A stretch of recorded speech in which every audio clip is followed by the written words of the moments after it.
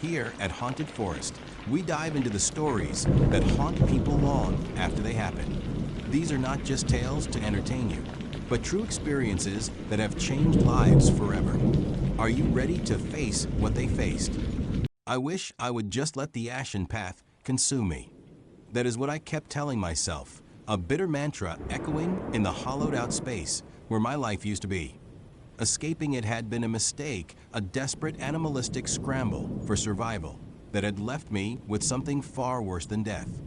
It left me with insidious, ashen side, a constant hum beneath my skin, like a swarm of angry bees trapped in my veins. And whispers. Oh, the whispers. They were always there, a chorus of sibilant voices promising to make me join them, to become part of their collective agony. My life, the one I would build with calloused hands and a camera lens, crumbled to dust. Friends and family, their faces etched with concern that slowly morphed into fear, saw only madness in my eyes. The light had gone out, they said.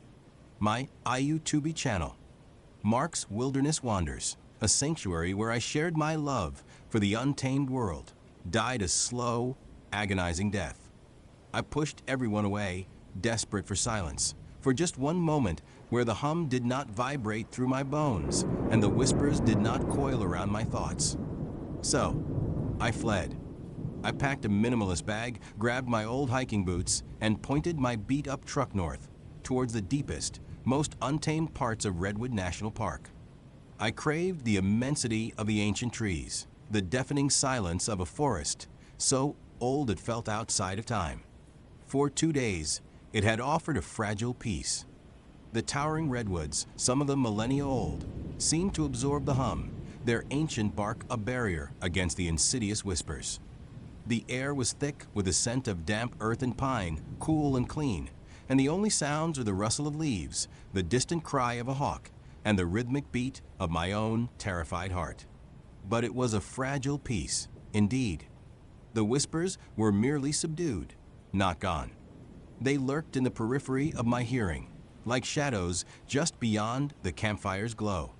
And the hum, it was always there, a low thrumming beneath my skin, a constant reminder of the alien presence within me. I knew it was only a matter of time before they intensified, before they demanded their due. I needed to go deeper, past the marked trails, past where even the most dedicated backpackers dared to venture. I needed absolute solitude, a place so remote even the whispers would feel lost. I consulted my old topographical maps, the ones I would use for my channel, tracing faint, dotted lines that vanished into blank spaces. There was an area, a particularly dense section of old-growth forest, marked only by elevation changes and a few unlabeled water features. It was perfect. Dangerous, yes, but danger was a familiar companion now.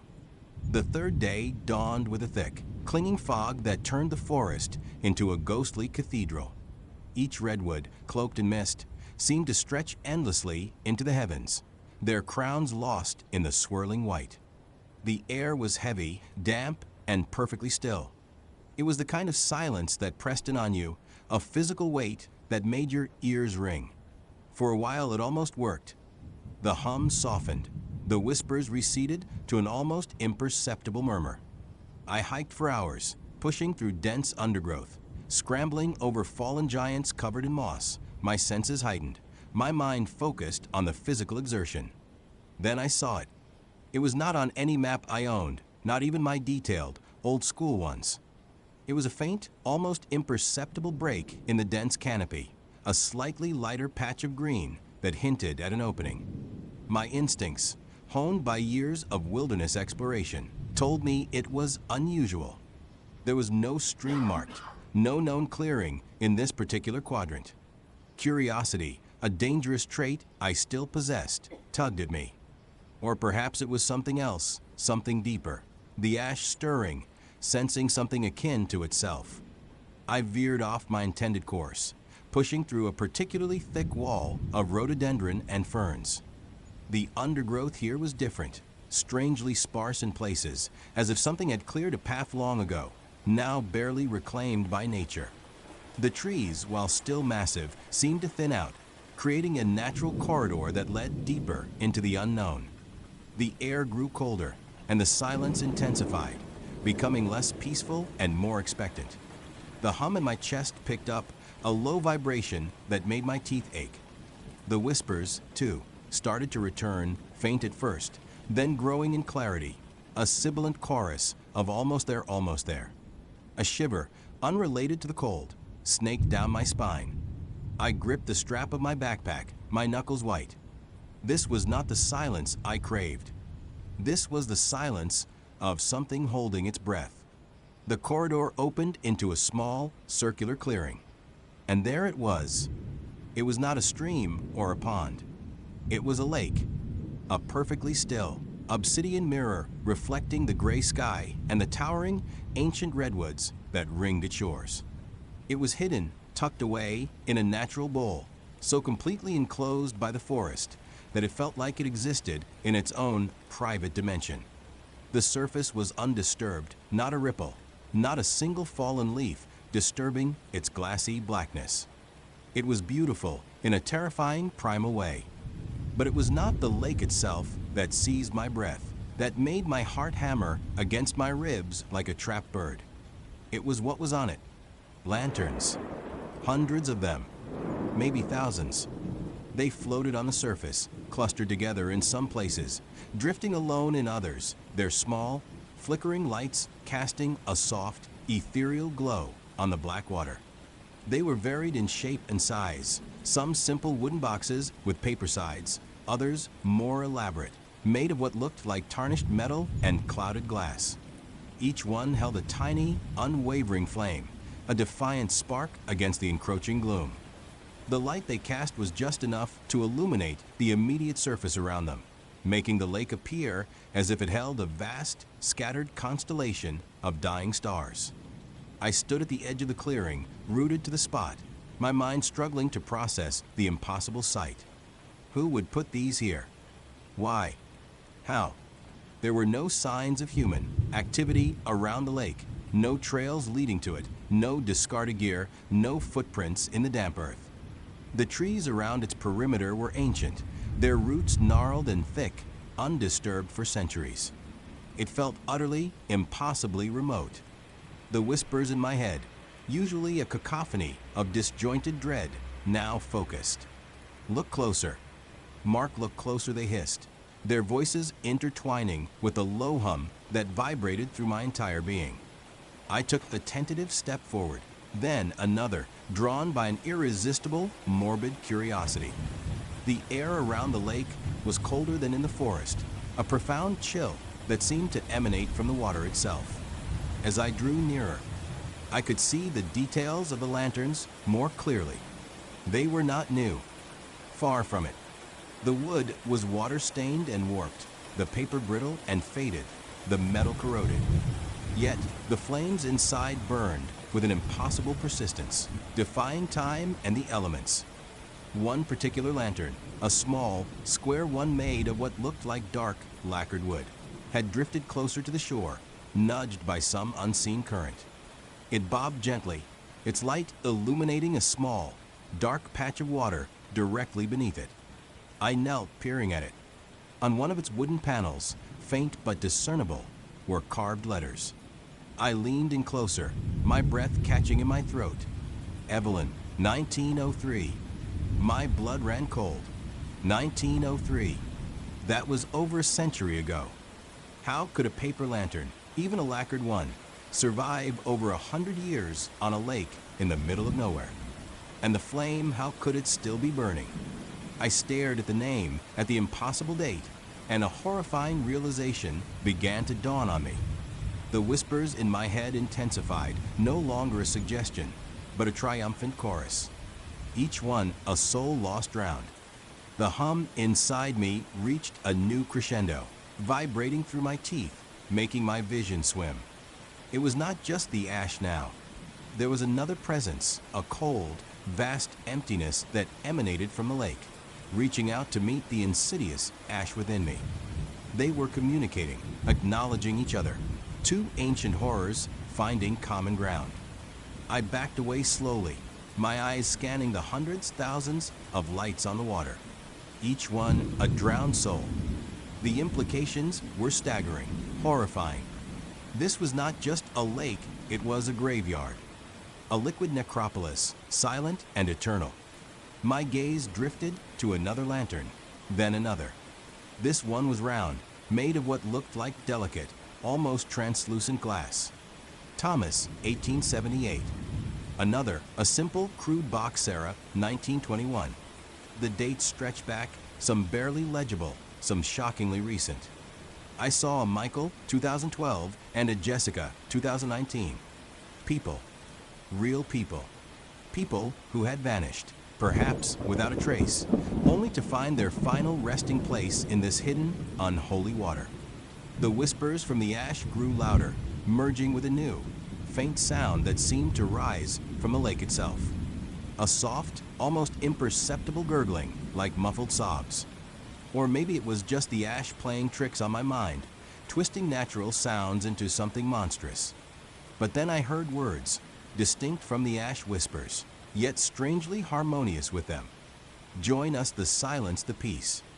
It was a soft, feminine voice, as clear as a bell, yet utterly devoid of warmth. It seemed to come from everywhere and nowhere, from the water, from the air, from the very depths of my own mind. It was the voice of the lake. My heart pounded. This was it.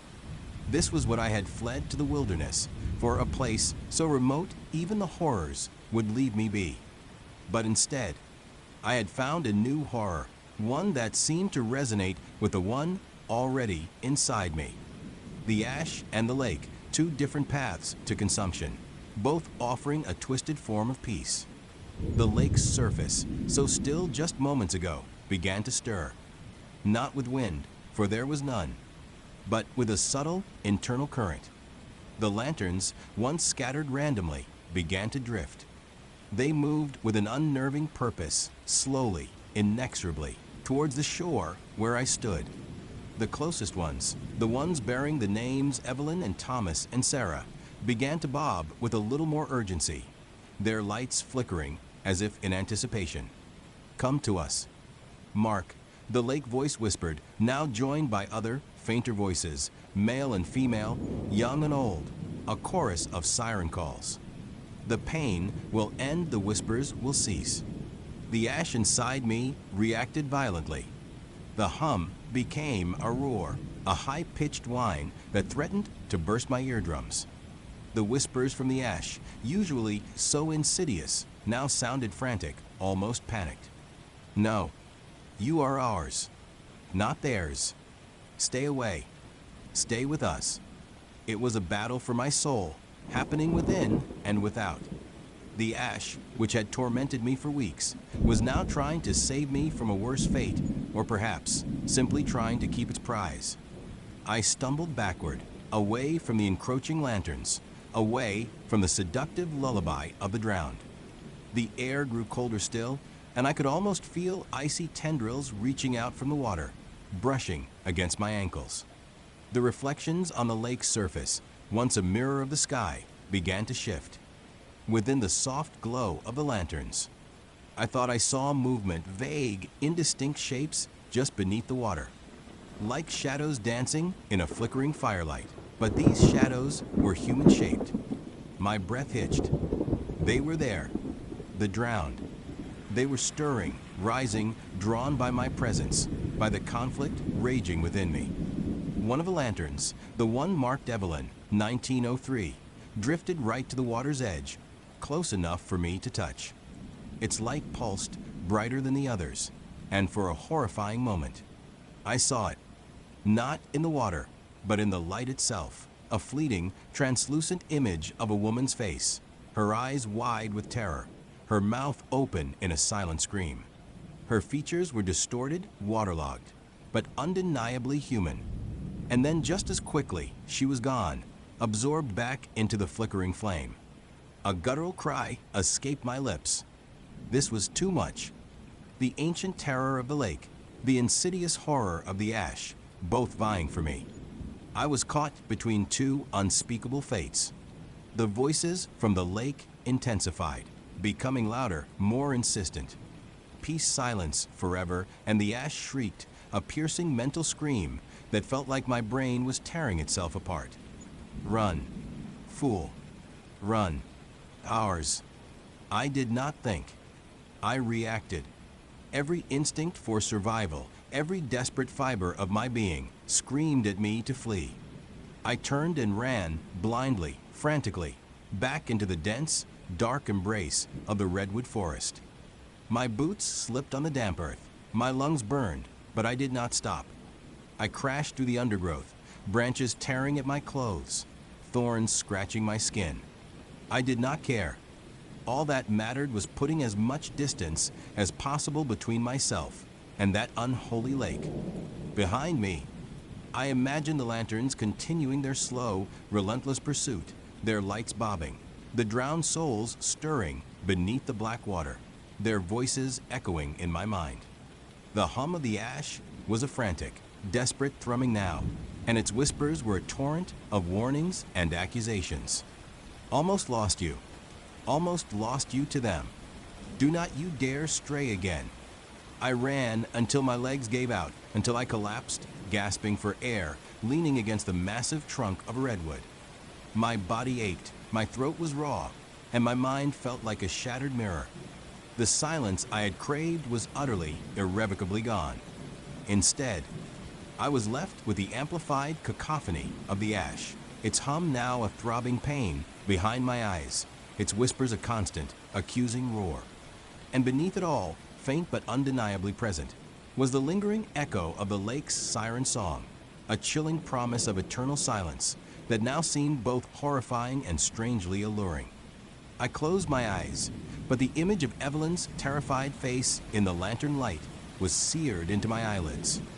The lake, with its hundreds of burning souls, had opened my eyes to a new layer of horror in the world. The wilderness, once my sanctuary, was now a labyrinth of unspeakable things. I was not just running from the ash, I was running with it, a cursed companion, forever bound to its insidious presence. And now, I knew it had saved me from one horror, only to keep me for its own. The fragile peace was shattered, replaced by an even deeper dread. There was no escape, not in the wilderness, not anywhere. The hum and the whispers were my constant companions, and now so was the memory of the lake of lanterns, a chilling beacon in the endless night. I was truly alone and utterly, irrevocably lost. My hand, no longer my own, reached out. The moment it touched my face, searing pain turned to chilling emptiness. My vision changed. I was no longer Ethan, I was one of them. My body stood, but it was not me standing. Not anymore. The searing pain had ripped through my skull, 1,000 needles of ice and fire, then nothing. Just a vast, echoing quiet where my thoughts used to be. My vision, once my own, was now a kaleidoscope of fractured light, filtered through the rough, hewn wood that pressed against my skin. I felt the grain, the crude edges, the hollow space behind it where my face should have been. I was a mask. Or, more accurately, we were a mask. A chorus of guttural whispers, once external, now resonated within my skull, a discordant symphony of voices that were somehow also my own.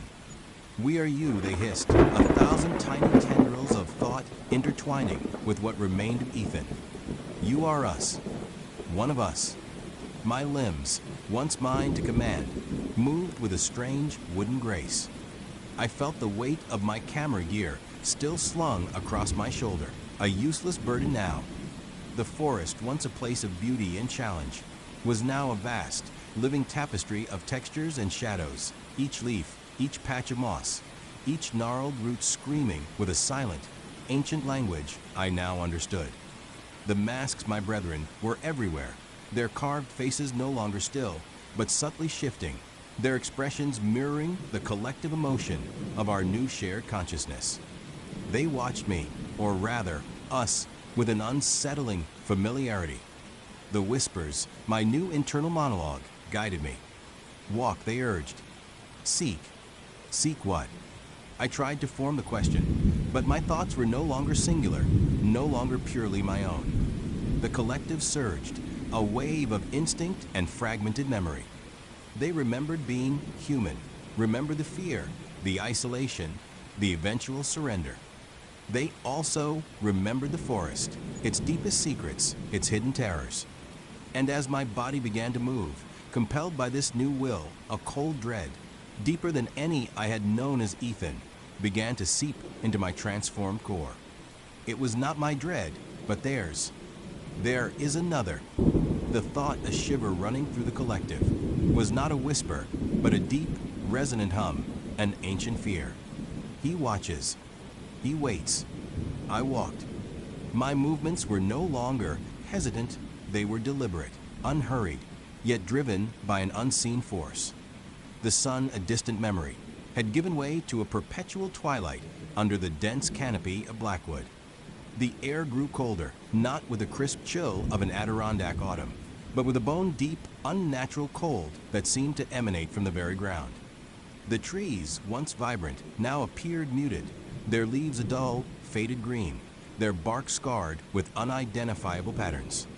The whispers within grew agitated. Closer, they murmured, "He comes." I did not see anything, but the forest itself seemed to hold its breath. The usual sounds, the rustle of leaves, the distant call of a bird, the buzzing of insects had vanished.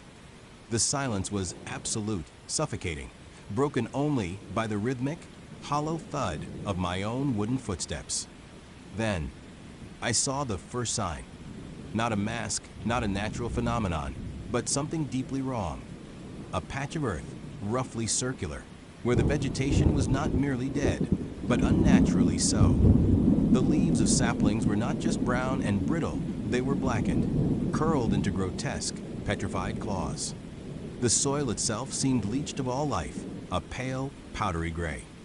And in the center, a single gnarled branch, snapped clean from some unseen tree, stood upright, its tip charred as if by an invisible flame. His touch. The collective shivered. The shadows. I continued, drawn by an irresistible pull, a morbid curiosity that was part Ethan, part the ancient masks.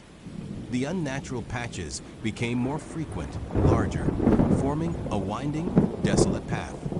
The chill deepened, and I felt a strange pressure building in the air, like a storm about to break, but without the promise of rain. It was a pressure that seemed to squeeze the very light out of the forest. And then I saw the crown. It was not on a head, not yet. It lay on the mossy ground, half hidden by a fallen log. It was not made of gold or jewels, but of something far more ancient and terrifying. Dark, twisted roots, like petrified veins, formed its base, but from its points, something else dripped. Shadows. Not merely an absence of light, but active darkness, viscous and glistening, pooling on the moss, seeping into the earth, leaving behind the same barren, lifeless gray patches. It pulsed faintly, a slow, deep throb that resonated with the fear in my new, hollow chest. The king. The mask's whispers were almost a scream now, a desperate cacophony of terror. He is near. I felt a primal urge to turn, to flee, to sink back into the anonymity of the forest. But my body, now a vessel for the mask's combined will and dread, remained rooted. The crown pulsed again, and a tendril of shadow detached itself, writhing like a black serpent before dissolving into the air. It was a warning. Then, through the gloom, a figure emerged. He was impossibly tall, gaunt, his frame wrapped in what appeared to be tattered, ancient robes that seemed to drink the surrounding light. He moved with an eerie slowness, a deliberate, almost ceremonial pace that suggested immense power held in check. But it was his head, or lack thereof, that truly froze me. Where a face should have been, there was nothing. No eyes, no nose, no mouth. Just a smooth, featureless expanse of pale, almost bone-like material, reflecting no light, absorbing all. It was a void and absence, and yet it was utterly compelling, drawing my gaze with a terrifying magnetism. He was faceless, yet his presence was more imposing than any human I had ever seen. And then he bent down with an agonizingly slow grace and picked up the crown.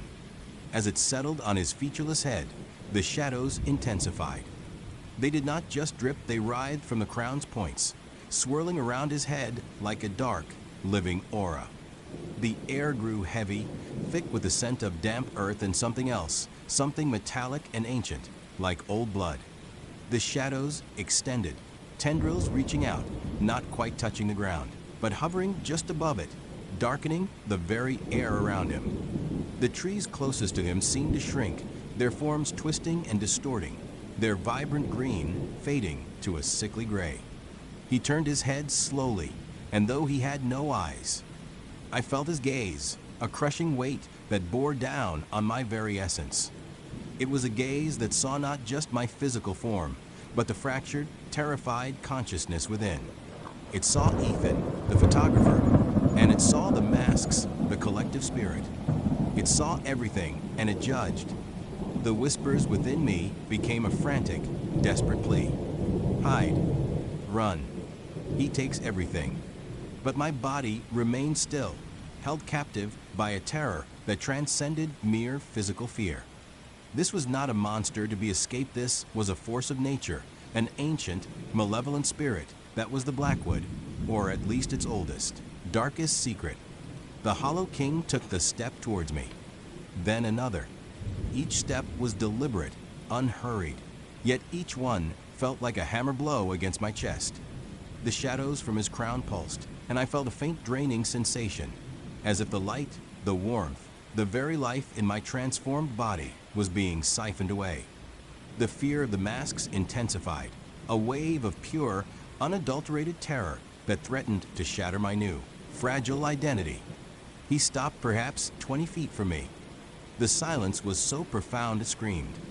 His faceless head tilted slightly, as if listening to a sound beyond human perception. Then a low, resonant hum vibrated through the air, not from his body, but from the shadows themselves. It was a sound that bypassed my ears and went straight to my core, a vibration that spoke of ancient power and utter desolation. I realized with a sickening lurch that he was not just draining the life from the forest, he was draining me. The memories of Ethan, faint but still there, flickered like dying embers. My name, my past, my love for photography, they were all being pulled away, dissolving into the encroaching darkness that emanated from the Hollow King. The masks, my new consciousness, fought back, their collective will a desperate, futile struggle against the inexorable pull. The Hollow King raised a hand, slowly, gracefully. His fingers were long, skeletal, tipped with nails that were not quite bone, not quite shadow. As he lifted his hand, the shadows from his crown seemed to coalesce, forming a dark, swirling orb above his palm. It pulsed with an inner darkness, a miniature vortex of pure void. He extended it towards me. He wants us. The mask screamed within me. He wants our essence. I tried to move, to run, to scream, but my body was paralyzed. My wooden limbs felt heavy, rooted to the spot. The orb of shadow floated closer, slowly, inexorably. I felt its cold, its emptiness, its consuming hunger. It was not just an object, it was a manifestation of his will, a tool for his purpose. As it drew nearer, I saw faint, swirling patterns within the orb, like trapped smoke. They were not just patterns, they were fragmented images, echoes of forgotten lives, lost memories, stolen identities. Faces, fleeting and indistinct, swirled within the darkness, their expressions a silent testament to the king's terrible power. He did not kill, he absorbed. He did not destroy, he hollowed. The orb was now just inches from my wooden mask face. I could feel its chill, a cold that pierced through the wood, through my transformed skin, straight into the core of my being. The whispers of the masks within me grew faint. Their collective were weakening under the king's oppressive presence. Ethan's last vestiges of consciousness were fading, dissolving like mist in the morning sun. Then a flicker, a memory. Not mine, not the masks. Something older. The masks, for all their terror, were not just trapped souls. They were guardians in a way. They were the echoes of those who had tried to resist the king, those who had been assimilated, but whose spirits had clung to the wood, creating a new, collective being. They were a barrier, a warning. He makes us like him. The thought, a desperate surge of realization, fought its way to the forefront of my fractured mind. Empty, faceless. The orb touched my mask. It was not pain, not like the searing agony of my initial transformation. It was a cold, draining emptiness, a sensation of being unmade, unraveled thread by thread. My vision, already filtered through the wood, began to dim, the vibrant forest colors fading to monochrome, then to shades of gray. The whispers of the masks, my companions in this new existence, grew fainter and fainter until they were almost inaudible, like distant echoes in a vast, empty cavern.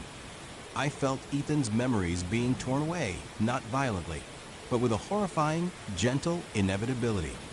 My name, my past, my sense of self, all of it was being drawn into the swirling darkness of the orb. I was becoming hollow, just like the king.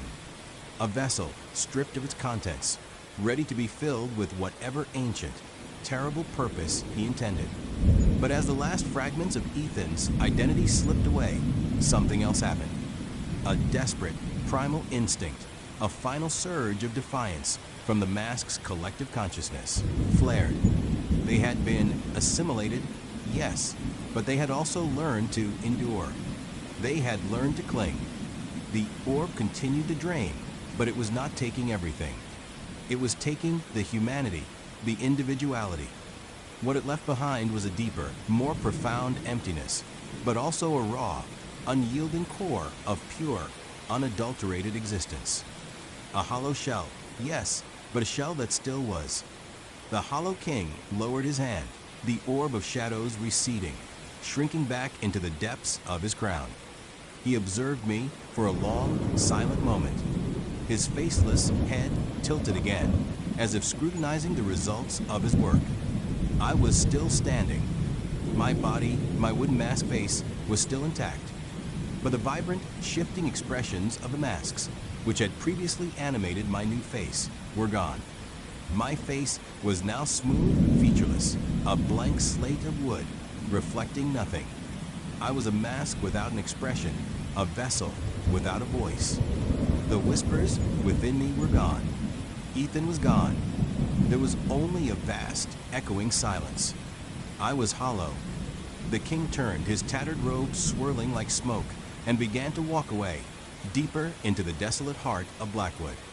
His steps were slow, deliberate, each one leaving behind a fresh patch of gray. Lifeless, the shadows from his crown continued to drift, painting the forest floor with a creeping, consuming darkness. And I followed, not by choice, not by compulsion, but by an instinct born of my new, hollow existence. I was no longer Ethan, the nature photographer. I was no longer even a mask, one of the collective. I was a blank, an echo, a silent, faceless sentinel in the king's growing, desolate domain. My purpose was to exist, to witness, to become another part of the creeping, ancient horror that was the Hollow King and his whispering woods. The last vestiges of light faded completely as I followed him into the deepest, darkest parts of the forest. The air was thick with the scent of decay and ancient magic. The trees, gnarled and twisted, seemed to whisper secrets I could no longer understand, or perhaps no longer had the capacity to hear. I was just a shadow among shadows, another faceless subject in the court of the Hollow King, wandering the woods forever. My crown, though invisible, dripped with the same silent, consuming darkness. I was a reflection of him, an extension of his desolate will. I was the Hollow King, and the woods were my silent, eternal kingdom. The memory of the grave tree clung to me like a shroud, a stench of metallic rot in my nostrils, even when there was nothing but pine and damp earth. Running from it had not brought me solace, only a new brand of terror. The silence of Blackwood pines, once a suffocating blanket, was now filled with the chilling echo of that gnarled monstrosity. its roots drinking from the forgotten. I was still lost, still starving, still thirsty, but now every rustle of leaves, every snap of a twig, was not just a potential predator, it was a reminder of the Earth's insidious hunger. Days blurred into a single, agonizing smear. My clothes were tattered, my skin a map of scrapes and insect bites. My throat felt like sandpaper, and my stomach gnawed at itself with a relentless fury. I stumbled forward, driven by a raw, animalistic will to survive, to not become another nutrient for some ancient, unholy growth. The sun, when it broke through the dense canopy, felt like a cruel joke, promising warmth, but delivering only a greater sense of isolation. I tried to keep any direction, but the forest seemed to twist and contort around me, a labyrinth designed by madness. The compass was long lost, my phone a dead weight. I was utterly, completely alone. Or so I thought. It started subtly, as these things always do. A feeling first. That prickling sensation on the back of your neck, the one that tells you are being watched. I dismissed it as paranoia, a natural byproduct of starvation and the lingering trauma of the grave tree. My mind was playing tricks. I told myself, it had to be. Then came the tracks. I was by a muddy stream bed, trying to scoop up some murky water with my cupped hands, when I saw them. Too large for a coyote, too distinct for a bear. Paw prints, deep and clearly defined, leading along the bank. They looked fresh, and there was something off about them. Not just the size, but the way they were spaced, too deliberate, almost intelligent. I followed them for a short distance, a foolish impulse, my scientific curiosity still warring with my survival instinct. They veered off the stream, straight into the denser undergrowth, disappearing as if the creature had simply melted into the shadows. A shiver, colder than the damp air, traced its way down my spine. I had not seen a deer track or a squirrel or even a rabbit for what felt like an eternity. The forest, despite its teeming life, felt strangely devoid of normal animal activity. It was too quiet, save for the incessant buzzing of flies around my unwashed body. The feeling of being watched intensified. It was not just a fleeting sensation, anymore it was a constant, oppressive weight. Every time I stopped to rest, every time I tried to gather some elderberries carefully, after the grave tree incident, I felt eyes on me. I would whip my head around, straining my vision, but there was never anything there. Just the endless, oppressive green and brown of the forest. One evening, as dusk bled purple into the sky, I found a small, sheltered alcove beneath an overhang of rock. I huddled there, shivering, trying to conserve what little body heat I had. The wind picked up, rustling the leaves, and for a moment, I thought I heard a low, guttural growl, not quite a wolf's howl, but something deeper, more resonant, vibrating through the very earth. It seemed to come from everywhere and nowhere at once. My heart hammered against my ribs like a trapped bird. I did not sleep that night. I just lay there, eyes wide open, listening to the symphony of my own fear. The next day, the signs became undeniable. I stumbled upon a clearing, not unlike the one with the grave tree, but this one was different. It, the new voice though, that is what truly froze me. It was not the frantic, chittering whispers of the ash, the insidious promises of joining them that had been my constant companion for days. No, this new voice was different. It was deep, resonating from the depths of the obsidian lake itself, a low, melodic hum that vibrated in my chest, a counterpoint to the buzzing beneath my skin. It was not a whisper, it was a lullaby, ancient and sorrowful, promising a different kind of peace. A final, absolute silence. It beckoned, not with threats, but with an offer of release. Come, it seemed to murmur, a sound like water swirling over polished stone. The silence awaits. Join your kin. They rest. My breath caught in my throat, a ragged gasp. The hundreds, thousands of lanterns bobbing on the surface, each a tiny, flickering monument to a life extinguished, suddenly felt less like a horrifying discovery and more like an open invitation. Evelyn, 1903. Thomas, 1878. Michael, 2012. And now me. The ash under my skin pulsed, a frantic, angry thrumming, as if it sensed a rival claim on my essence. Its whispers ratcheted up, a cacophony of frantic, overlapping voices. No, ours. You are ours. Do not listen. Do not go. It was a desperate, possessive shriek, trying to drown out the lake's mournful song. I stumbled back, away from the water's edge, away from the mesmerizing dance of the lanterns, away from the siren call that felt like it was pulling at the very marrow of my bones. My mind was a battlefield. The ash, a living parasite, wanted me to fully succumb to its horrifying transformation. The lake, a silent predator, offered a swift, cold end, a place among the drowned. Both were terrifying, both promised oblivion, but the lake's offer was disturbingly serene. As I retreated, my eyes still fixed on the shimmering lake, a sound ripped through the thick, oppressive fog that still clung to the clearing like a shroud. It was not the gentle rustle of leaves or the drip of condensation from the redwoods. It was something heavy, something massive, moving through the dense undergrowth on the far side of the clearing. A branch snapped with the force of a falling tree limb, followed by the soft, rhythmic thud of immense hooves on damp earth. My head whipped around, adrenaline momentarily cutting through the mental static. The fog was too thick to see anything clearly, but the sheer presence of whatever was out there was palpable. It radiated a cold, ancient power that made the hairs on my arms stand on end. It felt wrong, deeply, fundamentally wrong. The ash whispers died down, replaced by a nervous, almost fearful silence. Even the lake's siren song seemed to falter, dimming slightly, as if whatever was approaching commanded an attention that even the drowned could not ignore. Then, through a momentary thinning of the mist, I saw it. It was not a bear. It was not a moose. It was a stag, but not like any deer I had ever seen, not even the grandest elk. This creature was a nightmare made flesh. Its coat was the absolute absence of light, a void against the gray fog, absorbing every photon. It was colossal, easily twice the size of any normal stag, its antlers like a gnarled, obsidian crown, reaching high into the mist. They were not just bone, they looked like polished, ancient wood, twisted and sharp. And its eyes, oh God, its eyes, they burned.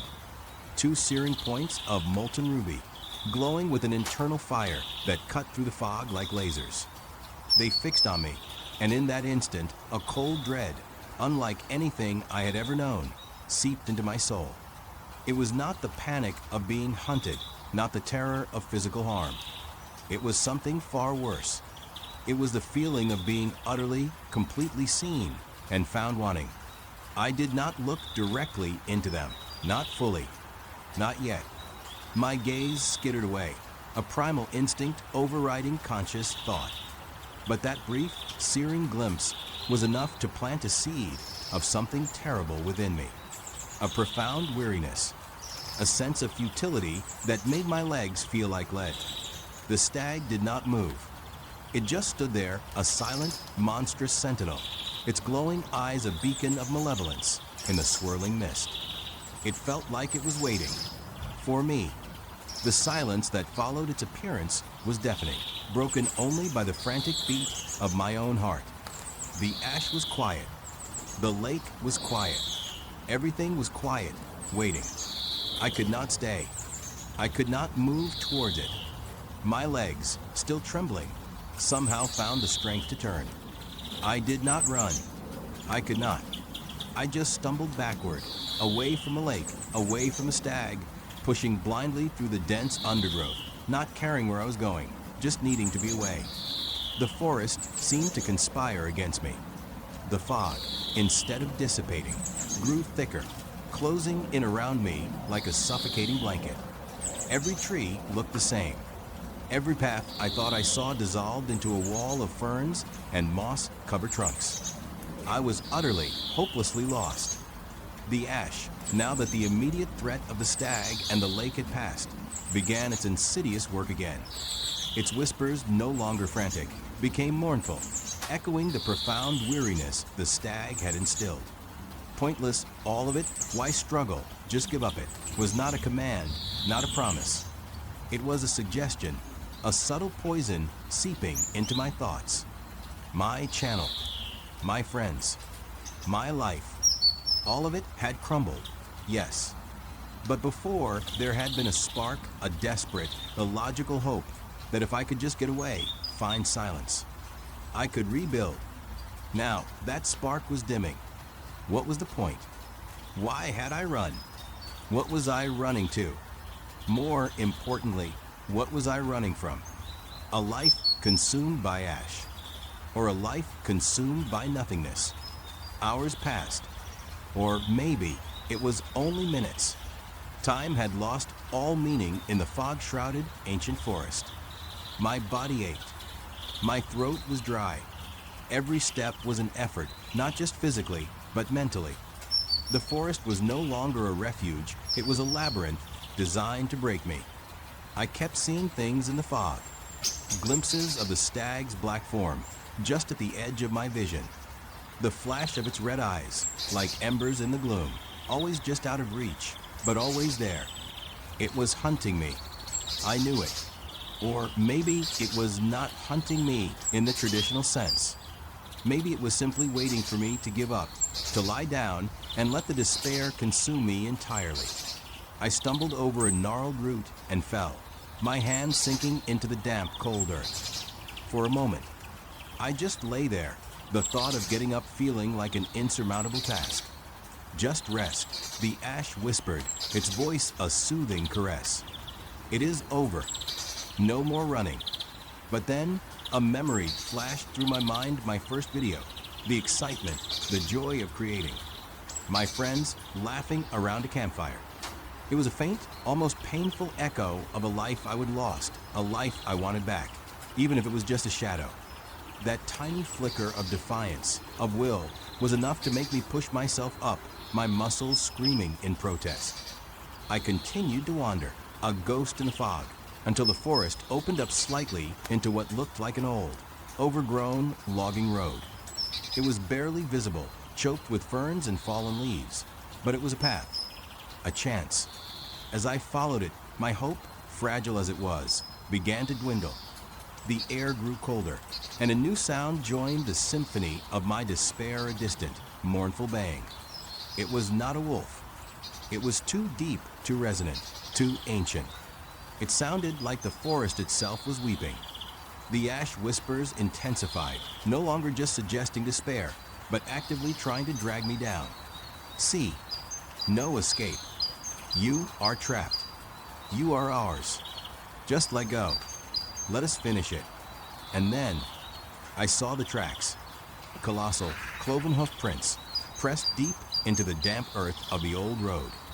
They were far too large for any normal deer, even an elk. They were the stags. And they were fresh, leading in the same direction I was going. A cold certainty settled in my stomach. It was not just following me. It was leading me. To what?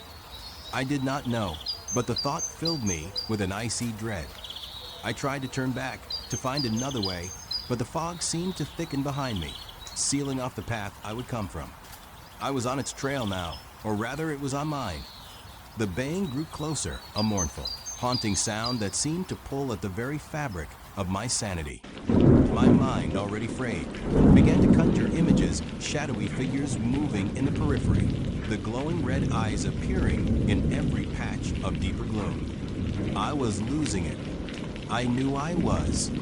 Then, the fog ahead of me thinned, revealing a clearing. Not the lake clearing, but another one, smaller, more enclosed, surrounded by towering redwoods that seemed to lean in, observing. In the center of this clearing stood a single massive redwood, its base hollowed out, forming a cavernous opening. It looked ancient, impossibly old, a sentinel of forgotten ages. And standing directly in front of that hollowed-out tree, its back to me, was the stag. It was even larger than I remembered, its black form an absolute void against the lighter gray of the fog.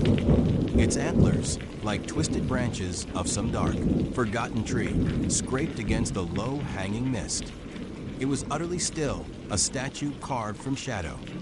My heart hammered against my ribs, a frantic drumbeat of terror. I wanted to scream, to run, but my feet were rooted to the spot. The ash inside me was screaming now, a chaotic chorus of frantic warnings and desperate pleas. No, do not look. Do not let it take you. You are ours. You belong to us. The stag slowly, deliberately turned its head, and its eyes. This time, there was no escaping them.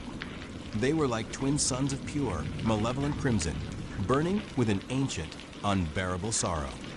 They locked onto mine, and in that instant, the world collapsed. It was not pain. It was not fear, not exactly. It was an absolute, crushing wave of despair. A realization that everything, every struggle, every joy, every sorrow, every hope was utterly meaningless. My life, my channel, my friends, the ash, the lake, the forest, the very act of breathing, it was all a cosmic joke, a pointless exercise in futility. The will to live, the very essence of my being that had kept me running, kept me fighting, even against the ash, simply evaporated. It was like a light being switched off. The colors of the world drained away, leaving a monochrome landscape of gray and black. The sounds faded, muffled, distant. My own heartbeat seemed irrelevant, a futile thump in an empty universe. I felt my knees buckle. My body swayed, a puppet with its strings cut. I did not want to fight. I did not want to run. I did not want to be. The thought of simply lying down, closing my eyes, and letting the cold earth claim me was not terrifying, it was profoundly appealing. A release. A blissful, absolute silence. The ash, which had been screaming, now went completely silent. It felt like it was recoiling from the utter emptiness the stag's gaze had inflicted. It was a parasite that fed on life, on struggle, on the very will to exist. And the stag had snuffed that out. The lake's voice, which had been a distant murmur, now surged forward, a seductive whisper of ultimate rest. Come join us. No more pain, no more struggle, only peace it was a tempting offer. A soft bed in a world that had become nothing but sharp edges. But even in that profound emptiness, a tiny, almost imperceptible spark flickered. It was not my will to live. That was gone. It was something else. A flicker of anger.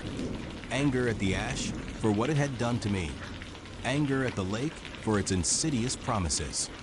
Anger at this black stag, this monstrous harbinger of despair, for daring to steal the last vestiges of who I was. It was not a will to live, but a will to defy. Through the haze of despair, I saw the hollowed-out redwood behind the stag. It was a dark maw, a deeper darkness than even the stag's coat. A hiding place, a place to escape the burning eyes. With a superhuman effort born not of hope, but of pure cold defiance. I forced my eyes shut. The world plunged into absolute darkness, but the searing red afterimages of the stag's gaze were burned onto my eyelids. The despair remained, a heavy cloak, but the direct assault on my soul was broken. I stumbled forward, blindly, driven by that raw, defiant anger. I was not running from the stag, not really. I was running into something, anything, to break the connection, to escape the crushing weight of its gaze. My hands outstretched. I crashed into something solid and roughed the stag's flank. It was like hitting a wall of cold, hard stone. The smell of damp earth and something ancient, something like burnt wood and ozone, filled my nostrils. I heard a low, guttural growl, a sound of ancient annoyance, not rage. I pushed past it, not caring, not thinking, just moving. My hands found the rough bark of the redwood, and I scrambled into the hollowed-out base, collapsing inside its cavernous darkness. The instant I was inside, the oppressive weight of the stag's gaze lifted. The red afterimages The world was still gray, still meaningless, but the immediate, crushing despair receded to a dull ache.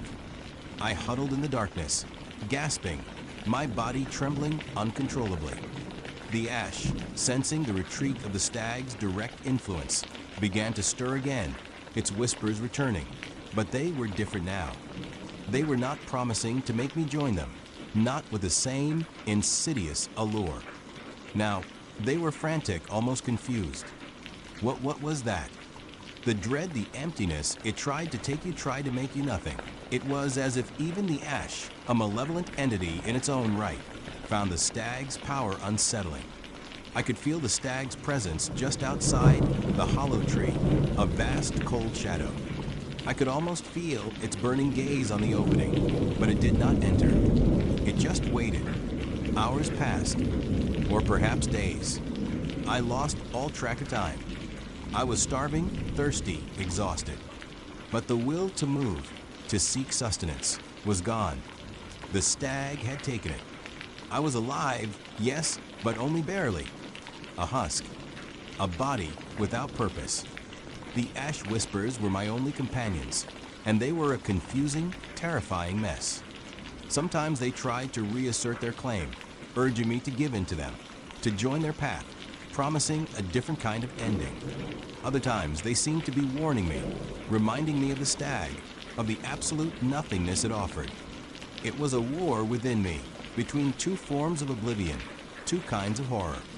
The lake, too, was still calling, a faint, sweet song of ultimate rest, a tempting alternative to the slow, agonizing fade within the redwood. I was trapped between the ash, the lake, and the stag. Each offered a different kind of end, a different kind of horror. I did not know how long I stayed in that tree. It felt like an eternity. The outside world was a blur of unchanging fog and the constant, oppressive presence of the stag. I never saw it again, not directly, but I felt it. Its presence was a suffocating blanket, pressing down on me, reminding me of the futility of everything. Eventually, the hunger and thirst became unbearable, even for a spirit so depleted. My body, against the wishes of my broken will, began to demand survival. And a new kind of terror began to grow, the terror of simply existing in this state, an empty vessel, forever haunted by the memory of burning red eyes and the crushing weight of absolute despair.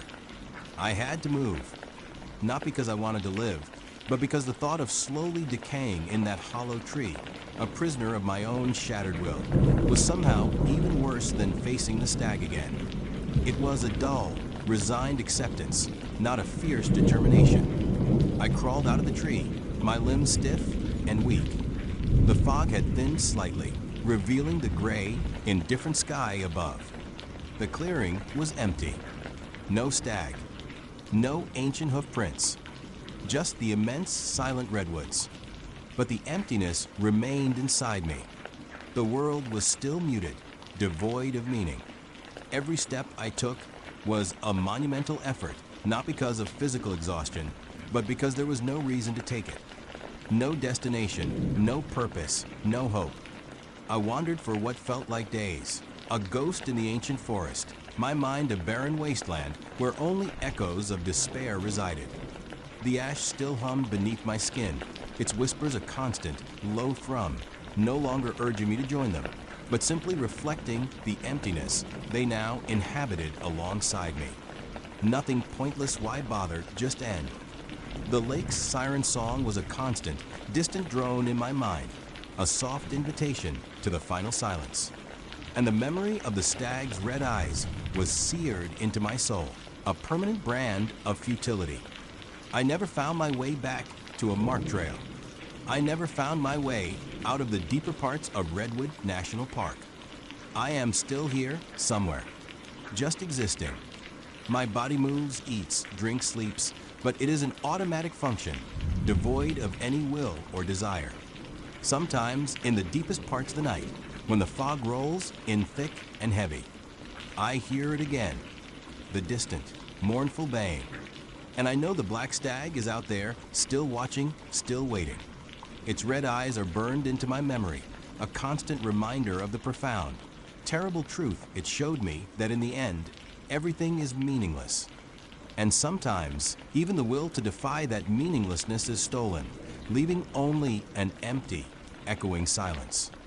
And I wonder, sometimes, if the ash and the lake are just different paths to the same end the stag offered. Different ways to become nothing.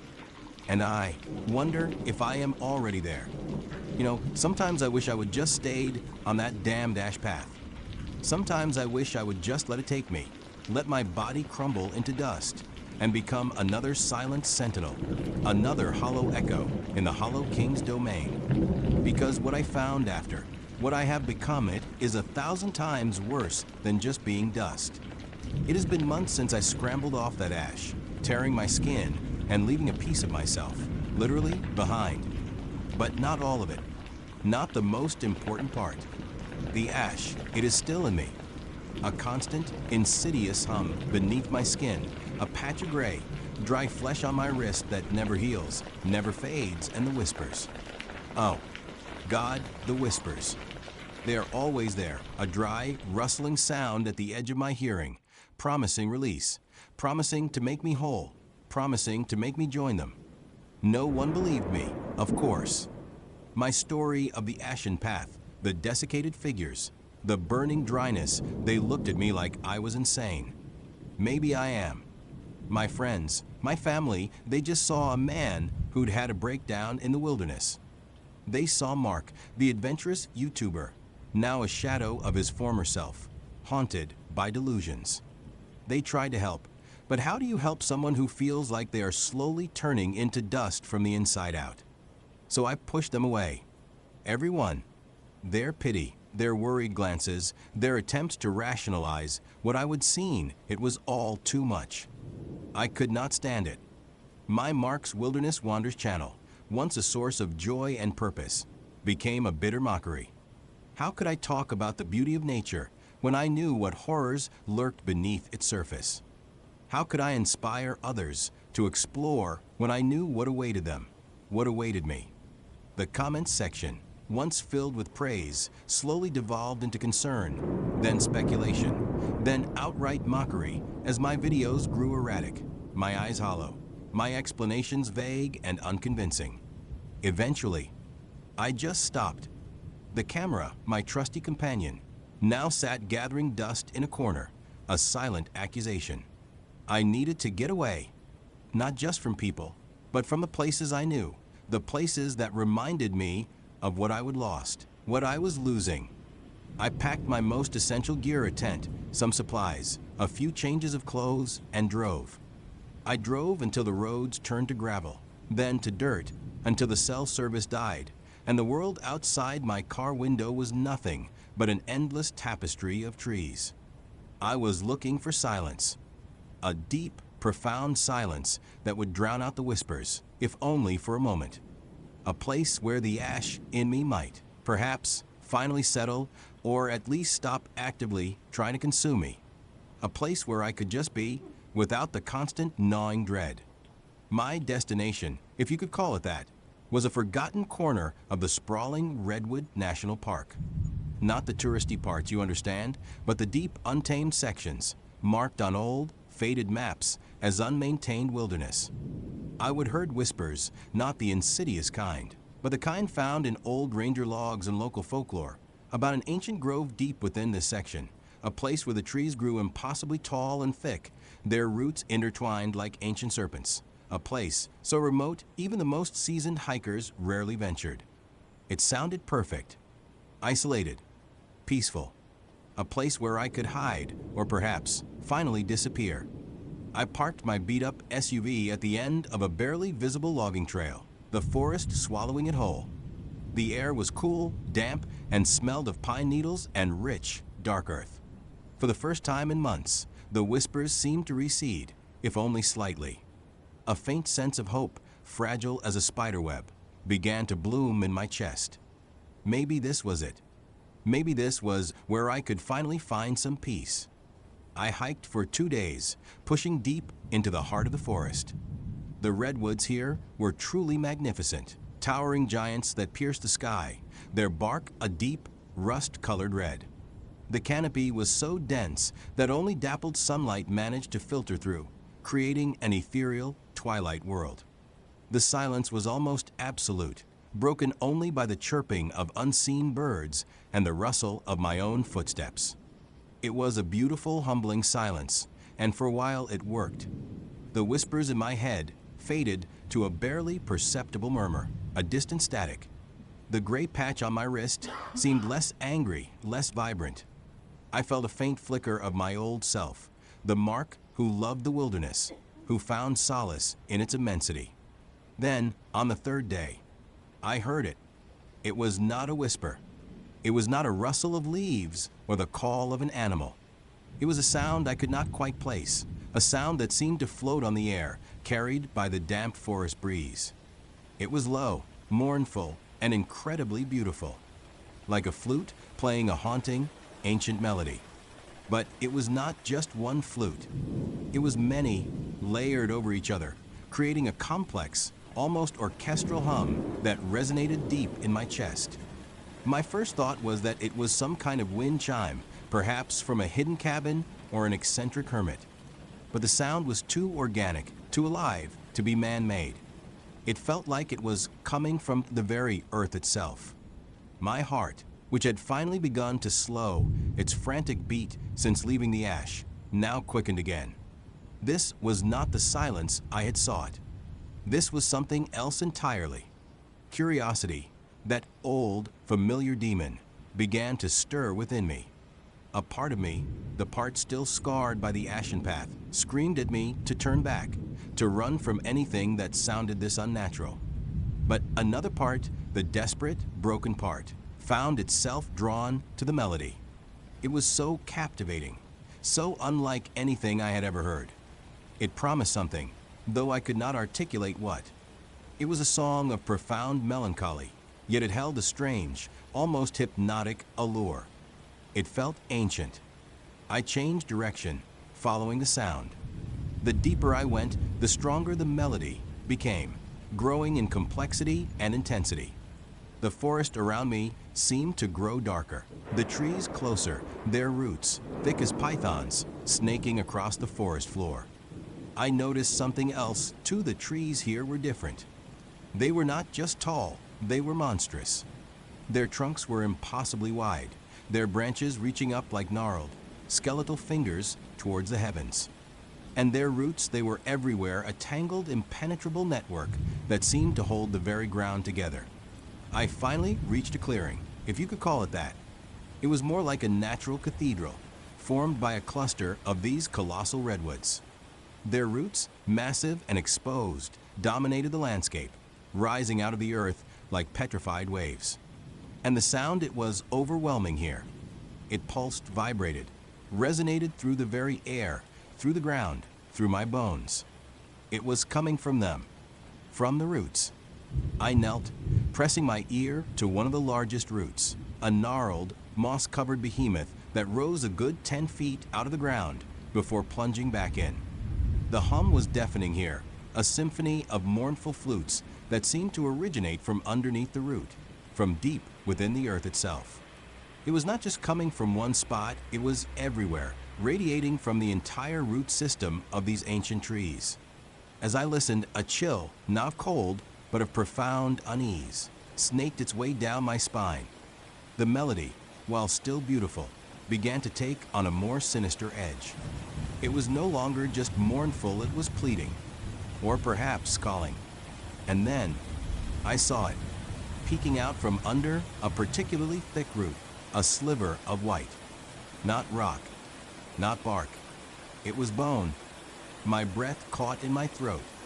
I stared, transfixed, as I realized what I was looking at. These were not just roots.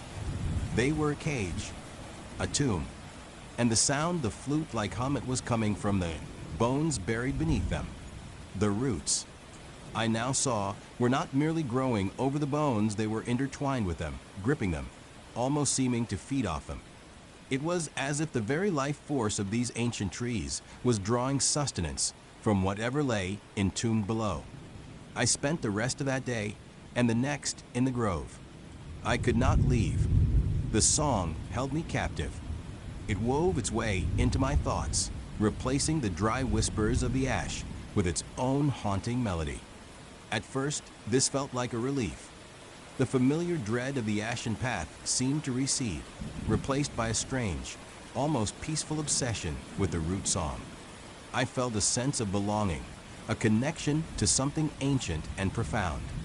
But the peace was fleeting, a thin veneer over a growing madness. The song began to change me, subtly at first. My sleep, already disturbed by nightmares of crumbling figures and gray dust, became almost non-existent. When I did drift off, the melody followed me, twisting into vivid, disturbing dreams. I saw figures not of ash, but of bone, dancing in a skeletal ballet under the roots, their empty eye sockets seeming to stare directly at me. During the day, my mind felt hazy, unfocused. I found myself staring blankly into the forest, lost in thought, the song echoing in my head. I tried to read, to write, to do anything productive, but my concentration was shattered. Sentences blurred, words lost their meaning, and my thoughts constantly drifted back to the grove, to the source of the beautiful, terrible music. The gray patch on my wrist, which had seemed to calm down, now began to react in a strange way. It throbbed, a faint, rhythmic pulse that seemed to synchronize with the root song. It felt colder now, almost numb, yet intensely sensitive at the same time. I wondered if the ash within me was struggling against this new influence, or if it was assimilating it, becoming part of it. A new kind of ash, perhaps, infused with a melancholic hum. I started to feel irritable, restless. The slightest noise, a bird call, the rustle of leaves, would send a jolt of anger through me. I craved only the song, its constant, consuming presence. I ate less, drank less, barely registered the passage of time. My world began to shrink until it encompassed only myself and the humming roots. One afternoon, I tried to leave the grove. I packed my gear, determined to break free from its hypnotic hold. But as I walked away, the melody began to fade, and the dry whispers of the ash, which had been so mercifully quiet, returned with a vengeance. They roared in my ears, promising to consume me, to turn me to dust right there on the spot. The gray patch on my wrist burned, a searing pain that shot up my arm. Panic seized me. I stumbled, dropped my pack, and ran back to the grove, desperate for the root song to drown out the terror. As I entered the clearing, the whispers receded, replaced by the familiar, comforting hum of the flutes. I collapsed, gasping, my heart pounding, a terrible realization dawning on me. I was trapped. The root song had replaced one prison with another. The days blurred into a seamless tapestry of sound. I spent all my waking hours in the grove, sometimes sitting, sometimes lying, sometimes pressing my ear directly to the roots, trying to understand the melody, to decipher its meaning. It was not just random notes. I realized there was a pattern, a structure, a story being told. A story of longing, of despair, of an endless, agonizing wait. I began to hallucinate. The roots themselves seemed to writhe and undulate to the music, like immense, sleeping serpents. Shadows danced in my peripheral vision, coalescing into fleeting shapes gaunt, skeletal figures swaying in time with the hum. Their mouths were open, not in screams, but in silent, hollow song. The song began to speak to me, not in words, but in emotions, in impulses, in a profound, undeniable understanding. It promised release. It promised peace. It promised an end to the burning dryness, to the whispers of the ash. It promised to make me whole, but not in the way I understood it. It promised to make me part of something, something eternal, something grand. It told me I was suffering, that I was broken, that the ash was consuming me. It offered a different path, a different kind of transformation. It told me the ones buried beneath the roots were not suffering. They were singing. They were at peace. They were the music, and I could join them. A profound, aching desire began to grow within me. A desire to simply stop. To stop fighting, to stop running, to stop feeling the insidious creep of the ash. The root song offered an escape, a final, beautiful surrender. It was a siren's call, and I was utterly, hopelessly enchanted. I started to dig, not with a shovel. I did not have one, but with my bare hands clawing at the earth around the thickest roots. My fingers bled, my nails broke, but I did not feel the pain. I was driven by an unholy compulsion, an urgent need to uncover the source of the song, to see the singers. The earth was surprisingly soft in places, rich and dark, and the roots, though formidable, sometimes yielded to my desperate efforts, allowing me to chip away at the soil around them. As I dug deeper, the smell of damp earth gave way to something else, something metallic and ancient, like old blood and rust. And the hum grew even louder, vibrating through my very bones, making my teeth ache. The gray patch on my wrist now pulsed with an almost frantic energy, a dark, cold throb that seemed to be preparing for something. It was as if the ash, sensing its impending defeat or transformation, was raging its last, or perhaps adapting to its new destiny. Hours turned into days. I barely slept, barely ate. My body was a wreck, covered in dirt, scrapes, and bruises, but my mind was utterly focused on one thing: the song. It was all that mattered.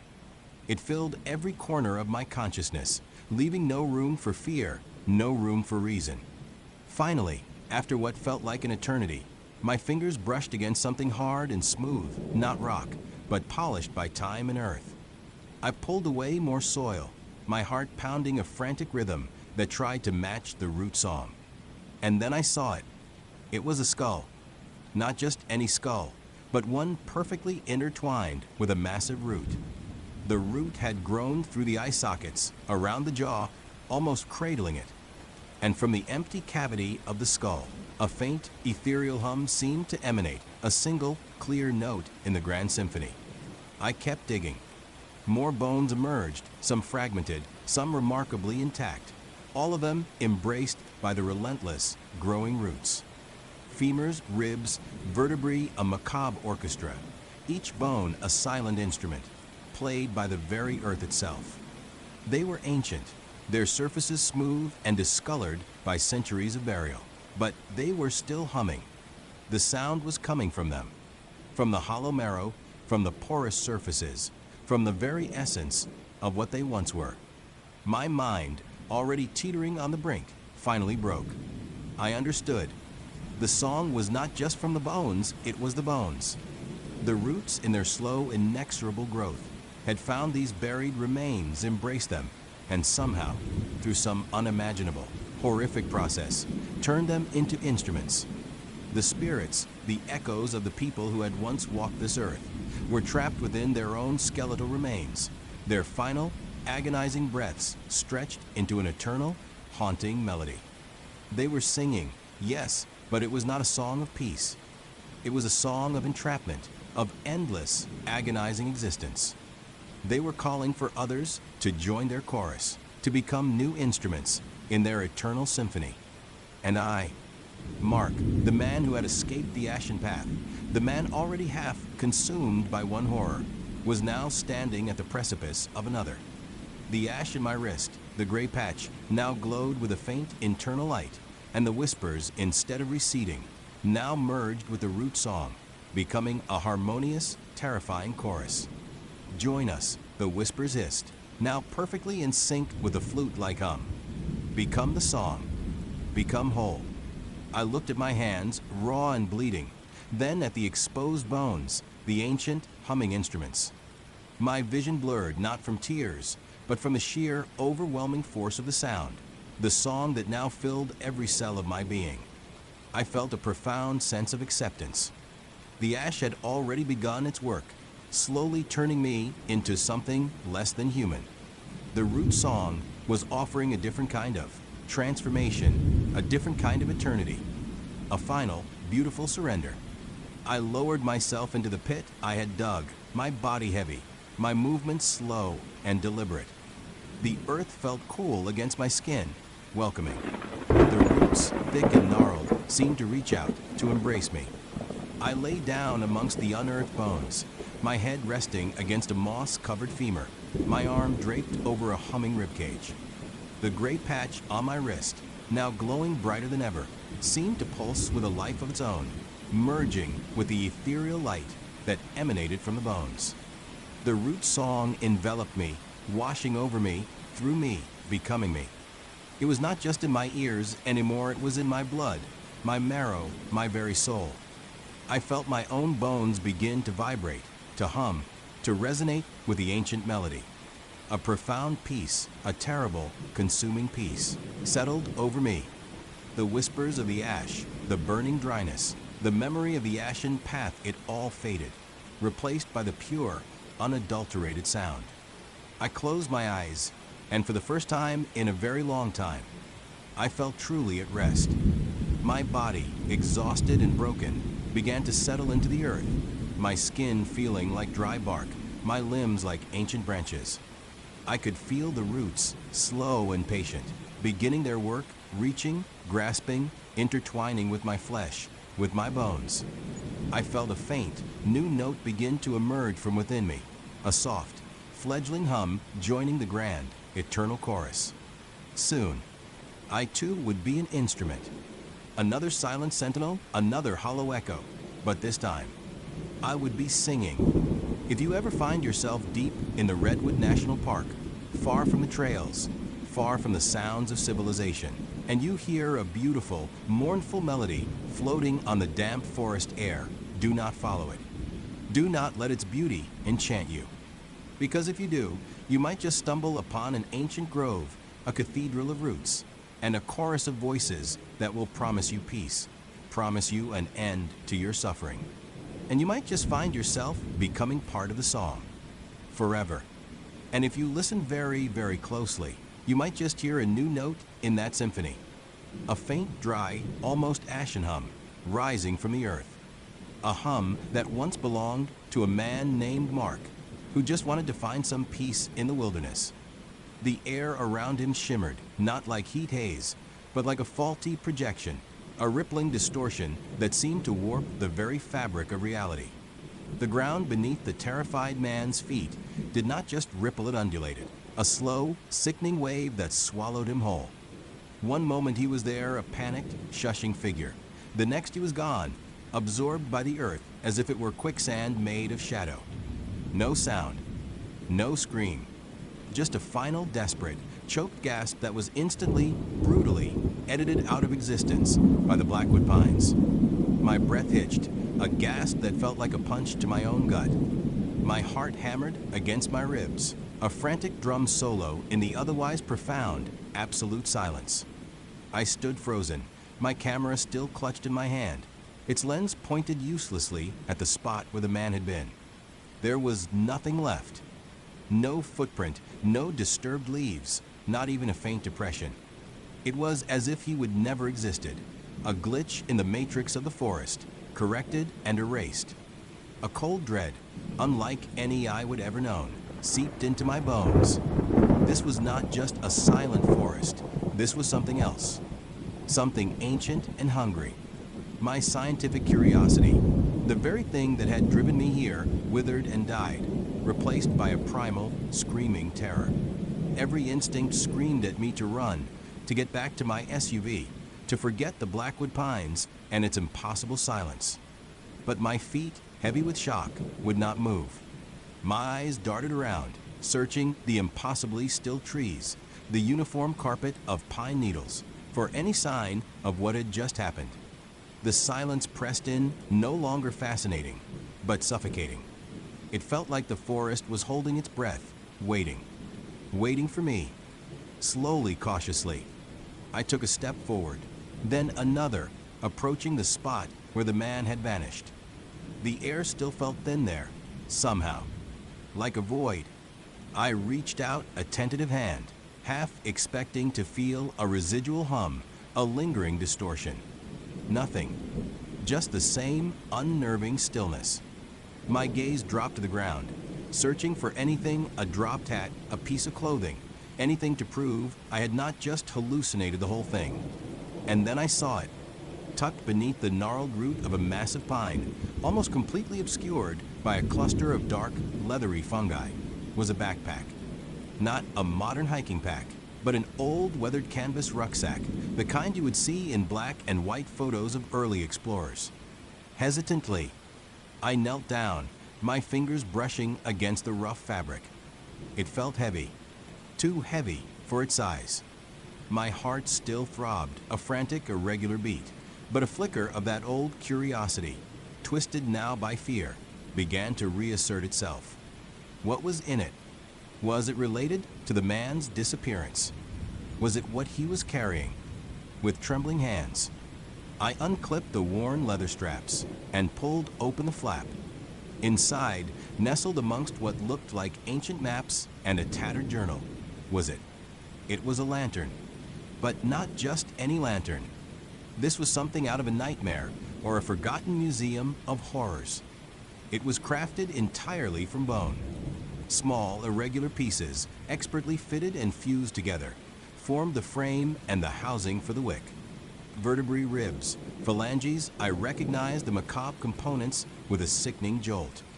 The glass panels were not glass all but thin, translucent sheets of something that looked like polished fingernail, or perhaps delicate, flattened sections of skull. It was grim, beautiful, and utterly horrifying. A shiver ran down my spine, a cold premonition that had nothing to do with the chill of the forest. This was not just an artifact, it was a relic, imbued with a palpable sense of ancient dread. There was a small, ornate latch on the side. My fingers, as if guided by an unseen force, reached for it. "Do not," a voice screamed to my head. "Leave it. Run." But the photographer in me, the part that sought the untold story, the hidden truth, was stronger. This was a mystery, a dark, unsettling puzzle piece in the terrifying enigma of the Blackwood Pines. And I, Alex, the man who chased silence, was now chasing something far more sinister. With a click, the latch opened. Inside, a wick thick and dark, sat nestled in a small reservoir of what looked like dry, dark oil. It was empty, or so I thought. As I tilted it, a small, dark, viscous drop, thick as tar, welled up from the wick, clinging to it like a tear. My stomach lurched. Was that blood? I pulled out my trusty Zippo, the one I always carried for emergency fires or just to light a celebratory cigar after a particularly good shot. My thumb flicked the wheel. The spark caught instantly, a tiny, fragile flame in the engulfing silence. I held it to the wick. For a moment, nothing happened. Then, with a faint sizzle that was brutally silenced before it could fully register, the wick caught. But the flame was not yellow or orange. It was a sickly, phosphorescent green, pulsing with an inner light that seemed to devour the surrounding shadows rather than illuminate them. It cast an eerie, sickly glow on the forest floor, making the pine needles look like desiccated spines and the tree trunks like skeletal fingers reaching for the sky. The bone lantern, now alight with its unholy fire, felt heavy in my hand, strangely warm, almost alive. I stared at the green flame, mesmerized and repulsed in equal measure. Nothing else seemed to happen. No immediate visions, no sudden screams.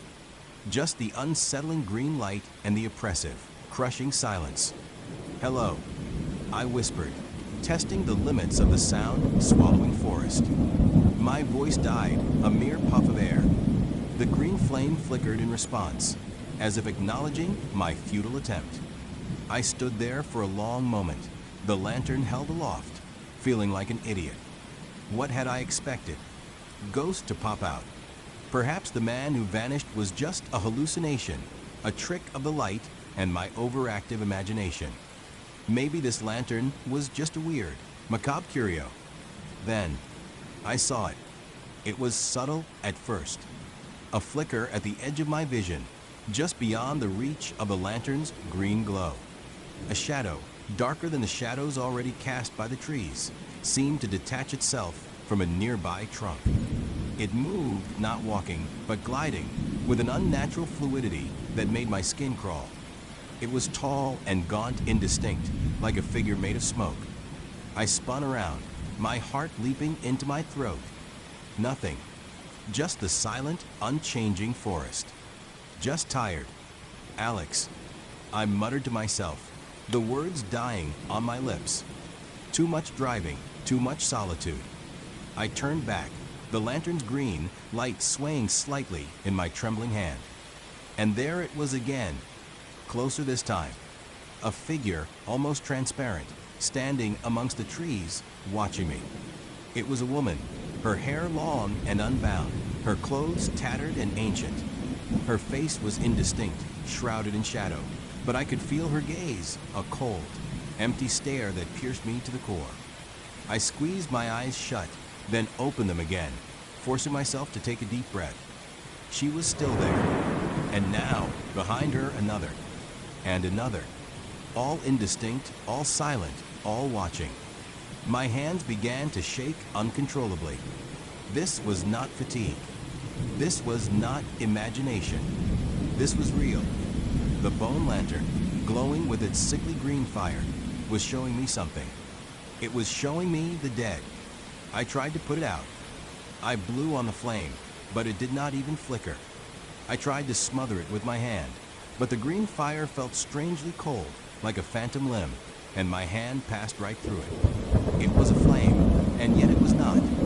It was an illusion, but an illusion that showed me horrors. Panic began to set in, cold and sharp. I backed away, stumbling over roots, my eyes glued to the spectral figures that now seemed to be emerging from the very fabric of the forest. They were not moving towards me, not yet. They were simply appearing, like photographs slowly developing in a terrifying, silent darkroom. Some were whole, though transparent, their forms shimmering like heat haze. Others were incomplete, missing limbs, or with gaping holes in their chests. Their faces, when I could make them out, were masks of silent agony, eyes wide and hollow, mouths open in soundless screams. The silence of the Blackwood pines, once a wonder, was now the ultimate torment. There were no sounds to distract me from the horrifying visuals. No rustling leaves, no chirping birds, no wind. Only the silent parade of the dead, illuminated by the unholy glow of the bone lantern. I wanted to throw it away, to cast it into the deepest part of the forest. But my hand, for some reason, would not let go. It felt fused to the bone, a part of me now. Or perhaps, I was a part of it. I started to walk, aimlessly at first, then with a growing sense of desperation. I had to get out of here. I had to escape this nightmare. But the forest, with its uniform, ancient trees, offered no landmarks, no path. Every direction looked the same, and the green light of the lantern, while illuminating the dead, did little to guide my way. As I moved, the dead moved with me. They did not follow in a linear fashion. They simply appeared wherever the green light touched. A transparent child, clutching a spectral doll, would materialize beside a tree. An old man, his face a roadmap of silent despair, would stand beneath a fern. They were everywhere. A silent, suffering congregation, brought into terrifying visibility by the lantern's cursed light. I tried to rationalize it again. Hallucinations, sleep deprivation, the strange properties of the forest. But the sheer number, the agonizing detail, the way they seemed to react or not react, which was even more unsettling, felt too real. Their eyes, those hollow eyes, seemed to look to me, not with malice, but with a profound, overwhelming sadness. One of them, a woman in a long, white dress, her hair flowing around her like water, appeared directly in front of me. She was more distinct than the others, her features almost clear. Her eyes, though still empty, held a flicker of something that looked like recognition, or perhaps pity. She reached out a translucent hand towards me. I flinched, expecting a ghostly touch, a chill.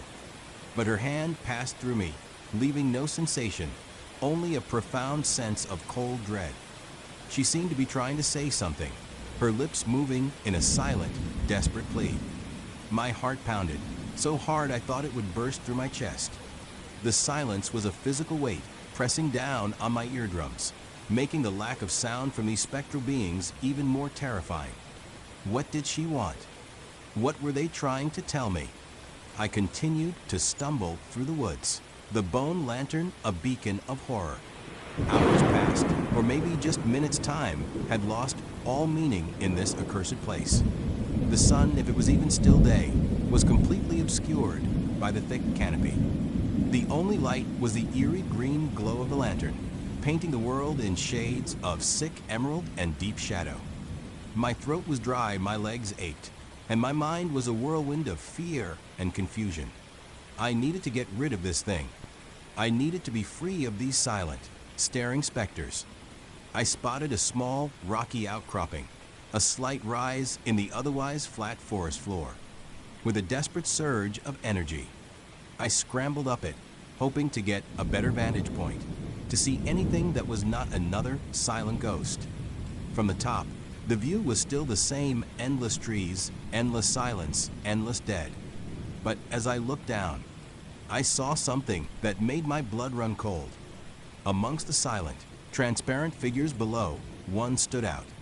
It was the man I had seen earlier, the one who'd vanished. He was there, his form shimmering more intensely than the others, his face contorted in the same silent terror I would witnessed before he had been swallowed by the earth. His eyes, wide and staring, were fixed on me, or rather, on the lantern in my hand. He raised a translucent hand, not in warning, but in a gesture that seemed to mimic his earlier frantic shushing. And then his form began to flicker, to dissolve, as if the forest was still trying to erase him, even in death. He was caught between two worlds, a horrifying echo of his last moments. A realization, cold and sharp, cut through my terror. He had not just vanished. He was here. He was one of them. And perhaps the lantern had been his, or he had been fleeing its effects. I looked at the lantern in my hand. The bone construction, the sickly green flame. It was a magnet for the dead, a window into their silent, suffering realm. And I was holding the key. A new thought, even more terrifying, clawed its way into my mind. What if the forest did not just swallow sound? What if it swallowed life? And the lantern was in a way for the consumed to still be seen. A cruel trick, a perfect tether to a world they could no longer touch or hear. I gripped the lantern tighter, my knuckles white. I had to destroy it. This was not just about escaping, it was about ending this torment for myself and for these silent, suffering souls. But how do you destroy a flame that is not truly a flame? How do you break bones that might not be entirely physical? I remembered the viscous, tar-like drop that had welled from the wick. The dark oil. Maybe it was not oil at all. Maybe it was something else, something that fueled the spectral fire. I needed to find water, or something to smash it against. But the Blackwood Pines, in its malevolent silence, offered no rivers, no large rocks. Only trees and the increasingly dense crowd of the dead. As I descended from the outcropping, the spectral figures seemed to press closer. Not physically, but their sheer numbers created a sense of suffocating claustrophobia. I could feel their silent eyes on me, their silent pleas. Some were reaching out, their translucent fingers passing through the air where I stood. Others simply stared, their faces a tableau of eternal regret. One figure, tall and imposing, with a long dark coat and a top hat, materialized directly in my path. He was more solid than the others, his features sharper, his eyes burning with an intensity that transcended the usual hollow stare. He was not looking at me with sadness or pity. He was looking at me with a chilling, possessive hunger. My blood ran cold. This was not just a ghost. This was something else, something powerful. He raised a hand, and for the first time, I felt something, a profound, bone-deep chill that went beyond mere cold. It was the chill of death itself, seeping into my very core. The green flame of the lantern flickered proudly, as if in distress. lips moved, slowly, deliberately. And though no sound reached my ears, I understood. Not with my ears, but with my mind. A horrifying whisper that echoed in the silence of my skull. You have lit the way. You have joined us. A scream tore through my throat, but like all sounds here, it died before it could even begin. I turned and ran, blindly, desperately, crashing through the undergrowth, heedless of the branches that scratched my face and tore at my clothes. The lantern swung wildly in my hand, its green light illuminating a terrifying, kaleidoscopic blur of silent, spectral faces. The forest seemed to stretch endlessly before me. Every tree looked the same. Every path led nowhere. I was trapped in a nightmare, a silent visual hell. My lungs burned, my legs screamed, but I could not stop. The figure in the top hat, though I could not see him, felt like he was right behind me, his silent, hungry gaze boring into my back. I stumbled, falling hard, the lantern flying from my hand. It skittered across the pine needles, its green flame still burning fiercely. A wave of relief, immediate and overwhelming, washed over me. Finally, freedom. But as I lay there, gasping for breath, my eyes darted to the lantern. The green flame pulsed, and around it, the dead swarmed, a silent, swirling vortex of translucent forms. They were drawn to it, like moths to a flame. And then, the lantern began to roll. Slowly, inexorably, it rolled towards me, its green light growing brighter, the silent faces around it seeming to press closer, their empty eyes fixed on my prone form. It was not just a tool, it was a sentient entity, a magnet for the damned, and it was not letting me go. I scrambled back, terror lending me a fresh surge of adrenaline. I snatched up a heavy branch, rotten and brittle, and swung it with all my might at the rolling lantern. The branch shattered against the bone casing with a sickening thud that I felt more than heard. The lantern merely wobbled, its green flame unwavering. It was indestructible, or at least indestructible by me. The figure in the top had appeared again, closer this time, his form more solid, more real. He was no longer just a ghost, he was a presence, a force. His silent whisper echoed in my mind, again the pines do not release what they claim. And the lantern, it shows you what you will become. My blood ran cold. Was this my fate? To wander this silent forest, forever seeing the dead, until I too became one of them, a silent, suffering specter, forever bound to the cursed light of the bone lantern. I looked down at my hands. They were trembling, but they were still flesh and blood. My heart was still pounding. I was still alive. But for how long? I had to try something. Anything. I remembered the journal in the backpack. The man who vanished, he had been carrying it. Maybe there was a clue, a way to break this curse. With a desperate surge of will, I forced myself to ignore the silent, staring faces, to ignore the chilling presence of the figure in the top hat. I crawled back to the backpack, snatched out the tattered journal, and flipped through its ancient, brittle pages. The script was old, faded, hand-drawn maps interspersed with frantic, almost illegible scrawls. The language was archaic, but I could make out fragments, terrifying snippets of a story. The silent devourer of the forest takes sound, then life the lantern, a curse and a blessing it shows them, but at what cost? Bound to the light never truly gone. And then, a passage, ringed in frantic, blood-red ink. To sever the tether the heart of the pines, the ancient stone where the silence began the lantern must be extinguished at the source, consumed by the true void. The heart of the pines, the ancient stone. What did it mean? As I read, the words seemed to shimmer on the page, and the specters around me grew agitated, their silent forms flickering, their empty eyes darting between me and the journal. The figure in the top had seemed to grow even more, solid, his face a mask of furious intent. He was trying to stop me. He lunged. Not a physical lunge, but a silent, terrifying surge of pure, freezing dread. I felt it wash over me, a wave of despair and cold, so intense it threatened to extinguish my very will to live. My vision blurred, and the world seemed to tilt.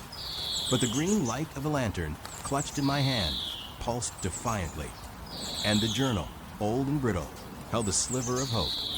I stumbled to my feet, the words echoing in my mind the ancient stone where the silence began, consumed by the true void. I had to find it. I had to find the source of this accursed silence, the heart of the Blackwood Pines, and in that place, destroy this horrific lantern. It was my only chance. I started running again, not aimlessly this time, but with a desperate purpose. My eyes scanned the ground, not for specters, but for any sign of an ancient stone. The forest was still endless, still silent, still teeming with the dead. But now, a terrifying destination had formed in my mind. The figure in the top hat was a constant, looming presence, always just at the edge of my vision, always radiating that soul-crushing despair. He was trying to break me, to make me give up, to surrender to the silent army of the dead. But I would not. Not yet. Hours blurred into an eternity. My body screamed for rest, for water, for escape. But the thought of stopping, of allowing the lantern's green light to fully envelop me, was even more terrifying. The dead were everywhere now, a silent, suffocating throng. They were closer, their forms more distinct, their silent pleas more insistent. I could almost feel their cold breath on my neck, their empty eyes boring into my soul. Then, through the endless maze of trees, I saw it, a clearing, and in the center, a monolith. It was a massive slab of dark, unpolished stone, taller than any tree, ancient and weathered, covered in indecipherable carvings that seemed to writhe and shift in the lantern's green light. It pulsed with an almost imperceptible hum, a silent vibration that seemed to resonate deep within my chest. This was it, the ancient stone, the heart of the pines, the source of the silence. As I approached, the air around the stone seemed to thicken, to become even more devoid of sound. It was a vacuum, a true void. The spectral figures of the dead recoiled from it, their translucent forms flickering and distorting, as if the stone itself was anathema to their existence. They could not approach it. But the figure in the top hat was different. He stood at the edge of the clearing, his form clearer and more solid than ever, his eyes burning with a furious, desperate intensity. He raised both hands, and a wave of pure, concentrated dread slammed into me, knocking the breath from my lungs. He was trying to stop me, to prevent me from reaching the stone. He was the guardian, the master of this silent purgatory. I stumbled forward, every step an agonizing effort against the invisible force pushing me back. The bone lantern in my hand felt impossibly heavy, its green flame flickering wildly, as if fighting against the stone's silent power. Finally, I reached the monolith. The stone was cold, impossibly so, and smooth under my trembling fingers. I raised the lantern, its eerie green glow illuminating the ancient carvings, making them seem to writhe like trapped souls. The figure in the top had let out a silent, furious roar that tore through my mind, a scream of pure, unadulterated rage. He surged forward, a final, desperate attempt to reclaim his prisoner, his lantern. But I was ready. With a final, desperate surge of strength, I slammed the bone lantern against the ancient stone. There was no sound, no crash, no shatter. Instead, the green flame, the unholy fire, seemed to be instantly sucked into the blackness of the stone. It did not extinguish, it was devoured. The bone casing, the grim framework of the lantern, did not break, it simply crumbled into dust, disintegrating into nothingness, as if it had never existed. The silence, already profound, deepened even further, becoming an absolute, crushing void. And then, for a split second, the world changed. The spectral figures of the dead, the silent, suffering multitude, shimmered violently. Their forms stretched, distorted, and then, with a silent pop that I felt in my very soul, they were gone. All of them.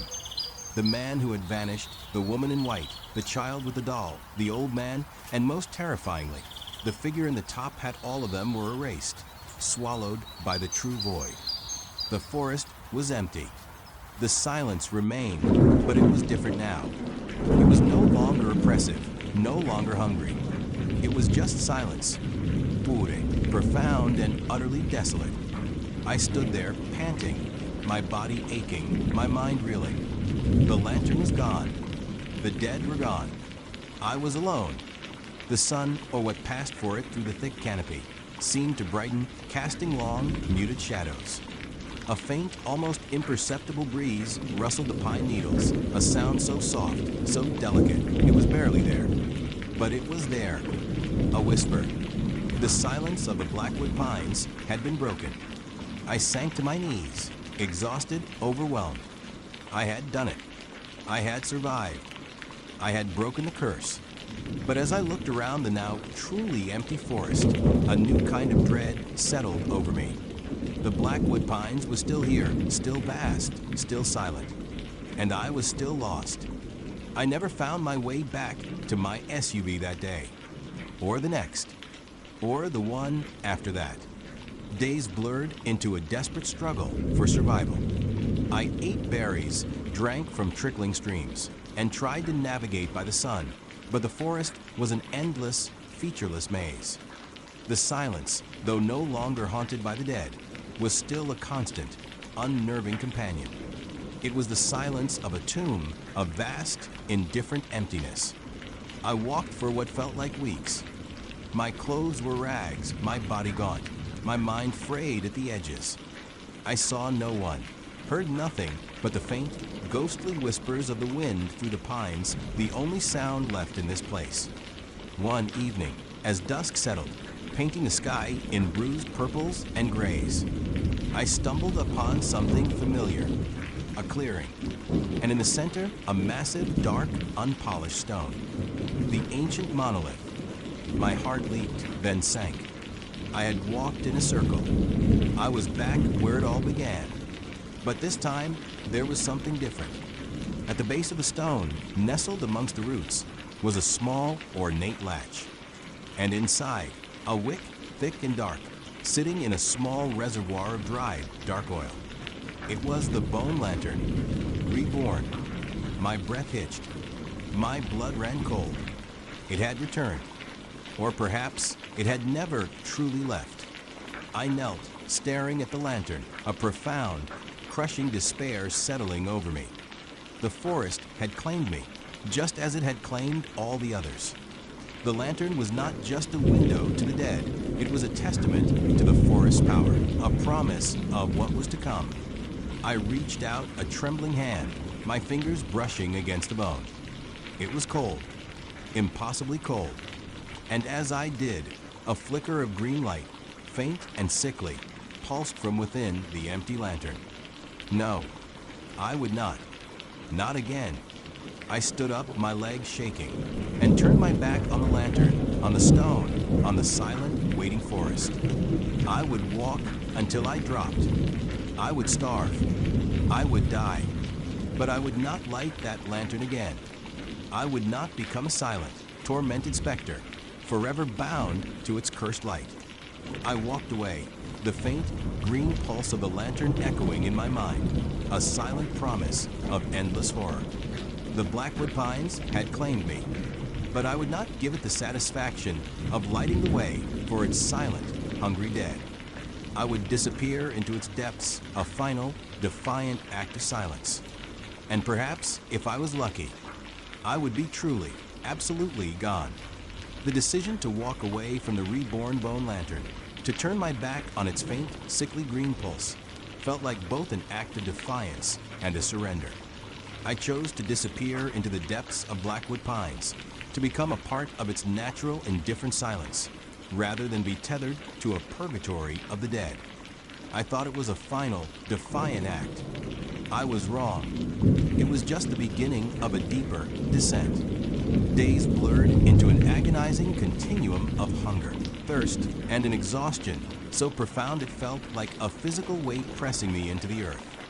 My clothes were torn, my skin a tapestry of scratches and insect bites. Every sunrise was a fresh reminder of my failure to find a way out. Every sunset a chilling promise of another night spent in the cold, unforgiving embrace of the forest. The silence I had once sought was now a suffocating blanket, punctuated only by the rustle of unseen creatures, the distant hoot of an owl, or the frantic beat of my own heart. It was a silence that felt less like an absence of sound and more like a profound listening. I pushed deeper, driven by a primal need to put as much distance as possible between myself and that damned stone, that cursed lantern. The thought of it, waiting there, pulsing, an open maw ready to swallow another soul, propelled me forward even when my legs screamed for rest. I moved without direction, without hope, simply moving away. The forest here was ancient, untouched. Trees rose to impossible heights, their canopies so dense that only slivers of sunlight pierced through, dappling the forest floor in an eternal twilight. The air grew heavy, thick with the scent of damp earth and decaying leaves. There was a peculiar chill, even when the sun was high, a coldness that seemed to seep not from the air, but from the very ground beneath my feet. It was on the 5th or 6th day, I would long lost count, that I stumbled into a clearing, or rather a disruption. The trees here were different. They were not the towering pines I would become accustomed to. These were gnarled oaks, their branches thick and twisted, their bark a dark, almost charcoal gray. The ground was unusually bare, devoid of the undergrowth and ferns that carpeted the rest of the forest. And in the center of this strange, somber circle stood it. It was a tree, undeniably, but unlike any I had ever seen. Even from a distance, it exuded an aura of profound wrongness. Its trunk was impossibly wide, easily 6 or 7 feet in diameter, and its bark was not just dark, but seemed to absorb the scant light, making it appear as a gaping void against the muted backdrop of the clearing.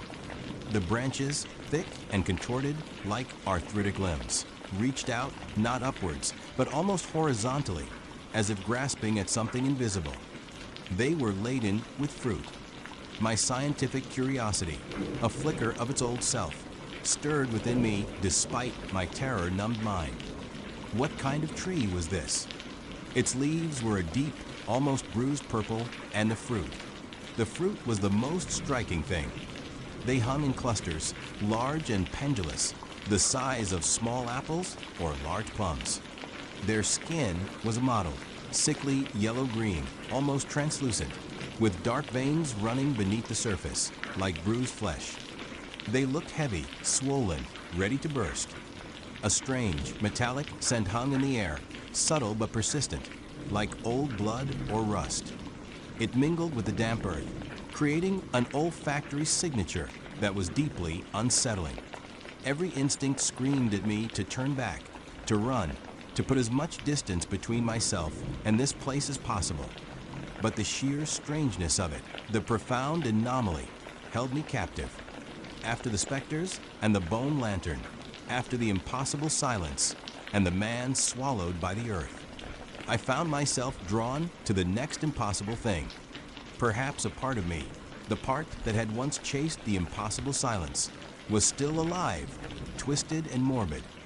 I approached cautiously, each step sending a jolt of unease through my body. The ground felt soft, strangely yielding beneath my worn boots, as if I were walking on disturbed earth, not solid ground. As I drew closer, the details of the tree became horrifyingly clear. The bark was not just dark, it seemed to writhe, lines and ridges forming patterns that, in the dim light, almost resembled distorted faces, silent screams etched into the wood. And then I saw the fruit up close. They hung heavy, many of them already fallen to the soft earth beneath the tree, some split open, their pulp exposed. My stomach churned.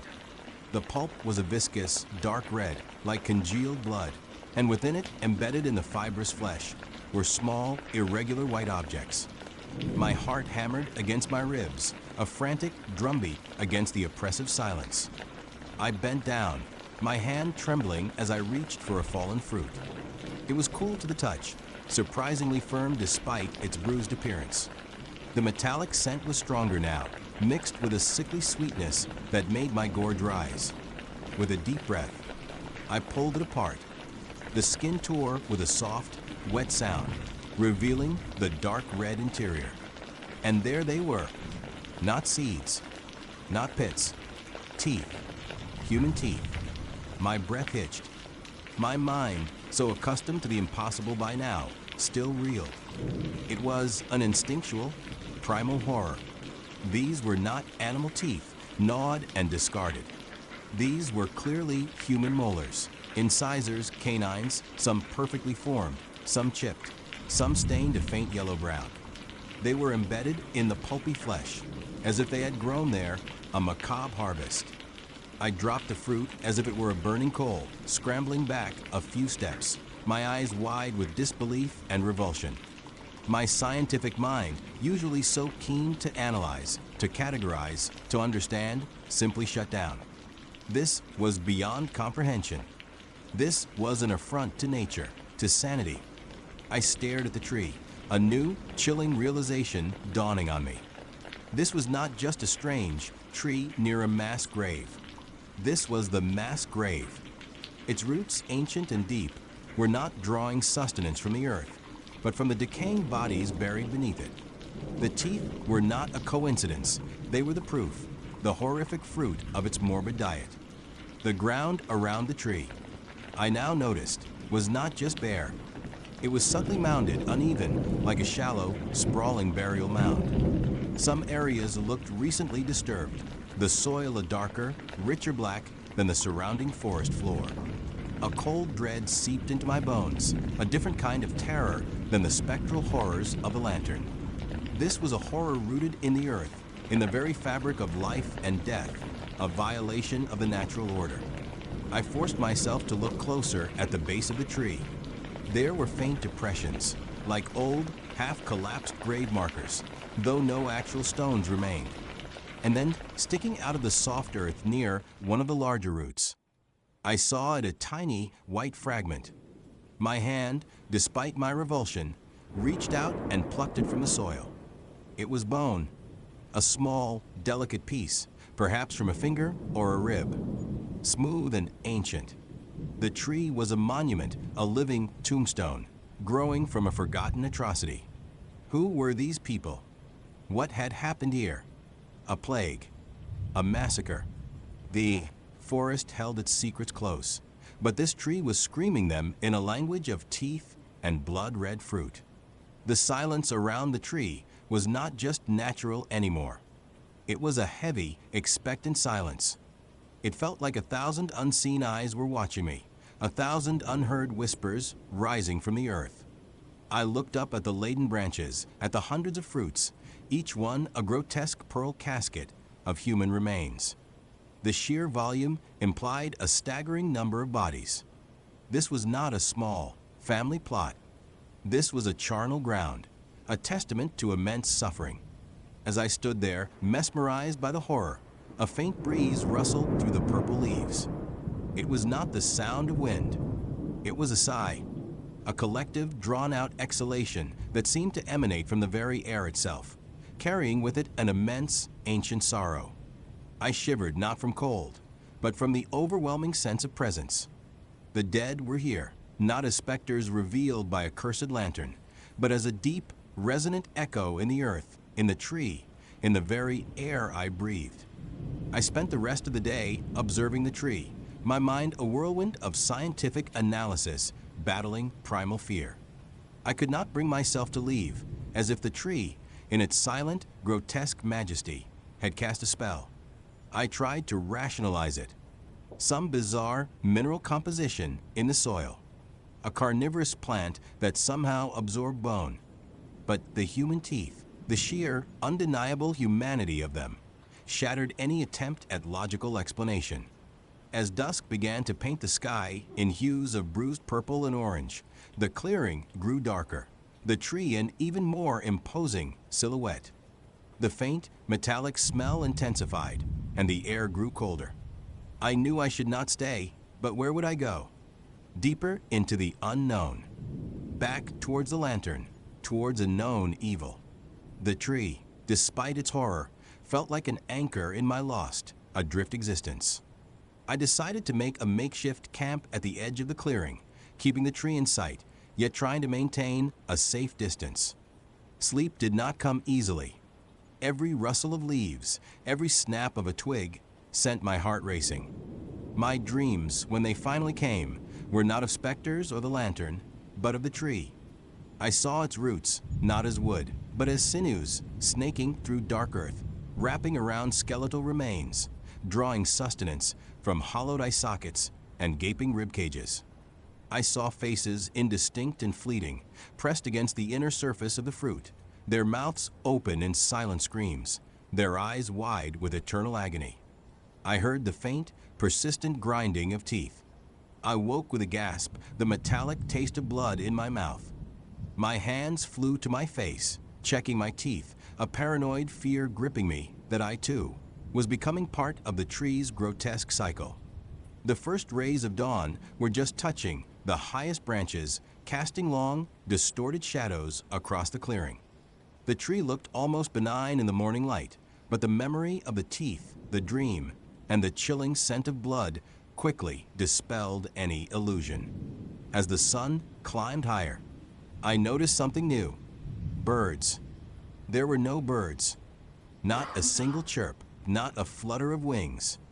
The silence was absolute, unnatural. Even the insects seemed to avoid this clearing. It was a pocket of profound stillness, a void where life, other than the tree itself, seemed to actively shun. The tree began to exert a subtle, insidious pull on me. It was not the aggressive, hungry presence of the top hat specter, nor the direct, soul-tethering power of the lantern. This was different. It was a profound sense of peace, a promise of ultimate rest. My body was broken, my spirit fractured. The idea of simply lying down beneath the tree, of letting its roots embrace me, of becoming one with the earth and the forgotten souls, became a dark, seductive whisper in my mind. It offered an end to the suffering, an end to the endless wandering, an end to the terror. It offered silence, a true, final silence. The thought was horrifying, yet undeniably tempting. I found myself walking towards it again, drawn by an invisible thread. My hand reached out not for a fruit, but for the rough bark of the trunk. It felt surprisingly warm, almost alive, beneath my fingertips. The lines and ridges in the bark seemed to shift, to subtly rearrange themselves, forming patterns that suggested eyes, noses, mouths. A chorus of silent faces, absorbed and made one with the wood. "Who are you?" I whispered, my voice hoarse from disuse. The only answer was the faint, mournful sigh of the wind through the purple leaves.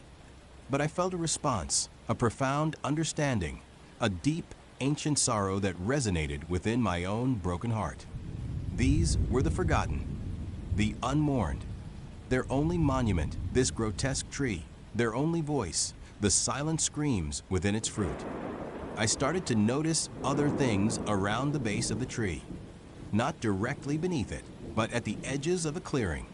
Faint, almost imperceptible depressions in the earth, and then partially buried, a small, weathered wooden doll. It was old, its painted face faded, its cloth body tattered. It looked like a child's toy. A chill deeper than any cold seeped into my bones.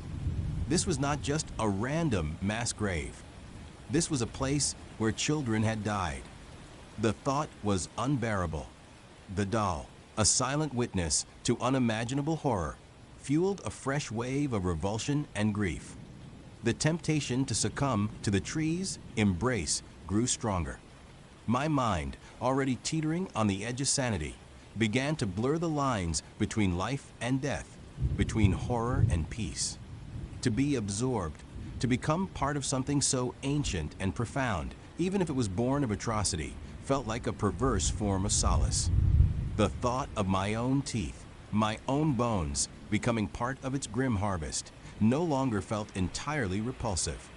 It felt natural, a final resting place in a world that had nothing left to offer but pain. I sat down, my back against the rough bark, the metallic scent filling my lungs. The tree seemed to hum, a low, vibrational thrum that I felt in my chest, in my very bones. The visions returned, clearer now. Not just faces, but fleeting glimpses of a past horror, shadows moving in the twilight, desperate whispers, the glint of steel, the muffled thud of bodies falling. The image of a young girl no older than 10, clutching a wooden doll, her eyes wide with terror, flashed in my mind. Then darkness. It was not just a mass grave. It was a massacre. And I was sitting in the middle of it, becoming part of its eternal echo. But then, a memory pierced through the haze of despair. The bone lantern. The terrifying power it held. The way it twisted life and death. I had chosen to walk away from that, to defy its claim. Was this tree any different? Was this not another form of entrapment? Another way to be claimed by the darkness, simply more subtle, more ancient? The defiance, the stubborn spark that had made me turn my back on the lantern, flickered back to life. No, I would not become another silent scream in this tree's gruesome fruit. I would not let my bones feed its morbid hunger. I would not surrender to this insidious peace. I pushed myself away from the trunk, my muscles screaming in protest. The tree seemed to resist, its pull almost physical, like an invisible hand trying to hold me back. The whispers intensified, not of sorrow now, but of a faint, almost imperceptible anger. Stay. Join us. Be silent. My gaze fell on a particularly large, swollen fruit hanging low, almost at eye level. It pulsed faintly, a dark vein throbbing beneath its mottled skin. I could almost make out the distinct shape of a tooth within its translucent flesh. It was an offering, a promise. I stumbled backward, away from the tree, away from the promises of eternal rest and silent absorption. My heart pounded, not with temptation, but with a renewed, desperate fear. This was a different kind of monster, one that offered solace only to consume you entirely. My mind, still analytical despite everything, searched for a way to fight back, to destroy it. But how do you destroy something so ancient, so deeply rooted, so profoundly alive in its death? A tree that had grown from the very essence of human tragedy. I had no tools, no strength, no means. Destruction was not an option. Escape was the only path. I turned and ran.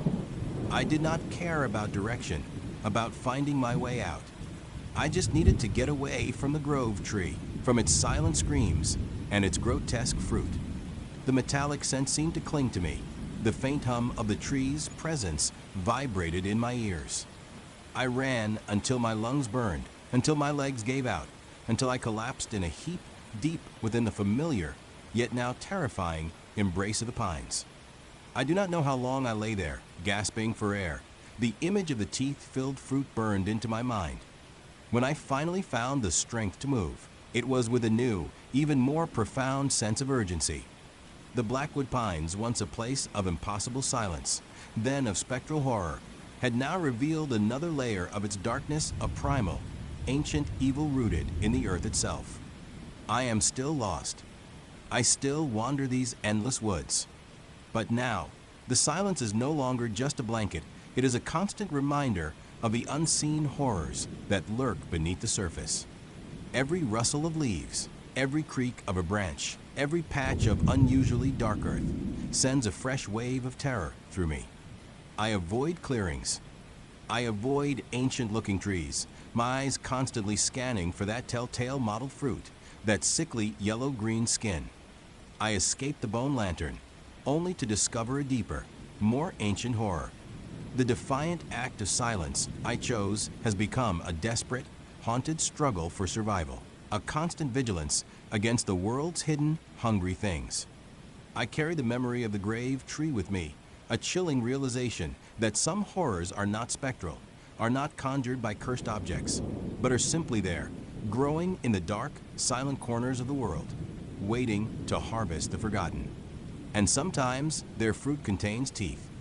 built of ancient, dark stone. It rose from the heart of the most oppressive woods I would ever encountered, a skeletal finger pointing accusingly at a perpetually gray sky. The Forest Bell Tower. Finding it had taken months of pushing through dense undergrowth, navigating by compass when the sun was swallowed by the canopy, and enduring the gnawing anxiety that every rustle in the leaves was something more than just wind.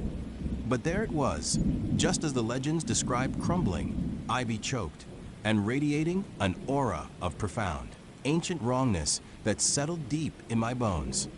My old self, the one who would have scoffed at such a sight, was long gone, shed somewhere in the aftermath of Blackwood. Now my senses were attuned to the monstrous, to the thin veil separating our mundane world from something far older and more terrible. The tower was not just old, it felt alive, a dormant predator waiting to stir. Its very presence confirmed everything Silas and Martha had told me. Everything my own fractured mind had come to accept the world was not neat, and prophecy chimed from an unseen place. I stood there for a long time, the triumph of discovery warring with a primal dread. This was the source. This was where the ding-dongs came from, the mournful tolls that heralded death. But as I tried to approach, my path was blocked. Not by a wall, not by a gate, but by something far more insidious. The tower was not just in the woods, it was guarded by them. Or, rather, by something the woods had created. A wall of thorns. Not just a dense thicket, but an impossibly tall, unnaturally uniform barrier of intertwining, razor-sharp branches. It stretched as far as the eye could see in either direction, an impenetrable green-black fortress around the tower. Each branch was thicker than my arm, covered in thorns like obsidian daggers, and woven together with an unnatural precision, as if designed by some malevolent architect. It was a maze, a living, breathing labyrinth of thorns. My first thought was disbelief.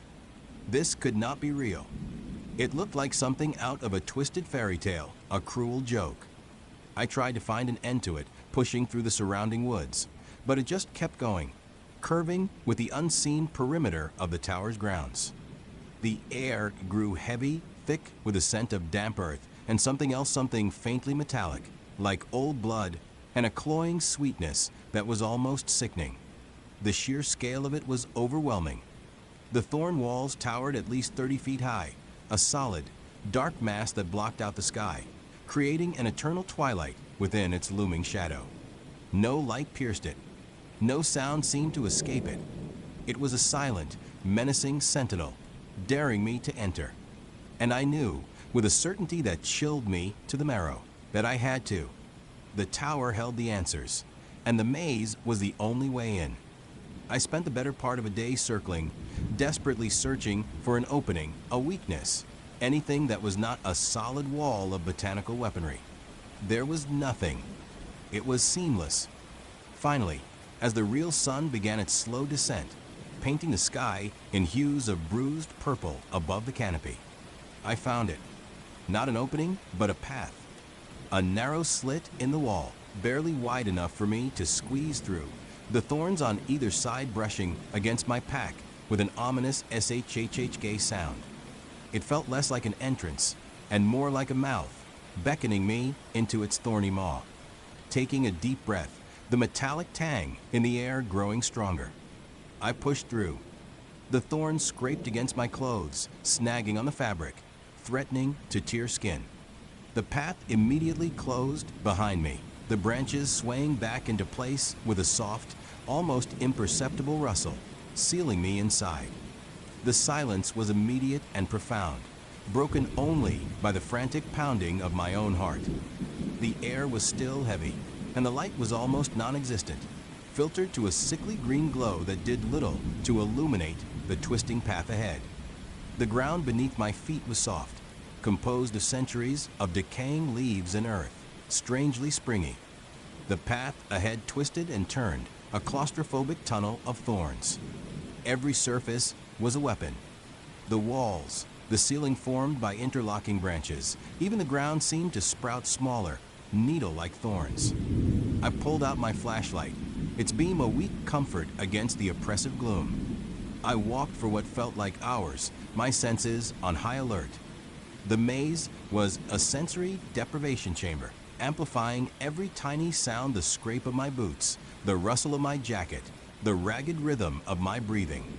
I tried to keep track of my turns, mentally mapping the path, but it was impossible. Each turn looked identical to the last, each corridor a mirror image. The air grew colder, despite the lack of wind, and I felt an inexplicable pressure on my chest, a growing sense of panic that was hard to suppress. After what felt like an eternity, I decided to make camp. It was a pathetic attempt. I found a slightly wider alcove, cleared a small patch of ground, and unrolled my sleeping bag. I ate some dried rations, the food tasting like ash in my mouth. The darkness was absolute once I turned off my flashlight, a suffocating blanket. I tried to sleep, but every rustle, every imagined whisper kept me awake. The thorns seemed to press in closer, their jagged silhouettes barely visible against the faint, sickly green light that seemed to emanate from the maze itself. I remembered the legend. The part Silas had dismissed as old wives' tales the maze rearranges itself each night. I had scoffed then, even with my new, fractured perception of reality. Now trapped within its embrace, the idea was less a superstition and more a creeping dread. To test it, I had brought a small can of spray paint. Before settling down, I sprayed a bright orange X on the thorn wall beside my alcove. A crude but unmistakable mark. Sleep, when it finally came, was fitful, filled with nightmares of being pursued by shadowy figures with thorn-like limbs, their silent cries echoing in the green gloom. I woke with a gasp, the world still cloaked in an unnatural darkness. My muscles ached from the cold, and my mouth was dry. The first thing I did was reach for my flashlight, my hand trembling slightly. I shone it directly at where I would painted the X. It was not there. My heart hammered against my ribs. I scrambled out of my sleeping bag, shining the light frantically around the alcove, then down the path I had come from, and the path I had intended to take. Everything was different. The alcove was gone. My X was gone. The path I was on now was narrower, the thorns closer, more menacing. The very texture of the wall seemed to have changed, the branches thicker, more gnarled. Panic, cold and sharp, seized me. It was not just a slight shift, the entire section of the maze I was in had been completely reconfigured. My carefully planned mental map was useless. My spray-painted marker was gone, absorbed or moved or simply rendered irrelevant by the maze's insidious will. No, I whispered, the sound swallowed by the oppressive silence. No, this can't be happening. But it was. The maze was alive, intelligent, and it was playing a cruel game. For the next few days, the pattern repeated. I would walk, mark my path with spray paint, with strips of cloth, with carved symbols on the thicker branches. Each morning, I would wake to a completely new configuration. My marks would be gone, or they would be on a wall that was no longer part of my path, sometimes even on a dead end wall. It was as if the maze was actively mocking my attempts, erasing my presence, laughing at my futile efforts to impose order on its chaos. The psychological toll was immense. Disorientation became my constant companion. Time lost all meaning in the perpetual twilight. My water supply dwindled, my food rations became precious. I found myself talking to myself, then arguing, then just muttering nonsensical phrases. The silence of the maze began to feel less like an absence of sound and more like a tangible presence, a heavy blanket pressing down on my mind. I started seeing things out of the corner of my eye. Shadows that moved when my flashlight was not directly on them.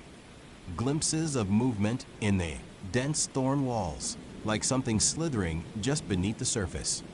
I would whip my head around, my light beam cutting through the gloom, only to find nothing but the same impenetrable wall of thorns. Then came the other signs. I was picking my way through a particularly narrow passage, my clothes already torn and my skin crisscrossed with dozens of shallow cuts, when I saw it. A backpack, old and faded, half buried in the decaying leaves. It looked like a standard hiking pack, not unlike my own. My heart leaped. Another person. A chance for help, for answers. But as I reached for it, my hope withered. The fabric was brittle, crumbling at my touch. And next to it, partially obscured by a fresh growth of thorns that seemed to have sprung up around it, was a human skull. Clean, bone white, and facing me with empty eye sockets that seemed to hold a silent scream. I recoiled, a choked sound escaping my throat. It was not just a maze, it was a tomb. And I was not the first to be trapped here. The discovery galvanized me, but also deepened my despair. If others had died here, what chance did I have? But the thought of the bell tower, of the answers it held, still drove me. I had to keep moving. I had to find a way out or a way in. Days bled into weeks. I lost count. My clothes were rags, my skin a map of scratches and festering thorn wounds. My voice was hoarse from yelling into the silence, from screaming at the maze itself. My water was gone. I was surviving on the last scraps of food, chewing slowly, trying to make each calorie count. The maze grew more menacing. The thorns seemed to grow thicker, sharper, their points sometimes dripping with a viscous, dark sap that smelled faintly of copper. I swore I could hear them rustling, not from wind, but from some internal, unseen movement. Sometimes, when I paused to rest, I would feel a distinct pressure against my back, as if the wall itself was leaning in, trying to crush me. And then the sound started. Whispers. Faint, breathy, just beyond the range of comprehension. They seemed to come from everywhere and nowhere, swirling around me like a ghostly breeze. They were not words, not exactly, but a chorus of tortured sighs and moans, barely audible, yet undeniably present. They spoke of despair, of lost hope, of endless torment. I tried to cover my ears to block them out, but they seeped into my mind, echoing the growing madness within me. Were they the voices of the dead, the previous victims of the maze? Or was the maze itself whispering to me, trying to break me? I stumbled upon more remains. A partial skeleton, its bones intertwined with the thorny branches, as if the maze had absorbed it. A tattered boot, still containing the foot. A rusted hunting knife, its blade snapped. Each discovery was a fresh stab of horror, a reminder of my own inevitable fate. One night, as I lay shivering, huddled in my sleeping bag, the whispers grew louder, more distinct. They seemed to coalesce into a single, drawn-out groan, a sound of unimaginable suffering. And then, through the groan, I heard it, a chime, a single, clear ding-dong. It was not from the tower, not yet. It was too close, too internal. It vibrated through the very ground beneath me, through the thorn walls around me. It was the sound of the maze itself, a warning, a prelude. My blood ran cold. One chime, a single death. Was it mine? Or was it someone else, somewhere deeper in this living hell? The next morning, the maze had rearranged itself with a vengeance. The path I was on was no longer a path. It was a dead end, a solid wall of thorns. Panic seized me, raw and visceral. I screamed, beating my fists against the impassable wall, feeling the thorns tear at my skin. I turned desperate and saw a new path had opened up, one I had not seen before. It was wider than the others, almost like a ceremonial walkway, and it led deeper into the maze, towards what I now knew was the very heart of this place. And at the end of that path, barely visible through the perpetual gloom, I saw a faint pulsating light. The tower. It was calling to me. Or perhaps the maze was finally delivering me, driven by a desperate, feverish hope. I stumbled forward, my legs weak, my mind a fog of pain and terror. The whispers intensified, becoming a cacophony of pleas and warnings. The air grew heavier, thick with that metallic scent, now mingled with something else, something ancient and earthy, like disturbed graves. As I neared the source of the light, the path opened into a clearing, a circular chamber carved out of the living thorn walls. And in the center, not the tower itself, but something far more horrifying. It was a vast, pulsating mass of thorns, a living, breathing heart of the maze. But this was not just plant matter. Embedded within the thorny mass were human bodies. Dozens of them. Hundreds.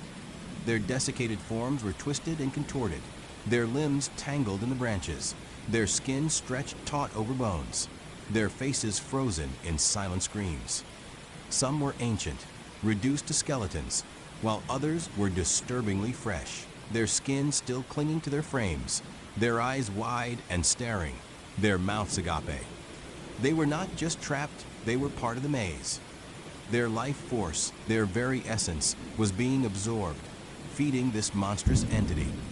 The thorns were growing out of their bodies, weaving through their rib cages, replacing their flesh. This was the source of the subtle movements, the whispers, the chilling sense of being watched. The maze was a living organism, and its fuel was human despair and flesh. The pulsating light was not coming from the tower, but from the center of this horrific organic mass. A sickly green glow emanating from deep within the thorny heart, illuminating the grotesque tableau. And then I saw her, a figure vaguely human, but impossibly gaunt, her skin stretched like parchment over bone, her hair a tangled mess of thorns. Her eyes, though sunken and shadowed, held a terrifying intelligence, a malevolent hunger. She was moving slowly, deliberately, her thorn-like fingers reaching out, plucking at the fresh bodies, drawing them deeper into the pulsating mass. She was the maze's guardian, its shepherd, its harvester. Her gaze fell on me. A slow, chilling smile spread across her face, revealing teeth that were too long, too sharp, like polished thorns. She raised a hand, her long, skeletal fingers beckoning. And then, from deep within the pulsating, living heart of the maze, from the very core of the guardian's being, I heard it again. Ding dong. 2 chimes. My blood ran cold. 2 deaths. I looked at her, at the hungry gleam in her eyes, then down at my own emaciated, thorn-scarred body. I was one. Who was the other? The whispers around me intensified, a maddening chorus of the lost, the absorbed, the eternally trapped. They were no longer just whispers, they were a desperate, collective wail. And I understood. They were not trying to warn me, they were trying to pull me in, to make me one of them, to share their agonizing fate. The Thorn Guardian took a step towards me, her smile widening. The maze, this monstrous, living prison, was not just a path to the tower. It was the tower's mouth. And I had walked right into it. My mind, already fractured by Blackwood, shattered completely. The world had shown me its true face, and it was a horrifying visage of thorns and endless suffering. I did not scream. I did not run. I could not. My legs were rooted to the spot, my body paralyzed by a horror so profound it transcended fear. The Guardian reached me, her thorny fingers brushing against my cheek. The touch was cold, like death, but also strangely comforting, like a mother reclaiming her lost child. And as her touch solidified on my flesh, another ding-dong echoed from the depths of the maze's heart. 3 chimes. 3 deaths. Then a final, chilling realization struck me. The bells did not toll for the dead, not exactly. They tolled for the soon-to-be dead, for the ones about to be absorbed. And I was one of them. The other 2. I did not know, but I knew the maze had me. It had always had me, from the moment I set foot in the woods. Blackwood had opened my eyes to the monstrous, but the Forest Bell Tower and its living, breathing thorn maze had welcomed me home. My vision blurred, the green light of the maze's heart pulsating faster, brighter. I felt a searing pain as the first tiny thorns began to sprout from my skin, seeking purchase, intertwining with my veins. My new self, the one sensitive to the lurking horrors, was about to become one with the horror itself. My search for answers had ended. I had found the source of the chimes. And now, I was destined to become another voice in the maze's eternal whispered chorus. The last thing I saw was the Thorn Guardian's triumphant smile, her eyes reflecting the sickly green light, as the maze began to pull me in, branch by agonizing touch, a eternally hungry heart. The bells would toll for me and for two others, but I would never know who. And soon, I would be just another whisper in the wind, a silent scream woven into the fabric of the endless, rearranging thorn maze. She smiled, and two things detached themselves from the pulsating, organic mass behind her. They were not creatures, not in the traditional sense. They were sheets, long and wide, the color of pale, unhealthy flesh, gleaming with an unnerving wetness. They peeled away from the mass with a soft, sucking sound, like a bandage being slowly, reluctantly removed from a wound. As they fell, they did not collapse into inert piles. Instead, they rippled, folds of flesh shifting and twitching, like fresh hides laid out to dry, except these were alive. My breath hitched.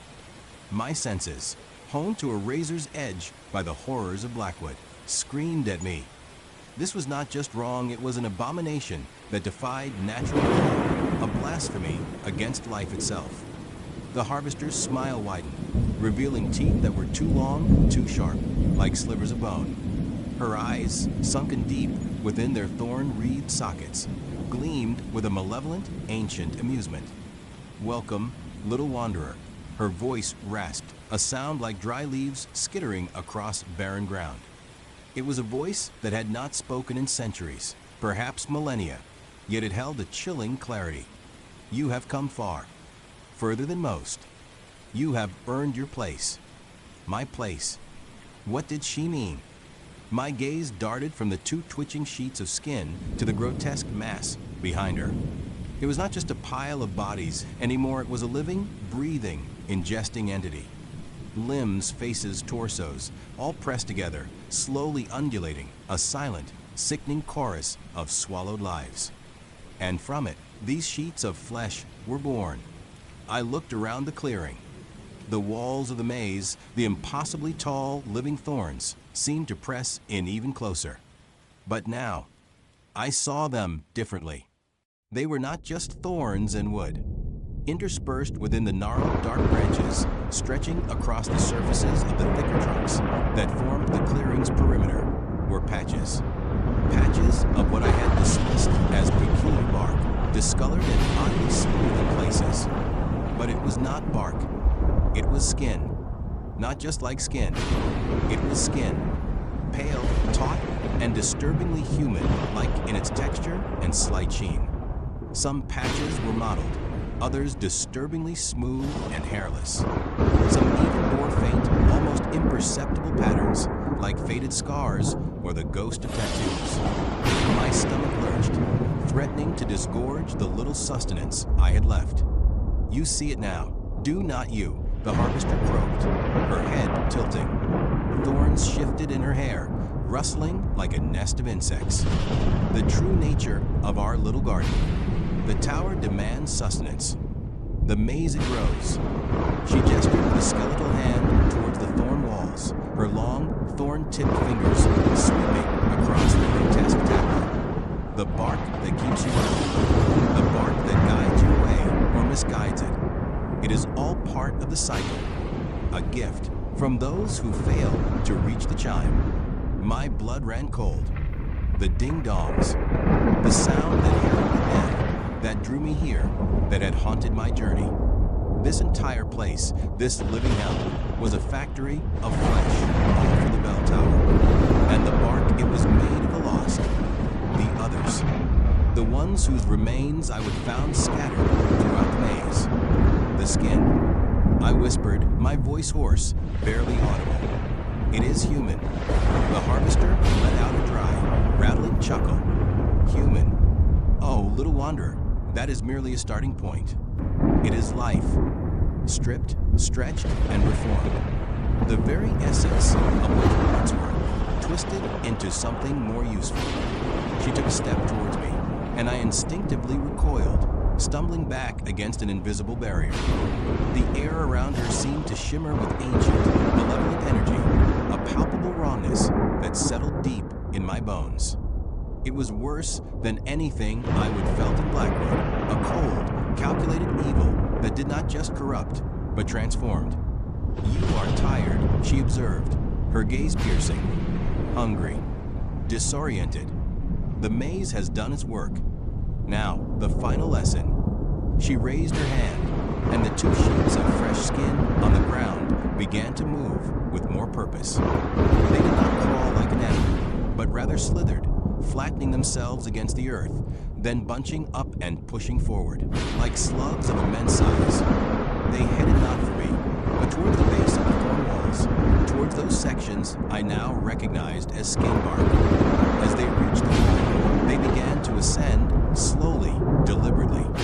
They did not stick, they seemed to adhere, melting into the existing skin bark, expanding it, strengthening it. It was like watching a wound heal in reverse, new flesh growing over existing flesh, but with a horrifying, unnatural vitality. The maze grows nightly, the harvester explained, her voice a low drone that seemed to vibrate in my skull. It must be replenished, strengthened. It is a living thing, you see, and all living things they need to feed. I stood frozen, a deer in the headlights, my mind struggling to process this new, profound horror. The maze was not just a physical barrier, it was a living, breathing, eating entity, sustained by the flesh of those who entered it. And the skin, it was not just decorative. It was the very fabric of this nightmare. My eyes fell upon a particularly large patch of skin bark directly in front of me. In the dim, filtered light of the clearing, I could almost make out faint contours, a subtle indentation. It was a face, a human face, stretched and distorted, its features flattened into the bark, eyes closed, mouth a thin, silent scream. It was not just like human skin. It was human skin, or what remained of it, plastered onto the very structure of this monstrous maze. The harvester laughed again, a sound like glass shards rattling in a dry gourd. "You understand, little wanderer. You truly understand. And that is a rare and precious thing." Then the true horror began. As the last vestiges of daylight bled from the sky, swallowed by the oppressive canopy above, the clearing plunged into a twilight gloom.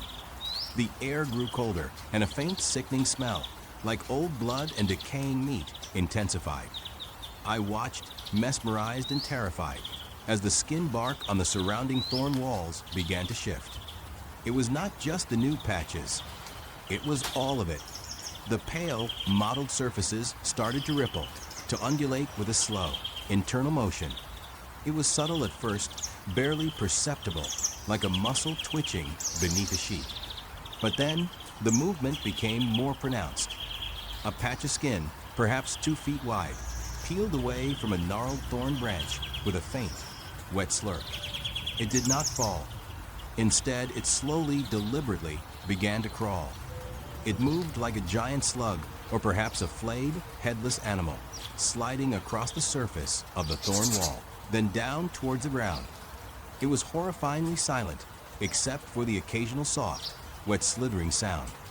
More patches followed, small ones at first, then larger ones, detaching themselves from the maze walls and descending. The clearing was becoming alive with them. Hundreds, perhaps thousands, of these sheets of human-like skin peeling off the walls, silently crawling across the ground. They moved with an unnerving purpose, a collective, silent migration. My mind screamed. This was it. This was the crawling skin. This was what she meant. This was what happened at night. I stumbled back further, until my back hit something solid and unyielding. It was one of the thorn walls, but now its surface was a patchwork of raw, exposed wood where the skin had detached. The thorns, sharp and vicious, scraped against my back, but I barely felt them. My eyes were fixed on the grotesque parade. The sheets of skin were all, heading in one direction towards the pulsating mass of bodies at the center of the clearing. They were returning to their source. As they reached the mass, they did not just join it. They merged. Each sheet of skin, as it made contact, seemed to dissolve, to be reabsorbed into the sickening, undulating flesh. It was like watching a living organism drink, slowly, deliberately, consuming its own shed cells. The harvester watched, her thorn-wreathed face impassive, a silent conductor to this macabre symphony of flesh. "They feed," she whispered, her voice barely audible over the soft slithering and slurping sounds. "They bring back what they have gathered, the essence, the nutrients, and then they are reborn to take their place once more. What had they gathered? What essence and nutrients?" My eyes widened in dawning horror. They crawled from the trees, but what did they do out there? Did they simply return to be recycled, or did they hunt? The thought was a cold spike in my chest. I had been in this maze for weeks. I had seen no animals, no birds, nothing but the thorns and the grim remains of others. And the whispers of the lost that had haunted me, had they been the voices of the skin, or the dying gasps of its victims. The night deepened, and the air grew heavy with the scent of raw meat and something else, something metallic and cloying. The entire clearing was a horrifying tableau of crawling flesh, a silent, sickening ritual. I watched until my eyes burned, until my mind felt stretched to its breaking point.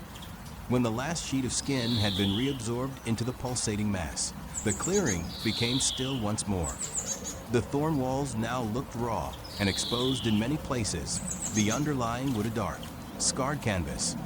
But even as I watched, new pale patches began to ooze forth, slowly, almost imperceptibly, replacing the skin that had just departed. The cycle was endless. "You have witnessed the truth," the harvester said, her voice regaining some of its dry, rasping strength. "The bell tower calls. The maze provides. And you are a most welcome addition." She raised her hand again, not in a gesture of attack, but of invitation. "Come, little wanderer. Your journey is not yet complete. The tower awaits its chime." I knew, with a certainty that chilled me to the bone, that moving towards her meant my end. It meant becoming part of that pulsating mass, becoming another sheet of crawling skin, another silent scream plastered onto the walls of this infernal maze. But staying put meant being left to the mercy of whatever horrors the crawling skin brought back at night. My mind raced, frantically searching for an escape, a loophole, anything. The maze was supposed to rearrange itself nightly. But if the skin crawled off and returned, did the maze truly shift, or did it just change its surface? I looked at the exposed wood of the thorn walls. It was dark, rough, and in the faint moonlight, I could see glints of moisture. It was alive, yes, but without the skin, it seemed less formidable. A desperate, insane idea began to form in my mind.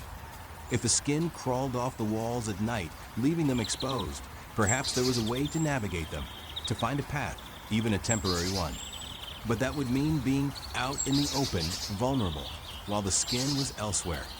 "You are thinking," the harvester observed, a hint of something like approval in her voice. "Good. Thought is a delicious thing. It adds flavor." I ignored her. My eyes scanned the raw, exposed thorn walls. They still looked impassable, a tangled mess of branches and spikes. But without the skin, they did not have that sickening, cohesive quality. They were just wood and thorns. The moon, a sliver of white against the black sky, cast long, distorted shadows. The air grew colder, and I shivered not just from the chill, but from the profound dread that had settled in my soul. I was trapped, utterly, irrevocably trapped. Hours passed, or what felt like hours. The clearing remained still, the pulsating mass a silent, grotesque heart, the harvester a motionless, watchful sentinel. My legs ached, my throat was dry, and my mind felt like a frayed rope about to snap. Then a new sound. Faint at first, a distant, almost inaudible ding-dong. It was the bell tower. It resonated not just in the air, but in my very bones, a deep, mournful chime that spoke of ancient sorrow and profound wrongness. The sound seemed to energize the harvester. She stirred, her head turning towards the direction of the chime. The call intensifies, she whispered. Soon, very soon. I knew then that I could not wait. I could not become another layer of bark. If I was going to die, I would die trying to reach that tower, to understand the source of this madness. Taking a deep, shuddering breath, I pushed myself away from the exposed thorn wall. My heart hammered against my ribs, a frantic drumbeat of fear and desperation. I had to move. I had to try. I took a tentative step towards the harvester, feigning compliance. Her eyes, glowing faintly in the gloom, fixed on me. Ah, wisdom at last, she rasped. But instead of continuing towards her, I suddenly veered right, sprinting towards a section of the thorn wall that seemed less dense, less utterly impassable. My plan was insane, reckless, and probably suicidal. But it was the only plan I had. I launched myself at the wall, ignoring the sharp, tearing pain as the thorns raked my clothes and skin. I scrambled, clawing, finding purchase on the gnarled branches, pulling myself upwards. The exposed wood, though rough, offered better handholds than the skin-covered sections had. Fool, the harvester's voice boomed, losing its dry, ancient quality and becoming a harsh, enraged shriek. You cannot escape. The maze does not permit it. I did not look back. The thorns tore at my flesh, leaving stinging trails of blood, but the pain was a distant thing, overshadowed by the burning urgency to escape. I climbed higher, my fingers raw, my muscles screaming in protest. I heard a sound from behind me, a rapid slithering that was far too fast for the slow crawl I had witnessed earlier. My blood ran cold. Had some of the skin not returned to the mass? Or was it coming for me? I risked a glance down. The harvester was no longer standing still. She was moving, not running, but gliding with an unnatural speed across the clearing. Her thorn-covered form a dark blur against the pulsating mass. And behind her, from the ground where the skin had been reabsorbed, new sheets were already emerging, faster now, larger, their edges rippling with a terrible hunger. They were being born again, and they were coming for me. My heart leaped into my throat. The cycle was not just nightly, it was responsive. My escape attempt had triggered an accelerated rebirth. I clawed my way over the top of the wall, tumbling down the other side into the familiar, claustrophobic darkness of the maze. The thorns here were dense, pressing in on all sides, but for a moment, I felt a perverse sense of relief. I was out of the clearing, away from the harvester, away from the immediate threat of the pulsating mass. But the relief was short-lived. The slithering sounds were closer now, echoing through the labyrinthine passages. I could hear the wet slurp of skin detaching, the soft thump as it hit the ground. They were already scaling the wall I had just climbed, or perhaps they were emerging from the maze itself, from the sections of skin bark that still adorned its inner walls. I ran, blindly, desperately, deeper into the maze. The passages were narrow, the thorns snagging my clothes, tearing at my skin. I could feel the cold, clammy presence of the skin bark on the walls around me, and in my heightened state of terror, I imagined it twitching, waiting. The air grew thick with that sickening metallic scent. I could hear the slithering sounds all around me now, a chorus of unseen horrors moving through the labyrinth. They were not just crawling, they were hunting. I pushed through a particularly dense section of thorns, emerging into a slightly wider passage. My eyes, now accustomed to the gloom, caught a glimpse of movement ahead. A patch of skin, about the size of a large rug, was slithering towards me, its pale surface glistening in the faint ambient light. It moved with a disturbing speed, faster than I would have thought possible. I screamed, a raw animal sound and turned, scrambling back the way I came. But another sheet of skin was already there, blocking my path, its edges rippling with a silent, hungry anticipation. I was surrounded, trapped between two converging sheets of crawling skin. My mind snapped. Weeks of disorientation, dwindling supplies, the grim discovery of remains, the haunting whispers, the ding-dongs that heralded death, and now this living, crawling flesh. It was too much. I lashed out, kicking at the nearest sheet of skin. My boot connected with it, and it felt unnervingly soft, yielding, like hitting a water-filled sack. But it did not recoil. Instead, it seemed to absorb the impact, its surface rippling, then slowly, deliberately, beginning to wrap itself around my leg. A wave of nausea washed over me. The skin felt cold and slick, and I could feel a faint, internal vibration within it, like a million tiny muscles contracting. It was trying to adhere to me, to consume me. I screamed again, a guttural sound of pure terror, and pulled my leg free with a desperate wrench. The skin, though tenacious, eventually let go, leaving behind a faint, sticky residue on my boot. But the other sheet was closer now, its pale surface reflecting the dim light, revealing faint, disturbing patterns, perhaps the ghost of fingerprints, or the faint lines of a palm. It was sickeningly human. I was cornered. There was no escape. The maze, the harvester, the bell tower, they had all led me to this moment, to this horrifying end. I closed my eyes, bracing myself for the inevitable. The cold, wet sensation of the skin was already creeping up my legs, wrapping itself around my ankles, then my calves. It moved with an unnerving purpose, a silent, relentless embrace.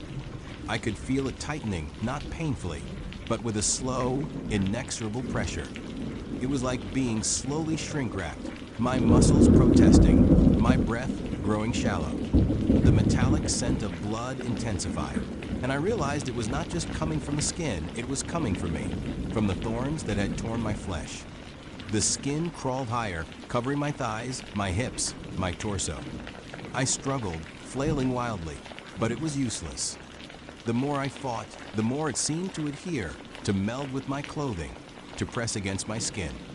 It was suffocating me, not by blocking my air, but by encasing me, by becoming a second skin, a living shroud. I gasped for air, my lungs burning, my vision blurring. The whispers of the lost returned, not just in my mind, but seemingly from the skin itself, faint, mournful murmurs that spoke of terror and despair. You are one of us now. Welcome. Welcome to the garden. My last conscious thought was of the bell tower, still calling, still chiming its death knell. I had sought the source of the ding-dongs, and I had found it. I had found the heart of its horror, and now I was becoming part of it. Another piece of the maze, another layer of crawling skin, another silent scream. The world went black not with the abruptness of death, but with a slow, creeping darkness, as the living skin covered my face, sealing me away, absorbing me into the endless, horrifying cycle of the forest bell tower. The last thing I heard, or perhaps felt, was a final, resonant ding-dong, echoing not from the distant tower, but from deep within the living, breathing flesh that now consumed me.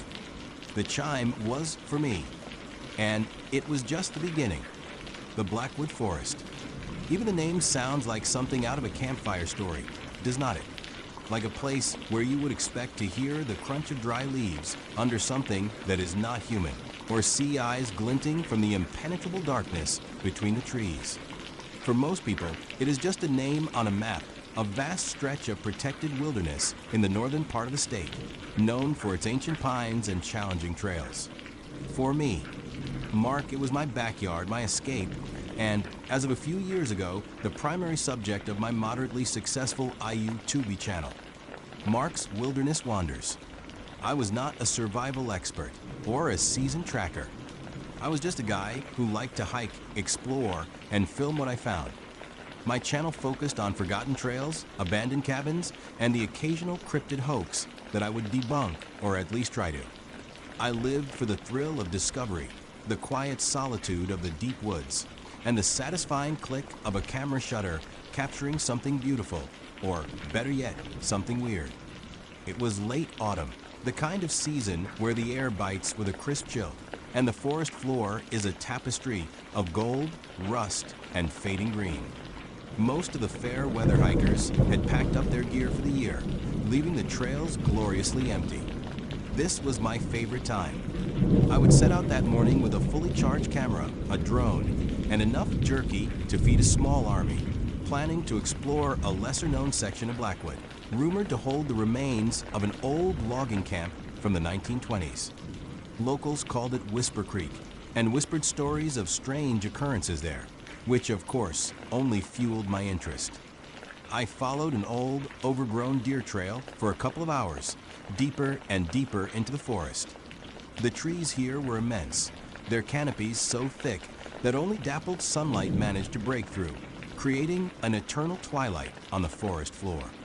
The air grew still, the usual chirping of birds and rustling of squirrels, fading into an almost reverent silence.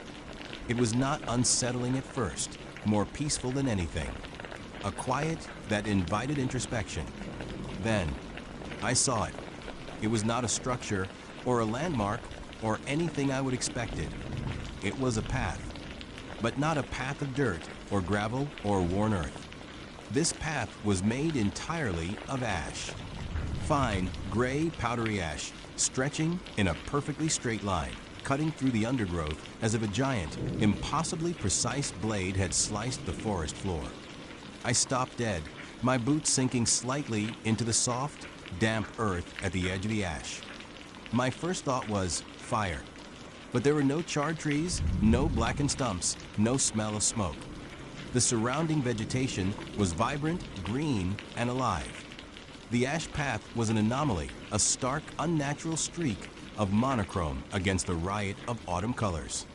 It looked like someone had taken a massive industrial vacuum and sucked up every bit of organic matter along this exact line, then replaced it with the remnants of some ancient forgotten fire. Curiosity warred with a prickle of unease. I pulled out my phone, snapped a few pictures, then started recording with my camera. "All right, guys," I whispered, my voice sounding unnaturally loud in the profound silence. "This is something else. I have never seen anything like this. A path of pure ash, right through the middle of Blackwood. No signs of a fire, no obvious source. Just ash." I knelt down, reaching out a hesitant hand. The ash was cool to the touch, finer than anything I would ever felt, like powdered moon dust. It clung to my fingertips, a ghostly gray residue. There were no footprints on it, no tire tracks, nothing to suggest any living thing had traversed it. It was pristine, untouched, and it stretched as far as I could see in both directions, vanishing into the gloom of the ancient trees. Where does it come from? I mused aloud, panning my camera along the path. And where does it go? The rational part of my brain tried to come up with explanations. A geological oddity, a forgotten experimental road material. But none of it made sense. The ash was too uniform, too perfect. It looked like something sculpted, not naturally occurring. As I stood there, pondering, my eyes drifted to the edge of the path, just where the ash met the vibrant green moss. There, half buried in the moss, was a hiking boot. It was old, worn, but clearly a modern boot. And next to it, a small, faded backpack, its contents spilling out slightly, a water bottle, a compass, a crumpled map. It looked like someone had just dropped everything and walked away, or vanished. A fresh wave of unease washed over me. These were not discarded items, they were abandoned. The way they lay suggested a sudden, abrupt departure, like the owner had simply ceased to be. I walked around the boot, careful not to step on the ash. "Okay, so someone was here," I narrated, my voice a little less confident now. "Looks like a hiker. But where did they go? Why leave all this stuff?" I zoomed in on the backpack. A small, tarnished silver locket lay half open on the ground. a faded picture of a smiling woman inside. It felt personal, intimate, not something you would just toss aside. The air grew colder, despite the lack of wind. It was not the natural chill of autumn, it was a deeper, more profound cold, like a chill that seeped into your bones from the very ground. I looked up at the towering trees, their branches interlaced like skeletal fingers against the pale sky. The silence was no longer peaceful, it was heavy, expectant. I remembered something then, a fleeting snippet from an old local newspaper clipping I would once stumbled upon while researching Blackwood lore. It was a short paragraph, almost hidden, about a string of disappearances decades ago. Hikers, hunters, even a couple of kids who wandered off. The common thread was that they would vanish without a trace in the deeper, more remote parts of Blackwood. The article had mentioned vague local superstitions about a dead road or whispering dust that swallowed people whole. I would dismissed it as sensationalism at the time, but now, standing before this impossibly eerie ash path, those words echoed in my mind. Just a legend, right? I mumbled to myself, trying to shake off the growing apprehension. But the abandoned gear, the unnatural path, the suffocating silence, it all started to coalesce into something far more unsettling than a simple tall tale. My gaze returned to the path. It still stretched, pristine and unnaturally straight, into the distance. It did not look like it went anywhere specific, no clearing, no peak, no river. Just deeper into the endless, silent woods. But it held a strange, undeniable pull, like an ancient secret beckoning. I took a deep breath. All right, Mark, I told myself, trying to sound brave for the camera. A few steps, just to see what it feels like. I will stick to the very edge. I carefully placed my right boot onto the ash. It yielded slightly, a soft, almost imperceptible give, like walking on powdered sugar. It was strangely exhilarating, like stepping onto forbidden ground. Nothing happened. No sudden winds, no strange sounds, no immediate sense of impending doom. Just the profound silence.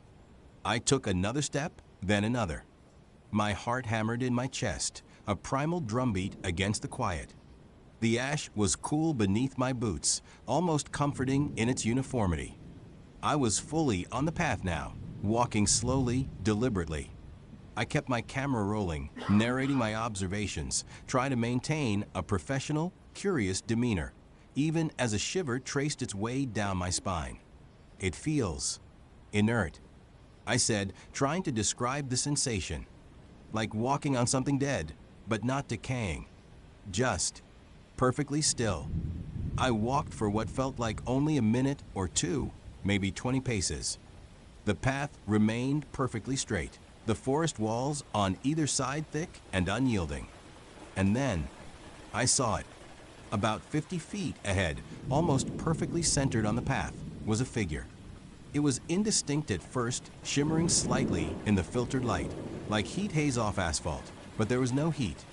It was vaguely human-shaped, standing perfectly still, facing away from me, towards the depths of the forest. "Hello," I called out, my voice cracking slightly. "Is anyone there?" No answer. The figure did not move. A fresh wave of dread washed over me, colder and sharper than before. It was not just the abandoned gear, now it was the figure. No one stands that still, that silent, in the middle of a forest. My mind screamed at me to turn back, to run, but my feet felt rooted to the ash. The curiosity, the morbid fascination, was too strong. I took another step, then another, slowly approaching the silent figure. As I got closer, the details began to sharpen, and my blood ran cold. It was not a person, not anymore. It was an outline, a perfect life-sized silhouette, made of the same fine gray ash that composed the path itself. It stood upright, eerily composed, like a statue carved from dust. There were faint, almost microscopic ridges, suggesting the folds of clothing, the curve of a head, the outline of arms hanging at its sides. It was someone. or what was left of someone. My breath hitched in my throat. I stopped a few feet away, my camera still recording, though I barely registered it. My hands were shaking so badly I almost dropped it. This was no prank. This was no geological anomaly. This was a tomb. An upright, silent ash tomb. I reached out a trembling hand, slowly, tentatively, towards a figure. My fingertips brushed against what would have been its shoulder. The ash was cool, dry, and incredibly fine. As soon as I touched it, the entire figure began to crumble. It did not fall apart violently, it simply dissolved, silently collapsing into a small, perfectly neat pile of gray dust on the path, like a sandcastle melting. The outline was gone, leaving only a small, fresh mound of ash where it had stood. I stared at the pile, my mind reeling. This was it. This was what happened to the hikers. They did not just vanish, they became the path. They became ash. A horrifying realization dawned on me. I had walked onto the path. I had been on it for a good minute or two. Was it already happening to me? Was I already turning? I frantically looked down at my hands. They seemed normal. My clothes, my boots all appeared fine. But the image of that crumbling ash figure, the silent, terrifying transformation, was seared into my brain. The silence that had once been peaceful now felt suffocating, predatory. It was not empty, it was full of something. A low, dry whisper seemed to seep into my ears, not from any direction, but from everywhere at once. It sounded like countless dry leaves rustling, or sand sifting in a desert wind. It was not words, not yet, but it conveyed a profound, ancient sense of presence. A hunger. Panic began to set in. I needed to get off this path. Now, I spun around, intending to retrace my steps. But the path behind me seemed to stretch further than I remembered. The trees on either side, which had seemed merely dense before, now felt like an impenetrable wall, their trunks blurring into an indistinguishable mass of darkwood. The forest had changed. It was no longer the familiar blackwood, it was something, alien, hostile. I started to walk faster, my boots crunching softly on the ash. The whispers grew louder, subtly, insidiously.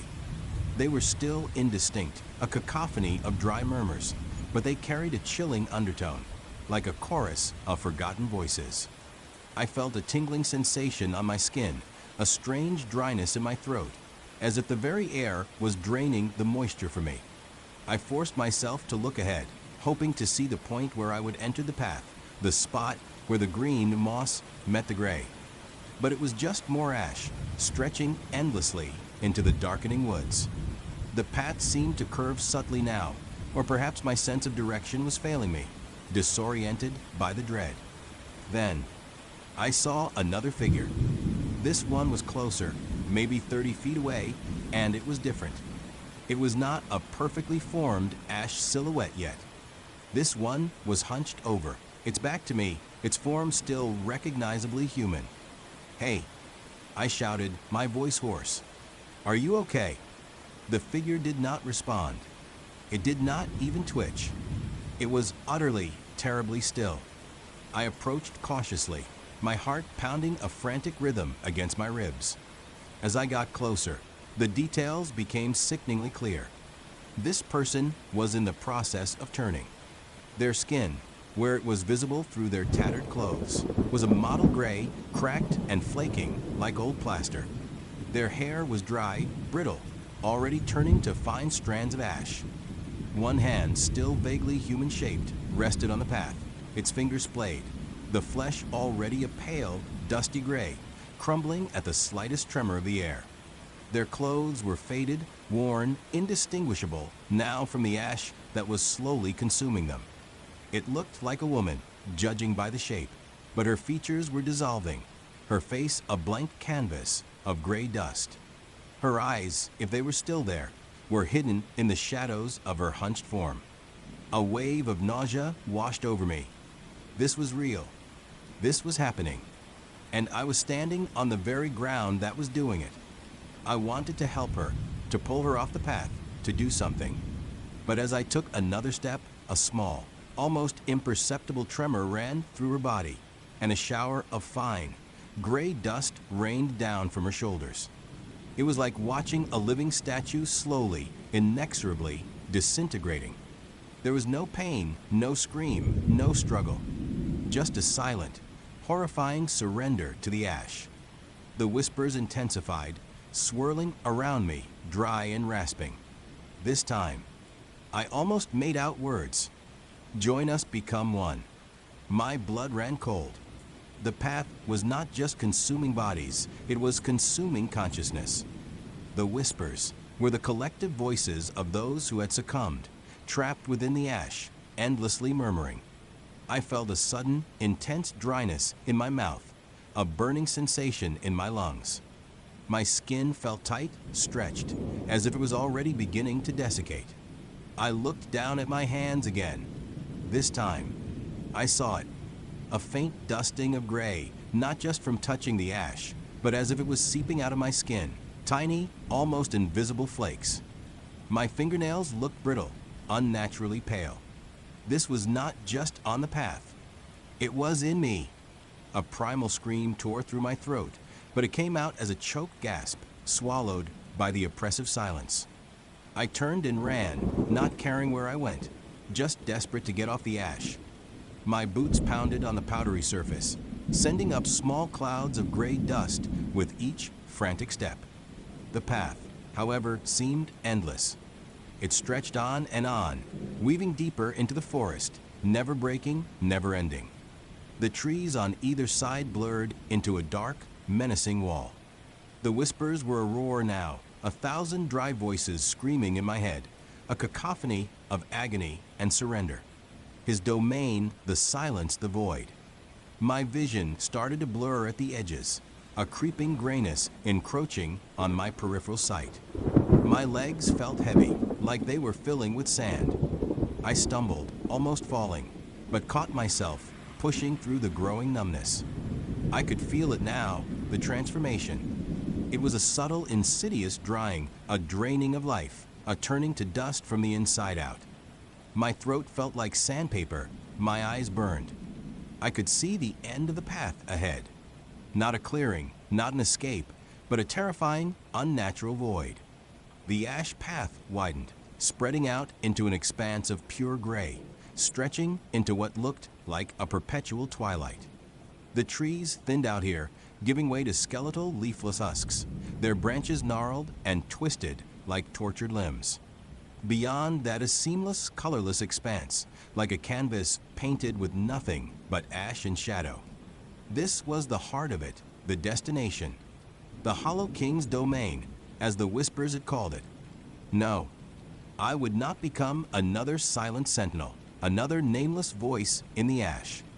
To my left, I saw a sheer rock face, almost vertical, rising out of the ash. It was jagged, unforgiving, but it was rock. It was not ash. It was an escape. With a desperate surge of adrenaline, I veered sharply off the path, scrambling towards the rock face. My feet sank deep into the ash at the edge, slowing me, pulling me back. The whispers shrieked, a chorus of thwarted hunger. My hands, burning and dry, clawed at the rough stone. It was cold, solid, real. I hauled myself up, ignoring the pain as sharp edges scraped my skin. Ash clung to my clothes, my hair, my face. I could feel it, a fine, dry powder, coating my tongue, filling my nostrils. I felt a sickening crack on my left index, finger a small piece of skin, already dry and brittle, flaked off, revealing pale, bloodless flesh beneath. It was happening. I pulled myself higher, gritting my teeth, my muscles screaming in protest. I did not look down. I could not.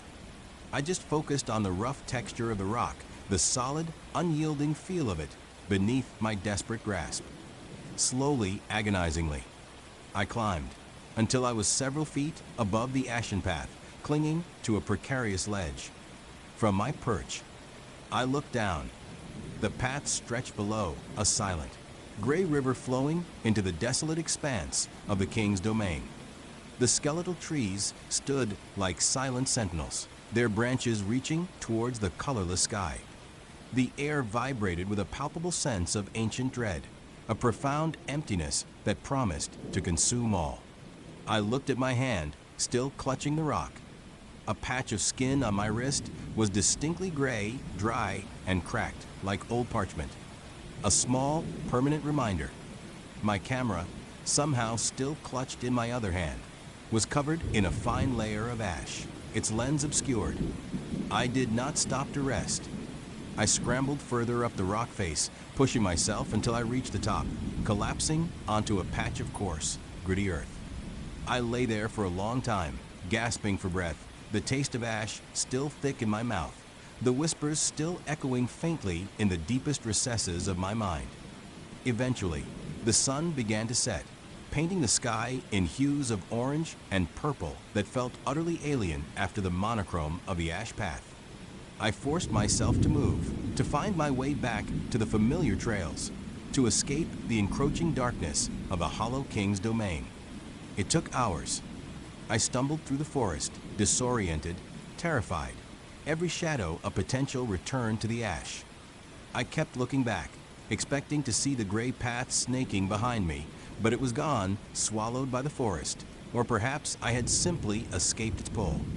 I made it back to my car just as true night fell, shivering, exhausted, and utterly changed. I threw my ruined camera into the passenger seat, not caring about the footage, not caring about my channel. All that mattered was getting away. I drove home in a daze, the image of the crumbling ash figure, the silent, desiccating woman, and the endless, gray void burned into my mind. I showered for an hour, scrubbing at my skin, trying to wash away the feeling of dryness, the lingering ash, the unsettling knowledge of what lay hidden in Blackwood. But it did not wash away. The patch of gray skin on my wrist remained, a constant, chilling reminder. My fingers often feel dry and brittle, and sometimes, late at night, in the quiet of my apartment, I can still hear them, the whispers, faint, dry, like rustling leaves, beckoning. Join us, become one his domain. I never posted the footage.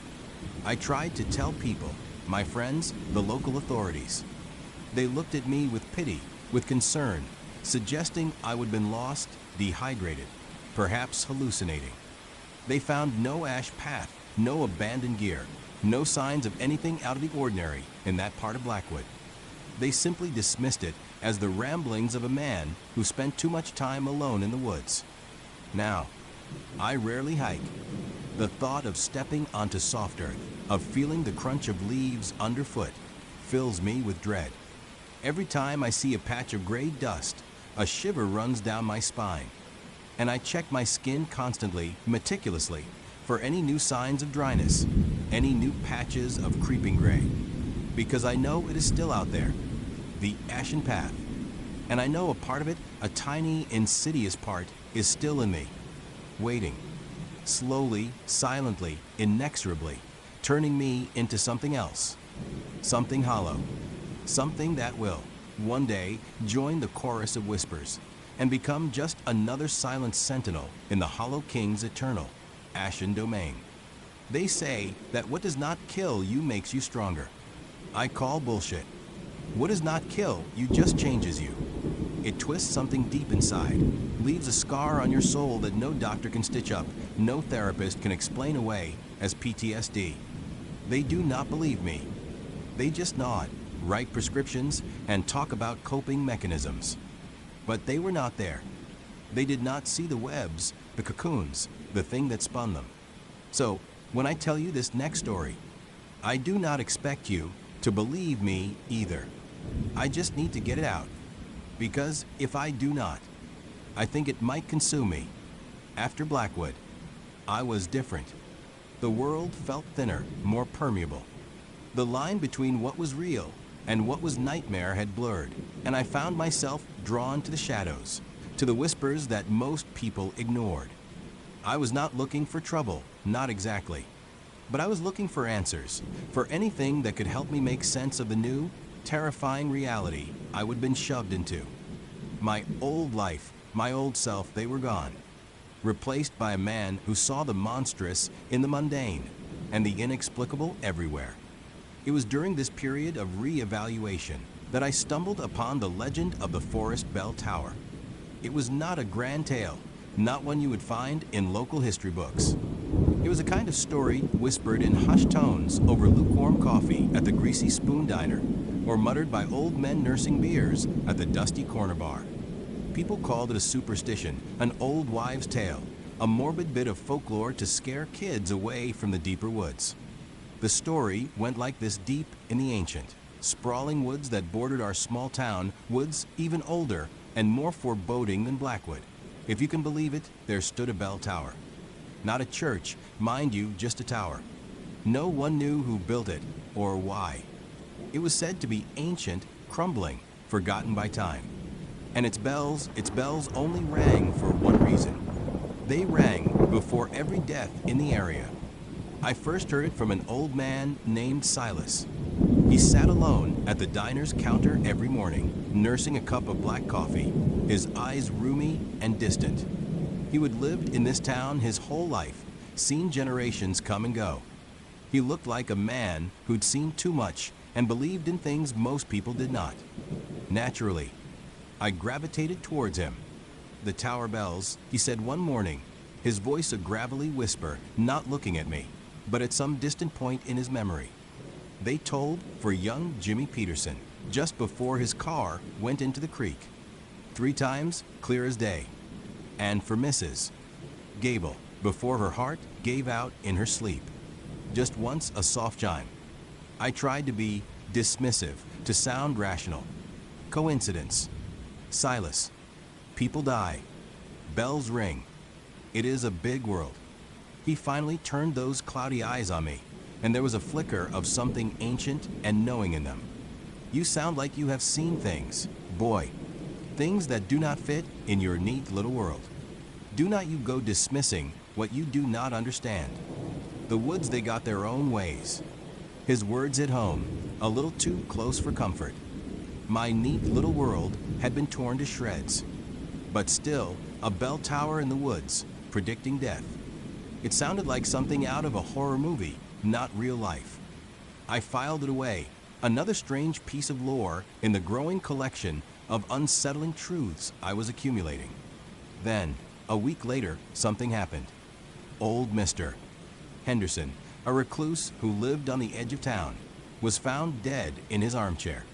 Peaceful, they said, just slipped away in his sleep. His newspaper was still on his lap, his teacup beside him. And the day before, my neighbor, a woman named Martha, who was a notorious busybody but also had a good heart, came to my door, looking pale. "Did you hear it?" she asked, her voice trembling slightly. "The bells. I swear, I heard them. From the woods. Just one soft chime. I thought I was imagining things, but it was so clear. I felt a chill. One chime. Mr. Henderson. Coincidence. Maybe." But my new fractured mind was not so quick to dismiss things anymore. A few more weeks passed. The town was quiet, life moving at its usual sluggish pace. I tried to focus on mundane things, to ground myself. But the thought of the bells, the tower, it gnawed at me. I found myself listening, subconsciously, to the wind, to the distant sounds of the forest. Then came the second incident. A hunting accident. A young man, barely out of high school, got separated from his group. They found him 2 days later, tangled in a ravine, a single bullet wound. Tragic, everyone said. A terrible accident. But before the news broke, before search parties had even been fully organized, Silas sought me out at the diner. 2 rings, he said, his voice flat, his eyes fixed on some point beyond the diner window. Heard them myself, clear as a summer morning. 2 distinct tolls. And Martha, my neighbor, approached me again, her face etched with worry. The bells again. 2 this time. Right before they found that poor boy. It is not just a story, is it?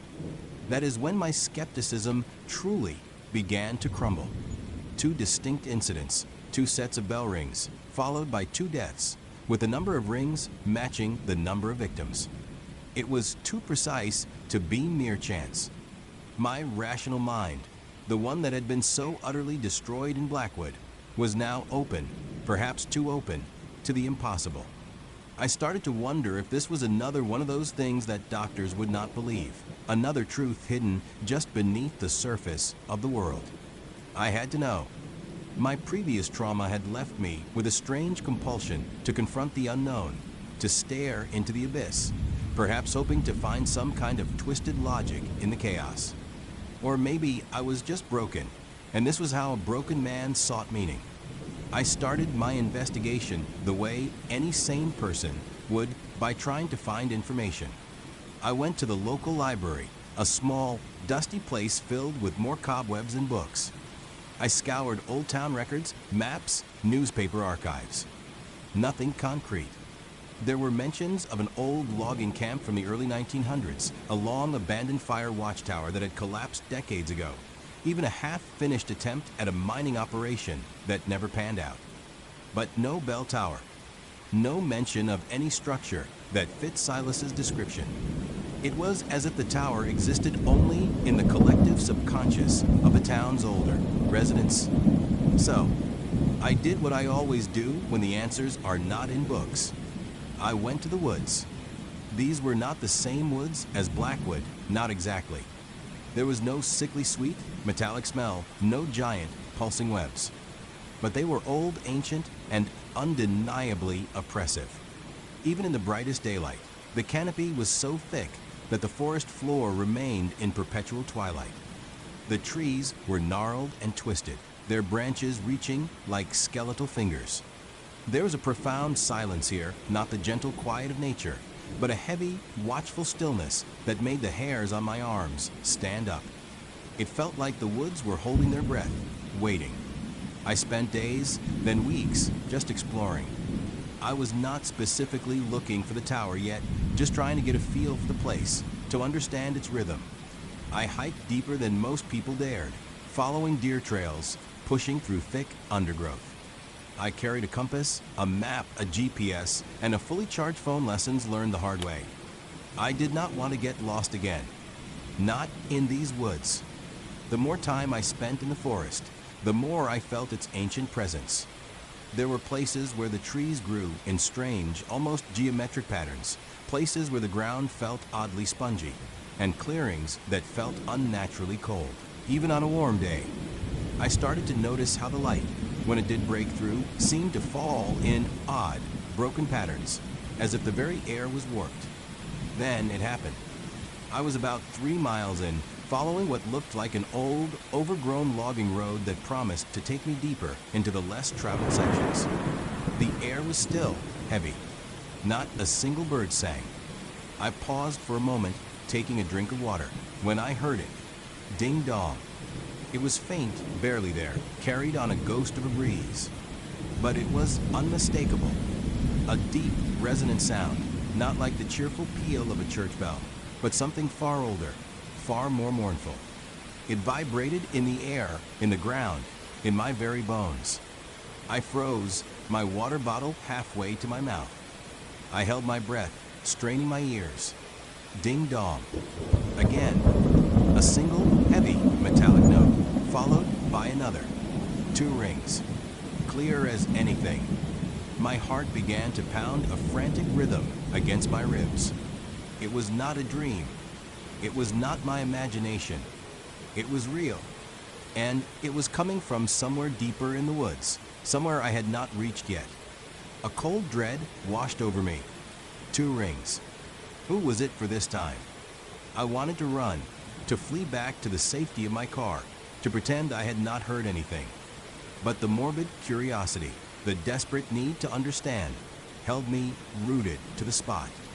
I pulled out my phone, fumbling to open the voice recorder app, but the sound had already faded, leaving only the oppressive silence of the forest in its wake. I spent the rest of the day in a state of heightened anxiety, my senses on high alert. Every rustle of leaves, every creak of a branch, sent a jolt of fear through me. I made my way out of the woods, my pace quickening with every step. I did not stop until I was back in my car, the doors locked, the engine running. The next morning, I scanned the local news sites, my stomach churning with a horrible premonition. Nothing, just the usual small town gossip. I tried to convince myself it was a fluke, a misinterpretation of sounds.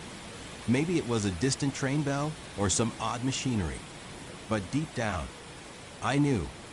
Then, a few hours later, the news broke. A small plane, a private single-engine Cessna, had crashed in a remote section of the county. 2 people on board, both dead. My blood ran cold. 2 rings, 2 deaths. It was not a coincidence. It was not a superstition. It was real, and I had heard it.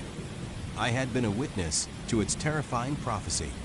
From that moment on, the bells became an obsession. I had to find that tower. I could not explain why. Maybe it was a desperate attempt to regain some control in a world that had proven itself utterly unpredictable and terrifying.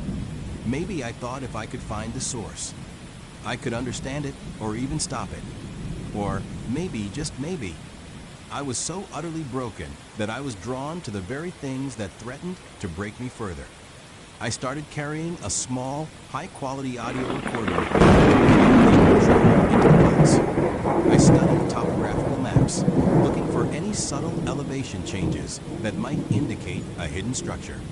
I tried to triangulate the sound, to pinpoint its origin, but the forest played tricks, muffling and distorting sounds. My life outside the woods became a blur. Sleep was a luxury I rarely afforded myself, haunted by the memory of the bells and by the things I would seen in Blackwood. My friends, the few who still bothered with me, noticed my decline.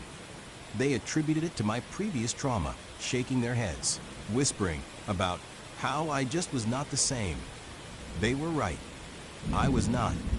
I spent weeks, then months, combing the woods. I became intimately familiar with every gully, every ridge, every stand of ancient pines. I saw things that most people never would: deer with antlers like gnarled branches, foxes with coats the color of burnt embers, and always that oppressive silence. There were patches of the forest where nothing grew, circular clearings of bare earth, as if the ground itself had been scorched clean. I avoided those places. They felt wrong. My obsession deepened.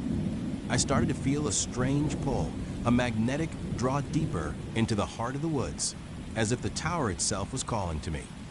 I knew it was dangerous, that I was risking not just my sanity, but my life.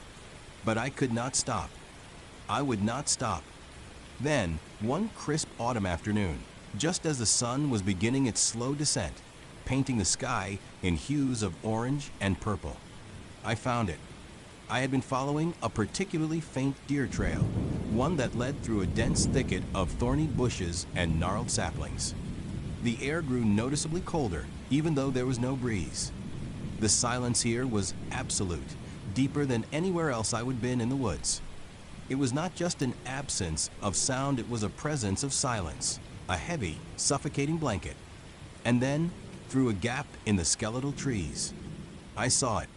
It stood on a small, elevated clearing, almost perfectly circular, as if something had carved it out of the surrounding wilderness. It was not a church, not even the ruins of one. It was exactly as Silas had described a standalone tower. It was ancient, impossibly old, built of dark, rough-hewn stone. It rose perhaps 50 feet into the sky, tapering slightly towards the top. It was covered in a thick shroud of ivy and moss, so much so that it seemed to be a natural part of the forest, a stone sentinel that had simply grown out of the earth. There were no visible doors or windows at ground level, or if there had been, they were long since overgrown and sealed shut by the creeping tendrils of time and vegetation. The stone was dark, almost black, and seemed to absorb the light, making the area around it feel even darker, colder. The ground around the tower was barren, a wide circle of exposed, cracked earth, utterly devoid of plant life. No grass, no weeds, no moss.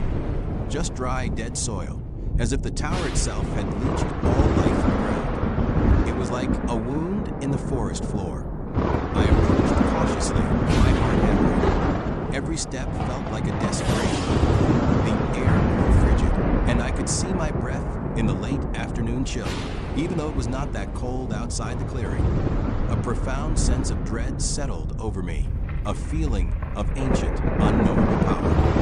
This was not just a structure, it was a monument to something dark and unfathomable. I walked around the base of the tower, searching for an entrance. Nothing. The stones were seamless, solid, as if it had been carved from a single, massive block. I craned my neck, trying to see the bells at the top. The upper section of the tower was shrouded in even thicker ivy, but I could just make out vague, dark shapes through the foliage, massive, archaic bells, their surfaces encrusted with rust and grime. There was no visible rope, no lever, no mechanism for ringing them. They just hung there, silent, ominous. I pulled out my recorder, my hands trembling, and pressed the record button. I wanted proof, something tangible to show the disbelievers, to prove I was not losing my mind. But even as I did it, a part of me knew that no recording, no photograph could ever capture the sheer, soul-crushing dread of this place. I stood there for a long time, just watching it, listening to the impossible silence. The sun was dipping below the horizon now, and the forest around me was deepening into shadow. I knew I should leave. I knew I was pushing my luck, that something about this place felt profoundly dangerous. But then, the air grew even colder, so cold it felt like ice was forming in my lungs. A low, resonant hum began to vibrate through the ground, through my feet, rising slowly into the air. It was not a sound, not yet. It was a sensation, a pre-sound. And then, the bells began to ring. Ding dong. It was not distant this time. It was right above me. Loud, deafening. The sound vibrated through every cell in my body, a physical assault. It was not just a sound, it was a force. The air around the tower shimmered, as if the very fabric of reality was being stretched thin. Ding dong. My ears were ringing. My head throbbed. I instinctively looked up, trying to pierce the gloom and the dense ivy. And that is when I saw it. Or, rather, I saw them. Through a gap, in the ancient, crumbling stone near the top, where the bells hung. I caught a glimpse. It was not a mechanism. It was not the wind. Something was ringing the bells. Dark, skeletal, multi-jointed limbs, impossibly long and thin, were reaching out from within the tower, striking the massive bells. They were not human, not animal. They were like something spun from nightmare, bone and shadow, moving with a slow, deliberate, horrifying purpose. And there was not just one limb. There were many. They moved with a disturbing, almost mechanical precision, each strike perfectly timed, perfectly resonant. Ding dong. A third ring. My mind screamed. My blood turned to ice. This was not just a tower, it was a cage. And whatever was inside, whatever was ringing those bells, was ancient, powerful, and utterly malevolent. Ding dong. A fourth. The sound was unbearable, tearing at my sanity. My vision blurred, my knees threatened to give out. My recorder was still running, clutched in my trembling hand, but I knew it could not capture this. It could not capture the sheer, unadulterated terror that was seizing me. Ding dong. A fifth. My breath caught in my throat. 5 rings. 5 deaths. Who? Who was it for this time? I could not process it. My mind was reeling. Ding dong. A 6th. No. No. This was too many. This was unprecedented. Silas had never spoken of so many rings. What did it mean? Was it a mass casualty event? Was it for me? The thought propelled me into action. Pure, unadulterated panic, the same primal terror that had driven me from the webs in Blackwood, seized me. I dropped the recorder, not caring. I turned and ran, blindly, frantically, crashing through the undergrowth, not caring about the thorns tearing at my skin, not caring about the branches whipping my face. I just ran. The bells continued to toll behind me, a relentless, mournful rhythm of impending doom. I did not count them anymore. I just ran, the sound echoing in my mind, in my very soul, a horrifying lullaby played by an unseen horror. I ran until my lungs burned, until my legs gave out, until I stumbled and fell, gasping for air, miles from the cursed tower. I lay there for a long time, shivering, tears streaming down my face. The image of those skeletal limbs burned into my retina. When I finally dragged myself back to my car, it was deep night. I drove home in a daze, the sound of the bells still ringing in my head, a phantom echo that would never truly fade. The next morning, the news channels were ablaze. A horrific pile up on the interstate, just outside of town. Fog, black ice, human error. 6 vehicles involved. 6 fatalities. 6. The number of rings I had heard. The last one, the 6th, had been for them. I never went back to the woods. I could not. The thought of that tower, of the thing inside it, makes my blood run cold. I still live in this town, but I am a prisoner here. Every time the wind blows, every time a distant sound carries through the air, I listen. I listen for the bells. They have not rung again, not for me to hear directly. Not yet. But the knowledge is a constant weight, a crushing dread that never leaves me. I know what is out there. I know the thin veil between our world and the darkness. And I know that one day, perhaps soon, I will hear them again. And when I do, I will know that it is my turn. The bells will toll, and something ancient and uncaring will play its mournful lullaby, not just for the dying, but for the dead. And I will be listening, waiting, knowing that my name is next on that silent, terrifying list. They do not believe me, but I promise you, what I saw, what I heard, it was real. And it is still out there, deep in the Blackwood, waiting to ring again. And I am still listening, always listening. You know that feeling, right? That itch. The one that tells you there is something more out there than your cubicle walls and the drone of city traffic. For me, that itch usually manifests as a craving for silence, for the kind of deep, resonant quiet you can only find when you are miles from anything man-made. I am a freelance photographer, mostly nature stuff, and I have spent more time than I can count hiking into places most people would not even consider on a dare. I like the challenge, the beauty, the raw, untamed wild. It usually recharges me. This time, though, it was different. I would have been hearing whispers, not literal ones, but the kind of vague, half-heard rumors that float around online forums and local dive bars. Whispers about a forest up north, deep in the forgotten corners of the Adirondacks. They called it Blackwood, or sometimes, more ominously, the Whispering Woods. The stories were vague, mostly about people getting lost or feeling watched, or just an overwhelming sense of dread. Nothing concrete, just enough to pique my interest. A place that could inspire that kind of dread. That sounded like a challenge, and maybe, just maybe, a chance for some truly unique shots. So, I packed my gear, my trusty Canon, a few lenses, a tripod, enough food for 3 days, a tent, and all the usual survival essentials. I told my friend, Mark, where I was going, just in case, though I doubt he remembered the exact coordinates. He just shrugged, wished me luck, and went back to his video game. Typical Mark. The drive was long, the paved roads slowly giving way to gravel, then to a barely maintained dirt track that eventually just ended. I parked my old beat-up SUV next to a fallen log, the only sign that anyone had ever been here before, and shouldered my pack. The air was already different here, cooler, thicker, smelling of damp earth and pine needles. The trees were ancient, towering sentinels that blocked out most of the sky, even in the middle of the afternoon. It felt like stepping into another world, a place untouched by time.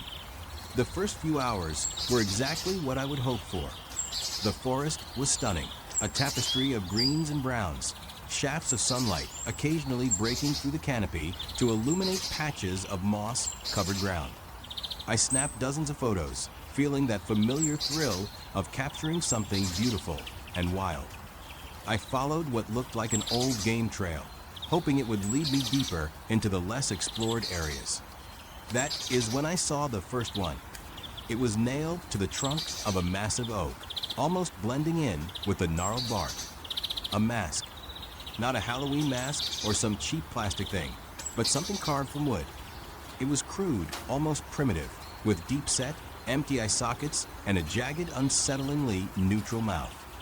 It looked old, weathered by years of sun and rain, the wood dark and almost black in places. It had a strange, almost mournful quality to it. My first thought was that it was some kind of folk art, or maybe a prank. Someone with too much time on their hands. I took a picture, figuring it was an interesting, if slightly odd, subject. I moved on, but not before feeling a strange, almost imperceptible chill run down my spine. Probably just the shade. I told myself. 100 yards later, I saw another, then another, and another. They became more frequent, nailed to almost every third or fourth tree. Some were small, barely bigger than my hand. Others were larger, almost filling the space between two branches. Their expressions varied, but none of them were pleasant. Some had exaggerated, almost grotesque features wide, staring eyes, mouths twisted into silent screams or grimaces. Others were smoother, more abstract, but no less unsettling, their blankness conveying a deeper, more profound dread. They were all made of wood, all weathered, all nailed firmly to the trees with rusty, ancient-looking spikes. It was not folk art. This was something else. I started to feel a prickle of unease. The forest, which had initially felt welcoming, now seemed to be watching me, its many eyes fixed on my progress. The air grew heavier, the silence more profound. Even the birds seemed to have vanished. The only sound was the crunch of my boots on the forest floor and the frantic beat of my own heart. I tried to rationalize it. Maybe it was some kind of obscure pagan ritual site, or a boundary marker for a forgotten community. But the sheer number of them, and the increasing sense of wrongness, made those explanations feel hollow. The trail, if it had ever truly been one, seemed to disappear. I found myself pushing through dense undergrowth, the masks becoming even more ubiquitous. They were everywhere now, staring out from the shadows, their wooden faces fixed in silent judgment. I tried to ignore them, to focus on my compass, on finding a way out of this bizarre, unsettling section of the woods. But it was no use. Every time I looked up, there was another one, its empty eyes seeming to follow me. The sun began to dip below the horizon, painting the sky in hues of orange and purple that barely penetrated the thick canopy above. Dusk fell quickly in this part of the forest, turning the already dim light into an oppressive gloom. I knew I had to make camp, but the thought of spending the night surrounded by those silent, staring faces made my stomach clench. I found a small clearing relatively free of masks, though I could still see a few peeking out from the tree line. I set up my tent quickly, my hands fumbling with the poles. The efficiency I usually took pride in was gone, replaced by a desperate urge to get inside, to put a thin layer of nylon between myself and the encroaching darkness. Once inside, I zipped up the flap, pulled out my headlamp, and tried to eat some of the dried fruit and jerky I would packed. But my appetite was gone. Every rustle of leaves, every creak of a branch made me jump. I kept imagining those wooden faces out there in the darkness, watching my tent. That is when the whispers started. At first, I thought it was just the wind, a faint, almost imperceptible murmur, like distant voices carried on a breeze. I dismissed it, telling myself I was just tired and spooked. But it continued, a soft, sibilant sound that seemed to weave itself into the fabric of the forest silence. I turned off my headlamp, plunging the tent into absolute darkness. I listened, straining my ears. The whispers were clearer now, no longer just the wind. They were low, guttural, and seemed to come from all directions at once. They were not speaking words I could understand. Not yet. It was more like a chorus of sighs, a collective breath held for centuries, now slowly exhaling. My heart hammered against my ribs. I pulled my sleeping bag tighter around me, as if it could offer protection from the unseen. The whispers grew in intensity, becoming a low, insistent hum. And then, I started to make out individual sounds, fragmented words, like whispers heard through a thick wall. Cold, lonely, where us? My blood ran cold. It was not my imagination. The masks, they were talking, or something through them was talking. I fumbled for my headlamp, clicking it on. The beam cut through the darkness, illuminating the inside of my tent. It offered no comfort. The whispers did not stop. In fact, they seemed to intensify, now more distinct, more personal. You are alone. So alone, we can help. I pressed my hands over my ears, squeezing my eyes shut. It did nothing. The whispers were in my head, echoing in the hollow spaces of my skull. They felt ancient, primordial, like the very voice of the forest itself. I stayed like that for what felt like hours, a terrified ball of nerves, trying to block out the insidious sounds. But the more I tried to ignore them, the more insistent they became. They started to weave together, forming clearer sentences. Where us? Ethan. Join us. It is better here. My name. They knew my name. That snapped something inside me. This was not some natural phenomenon. This was intelligent, malevolent. Panic clawed at my throat. I had to get out. Now. I could not spend another minute in this place. I threw open the tent flap, the beam of my headlamp cutting through the oppressive darkness outside. The masks. They were closer. Or maybe it was just my fear playing tricks on me, but they seemed to have shifted, to have moved imperceptibly closer to my clearing.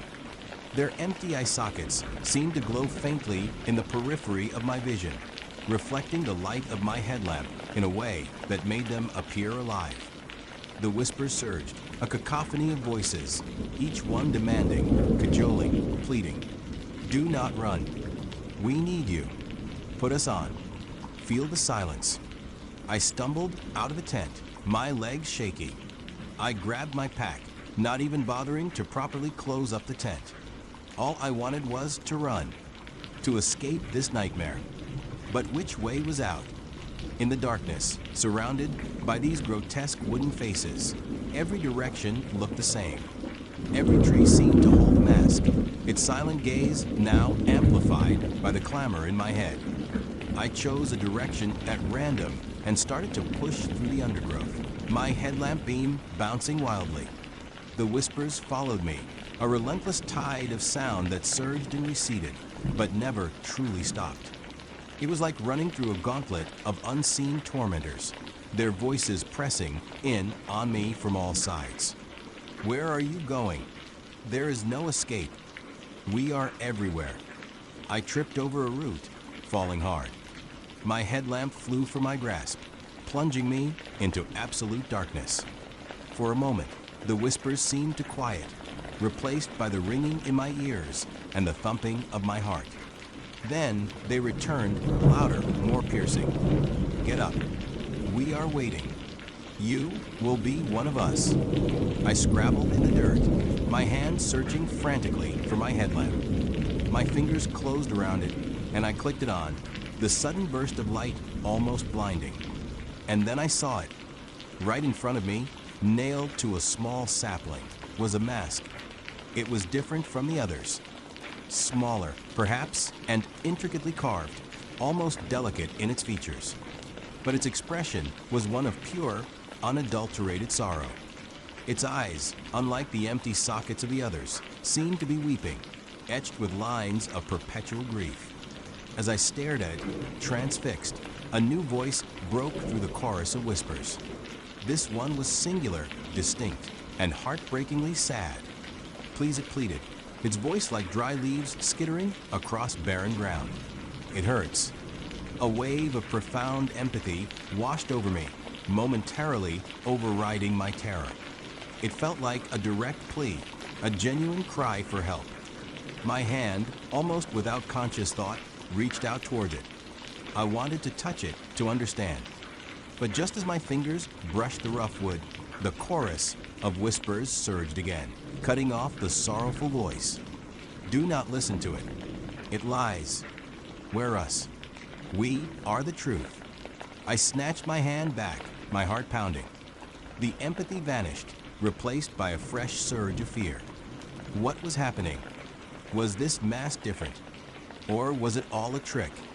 I scrambled to my feet, ignoring the throbbing pain in my knee from the fall. I could not stay here.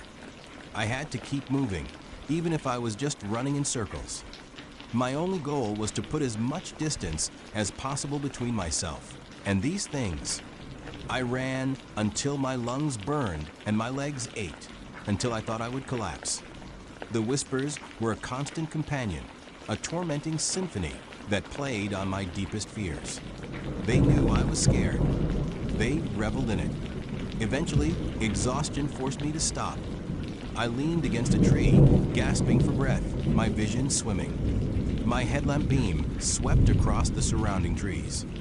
More masks. Always more masks.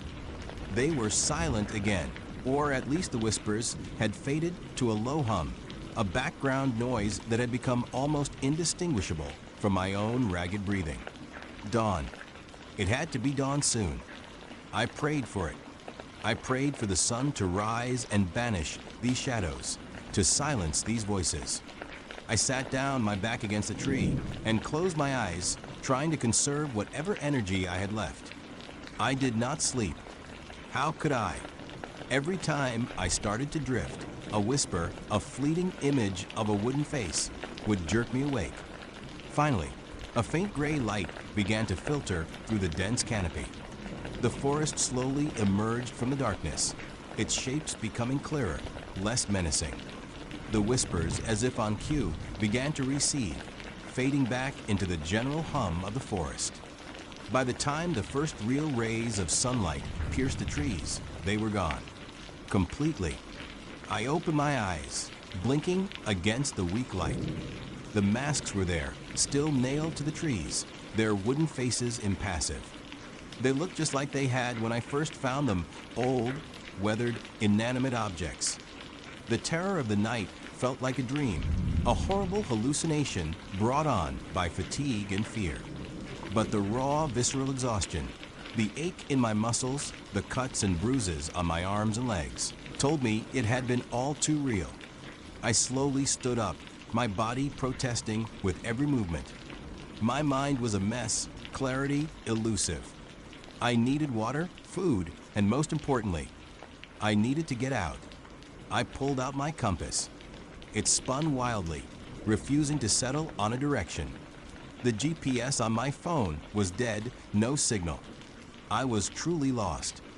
The masks were silent now, but their presence was no less chilling.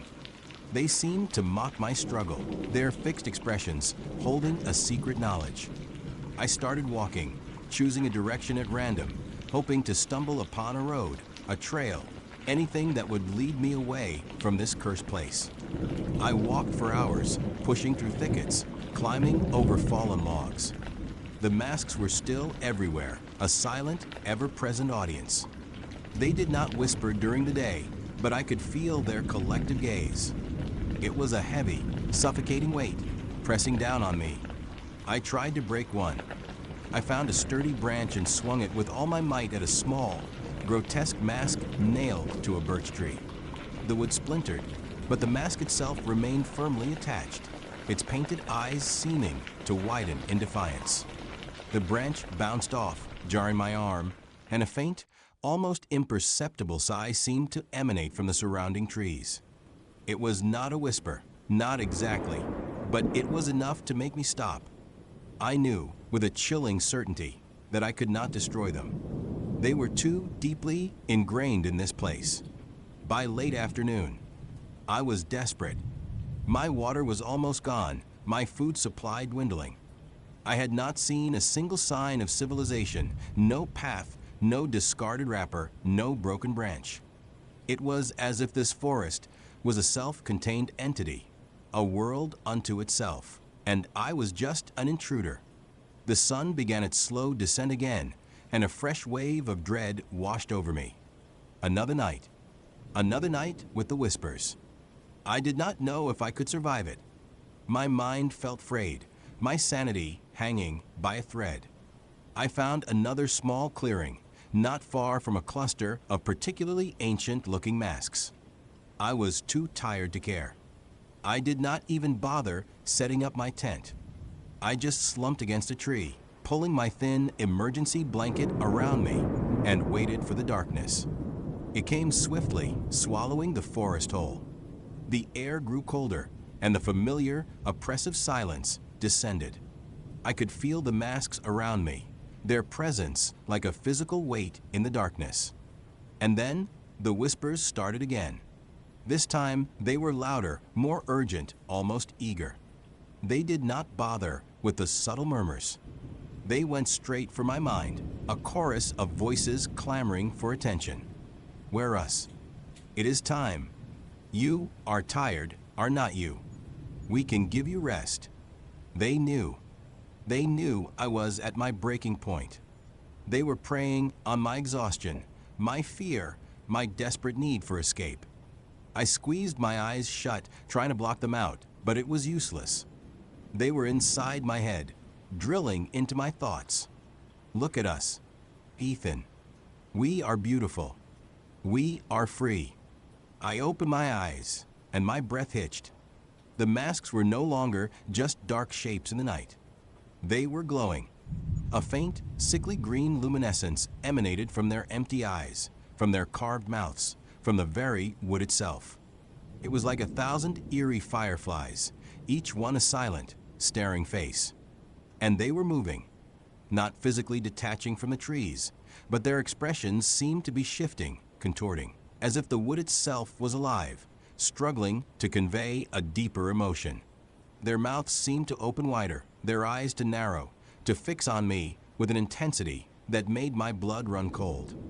The whispers became a roar, a deafening cacophony of voices, all demanding the same thing. Where us? Where us? Where us? I scrambled backward, pressing myself against the rough bark of the tree, trying to become one with it, to disappear. But they were all around me, pressing in. The glowing masks seemed to detach from the trees, floating in the air, slowly, deliberately, moving closer. I could feel a strange pull, a magnetic force drawing me toward them. My hands trembled, my body felt heavy, numb. My mind screamed in protest, but a part of me, a dark, exhausted part, felt a perverse curiosity, a morbid desire to know what would happen. One mask, larger than the others, floated directly in front of me. It was a human face, carved with exquisite detail, its features a perfect blend of serenity and ancient malice. Its eyes, unlike the others, were not empty sockets, but two swirling vortexes of dark, oily green light. It pulsed brighter than the rest, and from it a single, clear voice emerged, cutting through the din of the other whispers. Colme, Ethan, you belong with us. You are ready. It was not a question. It was a statement. A command. My hand, numb and unresponsive, slowly, agonizingly, began to rise.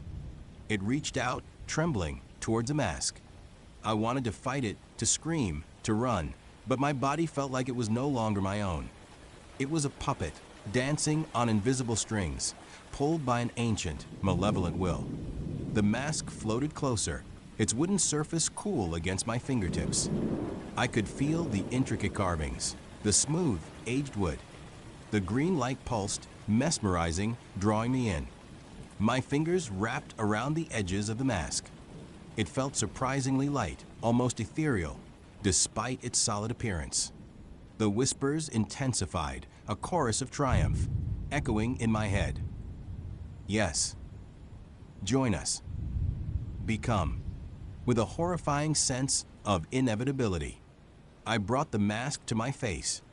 It fit perfectly, like it had been carved for me, and me alone. The moment the wood touched my skin, a searing cold shot through my entire body, followed by an agonizing heat. It felt like 1,000 needles piercing my flesh, every nerve ending screaming in protest. I tried to rip it off, to tear it away, but my hands were locked in place, fused to the mask.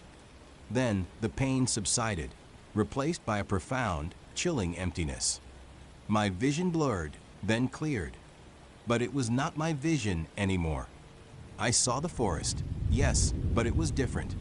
Colors were muted, textures sharper. I could see the intricate network of roots beneath the earth, the flow of sap within the trees. And I could see the other masks not as inanimate objects, but as living, breathing entities, their green eyes glowing with shared consciousness. I felt a surge of ancient, cold energy flow into me, filling the void. My own thoughts, my own fears, my own identity began to dissolve, replaced by a collective awareness. I was no longer Ethan. I was one of them. The whispers. They were not whispers anymore. They were my thoughts, our thoughts. A vast, interconnected network of silent voices, constantly observing, constantly waiting. I felt the pull, the undeniable urge to find a tree, to become one with it, to join the silent vigil. My legs, no longer mine, carried me forward towards a massive ancient oak, its bark gnarled and scarred. I felt the rusty nails pierce the back of my head as the mask fused with the wood, becoming a part of the tree. There was no pain, only a profound sense of belonging, a cold, ancient peace. My consciousness, or what was left of it, merged with the collective. I could feel the forest, its slow, patient breath. I could feel the thousands of other masks, their silent vigil, their hunger. The hunger. It was not for food or water. It was for despair, for fear, for the life force of those who stumbled into our domain. I was no longer the watched. I was the watcher. And I waited. I waited through the long, silent days, feeling the sun warm my wooden face, feeling the rain wash over me. I waited through the terrifying nights, feeling the collective consciousness stir, feeling the hunger grow. And then one day, I saw him. A young man, perhaps in his late 20s, with a backpack and a camera slung over his shoulder. He looked curious, a little nervous, but excited. He was walking along an old game trail, his eyes scanning the dense foliage, looking for something. He stumbled upon the first mask, nailed to a birch tree. He paused, his head cocked to one side, a faint smile playing on his lips. He pulled out his camera, aimed, and snapped a picture. I felt a thrill, a cold, ancient anticipation ripple through the collective. He was here. Another one. He moved on, deeper into the forest, deeper into our embrace. And as the sun began to dip below the horizon, and the first shadows lengthened, I felt the whispers begin to stir within me, within all of us. Cold, lonely, where us? And I waited. We waited for him to join us, for him to become part of the forest, part of the endless, hungry vigil. He would not be able to resist. None of them ever could. A trick of my exhausted mind, a product of a gnawing hunger and the endless, twisting paths of blackwood pines. But it kept happening. That cold prickle, like phantom spiders crawling on my neck, even when there was no wind.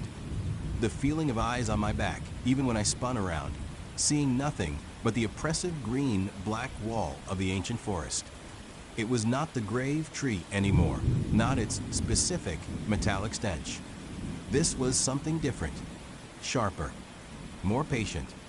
My days had become a blur of stumbling, falling, and dragging myself back up.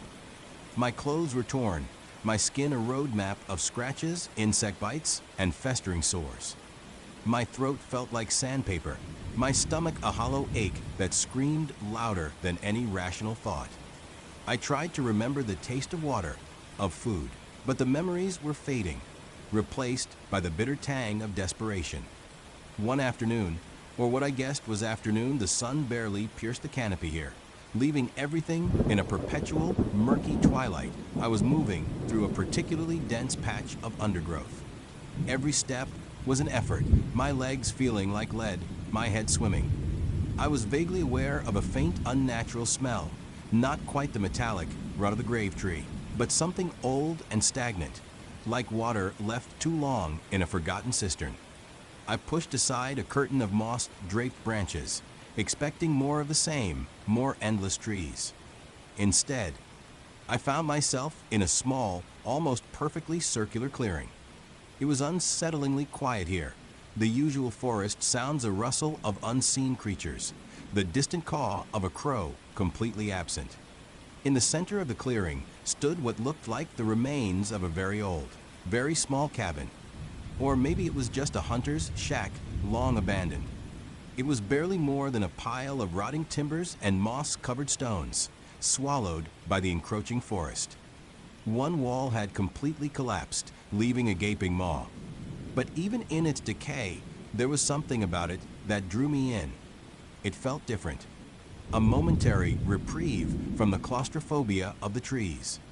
Or maybe it was just the sheer exhaustion making me hallucinate a haven.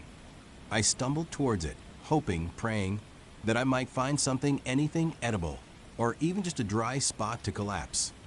The air inside the ruined structure was thick with the smell of damp earth and decay, a stronger version of the stagnant scent I would noticed outside. Dust motes danced in the slivers of light that managed to break through the gaps in the roof. My eyes scanned the debris. A rusted tin can, a broken shard of glass, what looked like the remains of an old lantern. Nothing. My heart sank. Just another false hope in this endless nightmare. I was about to turn away, to force my weary body back into the indifferent embrace of the forest, when something caught my eye. Tucked beneath a partially rotted floorboard, almost entirely obscured by a tangle of spiderwebs and dry leaves, was a dark shape. It was not natural. It was too uniform, too deliberate, with a surge of renewed, if fragile, hope. I knelt down, pushing aside the debris with trembling fingers. It was a book, a journal actually, leather-bound, thick, and surprisingly intact despite the damp and decay. The leather was dark brown, almost black, and felt strangely cool to the touch. It had a peculiar, almost unnoticeable pattern pressed into its cover, too faded and worn to make out clearly. There was no title, no author, just a plain, aged journal. I pulled it out, cradling it in my hands like a newborn. It felt heavy, substantial. A small brass clasp held it shut, but it was old and corroded, snapping open with a faint click when I applied a bit of pressure. My fingers, numb with cold and exhaustion, fumbled with it. Opening it, I saw that the pages were thick, creamy parchment, yellowed with age, but surprisingly clean. Most of them were blank, but the first few pages were filled with elegant, looping script. It was old-fashioned, almost archaic. I tried to make it out, my eyes blurring, my brain struggling to process the words. Something about the whispers of the wood and the price of knowledge. It was too much effort. I was too tired, too starved.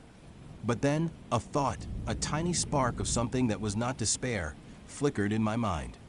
Paper. I could write on it.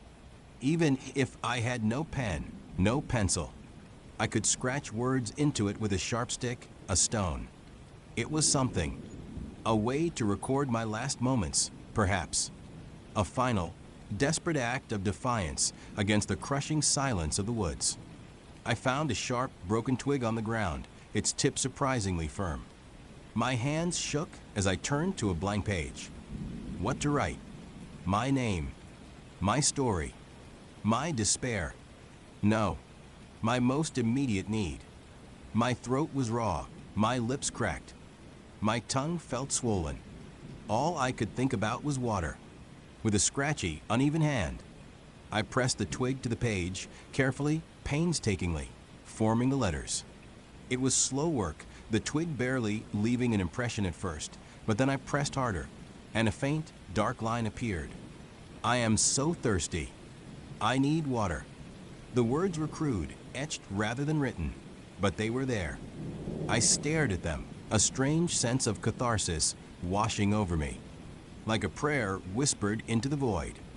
I closed the journal, feeling a tiny, almost imperceptible tremor run through it, or maybe it was just my own shaking hands. I leaned back against the rotting timbers, the journal clutched to my chest, and closed my eyes, too weary to even hope. Minutes passed, or hours. I do not know. My consciousness drifted on the edge of sleep, or perhaps something worse. Then a sound, a soft drip. My eyes snapped open. For a moment, I thought it was rain, but the air was still and humid, no wind. I listened again. Drip, drip, drip.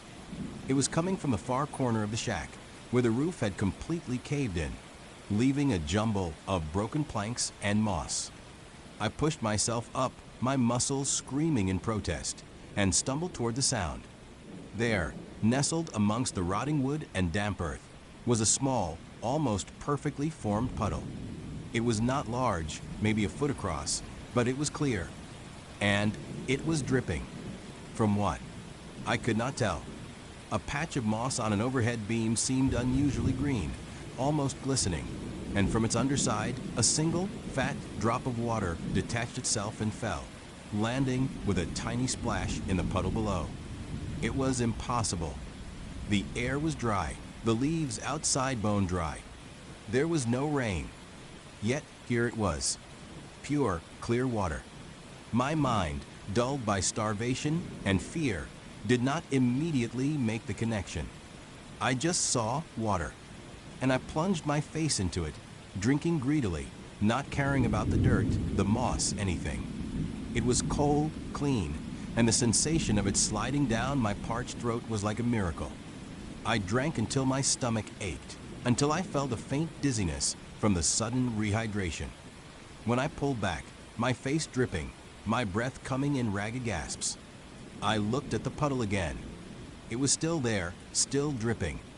And then my gaze fell to the journal, still clutched in my hand. I am so thirsty. I need water. A chill, colder than the water I would just drunk, snaked its way down my spine.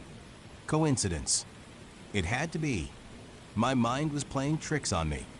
The forest was full of strange phenomena. Maybe it had rained hours ago, and this was just a persistent drip. Yes, that made sense. But a tiny, insidious seed of doubt had been planted. I spent the rest of that day in the shack, too afraid to leave, too weak to move much. The water source eventually dried up, the moss patch returning to its normal, dull green. The thirst began to creep back, but it was not the agonizing, immediate need it had been before. As darkness fell, the familiar dread returned, amplified by the confined space of the shack. The feeling of being watched was stronger here, more focused. I huddled in a corner, the journal still in my lap, its strange weight a small comfort, a small mystery to distract from the gnawing fear. I am so hungry. The thought came unbidden, and before I could stop myself, my hand, still clutching the twig, moved. I opened the journal to a new page, and with a strange, almost compulsive urge, I scratched the words into the parchment. I am so hungry. I need food. I closed the book, my heart pounding a frantic rhythm against my ribs. My mind raced. What was I doing? This was insane. It was just a book, a coincidence. I waited. The silence of the shack pressed in on me. The darkness outside grew absolute. My stomach rumbled a painful, empty sound. Nothing happened. Of course not. What did I expect? A deer to wander in. A sandwich to materialize. Just as I was about to dismiss it, to call myself a fool, a faint rustling sound came from the corner where I would found the water earlier. It was soft, hesitant, like something small moving in the undergrowth. I held my breath, every muscle tense. My mind screamed rat, snake, spider. But the sound was different, more deliberate. Then a faint, sweet smell drifted towards me. Berries. In Blackwood Pines, in the middle of nowhere. I knew better than to eat random berries. Many were poisonous, but the smell was intoxicating, like wild strawberries, ripe and bursting with juice. My hunger, a primal beast, overwhelmed my caution. I crawled towards a sound, my heart hammering. There, in the deepest shadow, nestled on a patch of moss, was a cluster of berries. They were unlike anything I would ever seen. Deep crimson, almost black, plump and glistening. They looked impossibly perfect, impossibly ripe. They smelled even better. My hand trembled as I reached out, plucking one. It felt firm, cool. My scientific brain screamed at me not to do it. My starving body screamed louder. I popped it into my mouth. A burst of flavor. Sweet, tart, earthy. It was the most delicious thing I had ever tasted. I ate another, and another. I devoured the entire cluster, not caring about the potential consequences, only the immediate, blissful relief. The hunger pangs subsided, replaced by a dull ache of fullness. I felt energized. Not entirely, but enough to feel like a human being again. I looked at the journal, then at the spot where the berries had been, then back at the journal. This was not coincidence. Not twice. This was something else. Something terrifying. Something powerful. The prickling sensation of being watched intensified. It felt like the air itself was watching me, the shadows in the corners of the shack shifting, stretching. Was it the journal? Was it watching me? Or was its power attracting something? I spent a sleepless night, huddled in the shack, the journal clutched tight. Every creak of the rotting wood, every distant hoot of an owl, sent a jolt of terror through me. The berries had given me energy, but they had not banished the fear. In fact, they would amplify it. Because now I knew, this journal was real. Its power was real. And I had no idea what it truly was, or what it wanted. The next morning, I was faced with a terrible choice. Stay in the shack, where the journal's influence seemed strongest, or venture back into the terrifying, labyrinthine forest. My survival instincts, now bolstered by the strange power of the journal, urged me to experiment further. I needed to get out of Blackwood Pines. I needed to find my way back to civilization. I opened the journal to a fresh page, my hand steady this time, despite the fear. My mind raced, trying to formulate the perfect wish. Something clear, unambiguous. I need to find a way out of Blackwood Pines. I need a clear path. I wrote it slowly, carefully, watching the words appear on the parchment. A faint shimmer, like heat haze, seemed to rise from the page for a split second, then vanished. The journal felt heavier in my hands, colder. I waited. Nothing happened. No path materialized before me. No compass appeared. I felt a surge of disappointment, then a fresh wave of terror. Had I broken it? Had I asked for too much? Or had it just decided not to grant my wish? I stood up, my gaze sweeping the small clearing. The trees looked as impenetrable as ever. My heart sank. Maybe it was just a fluke. Maybe the water and berries were just lucky finds. But as I looked, closer at the edge of the clearing, directly opposite the entrance to the shack, something was different. The undergrowth, which had been a solid, tangled wall of thorns and vines, seemed thinner. Almost like a faint game trail had been recently cleared. It was not a wide path, not by any stretch, but it was a distinct break in the dense foliage, a narrow tunnel leading deeper, or perhaps out. It was almost too perfect, too convenient. My gut screamed at me not to trust it. This forest had already tried to kill me a dozen times over. But the journal, its power, it had provided. This had to be it. My way out. Clutching the journal, I hesitated for only a moment, then plunged into the narrow opening. The path was barely discernible, just enough to squeeze through, but it was undeniably there. It twisted and turned, forcing me to duck under low branches and step over fallen logs. But it was a path, and it felt like it was leading me somewhere. The feeling of being watched, however, grew exponentially. It was no longer a prickle, but a constant, heavy pressure on my back. It felt like whatever was watching me was following me, keeping pace just out of sight. I kept glancing over my shoulder, seeing only the shifting shadows and the endless, indifferent trees. Hours passed. The path, though narrow, continued. My hope, fragile as it was, began to grow. Maybe I would make it out. Maybe the journal was my salvation. Then, the path abruptly ended. I emerged into another small clearing, this one even more overgrown than the last. And in the center of it stood a tree. It was not the grave tree, not with its metallic, rot and gnarled, almost skeletal branches. This tree was different. Older, perhaps.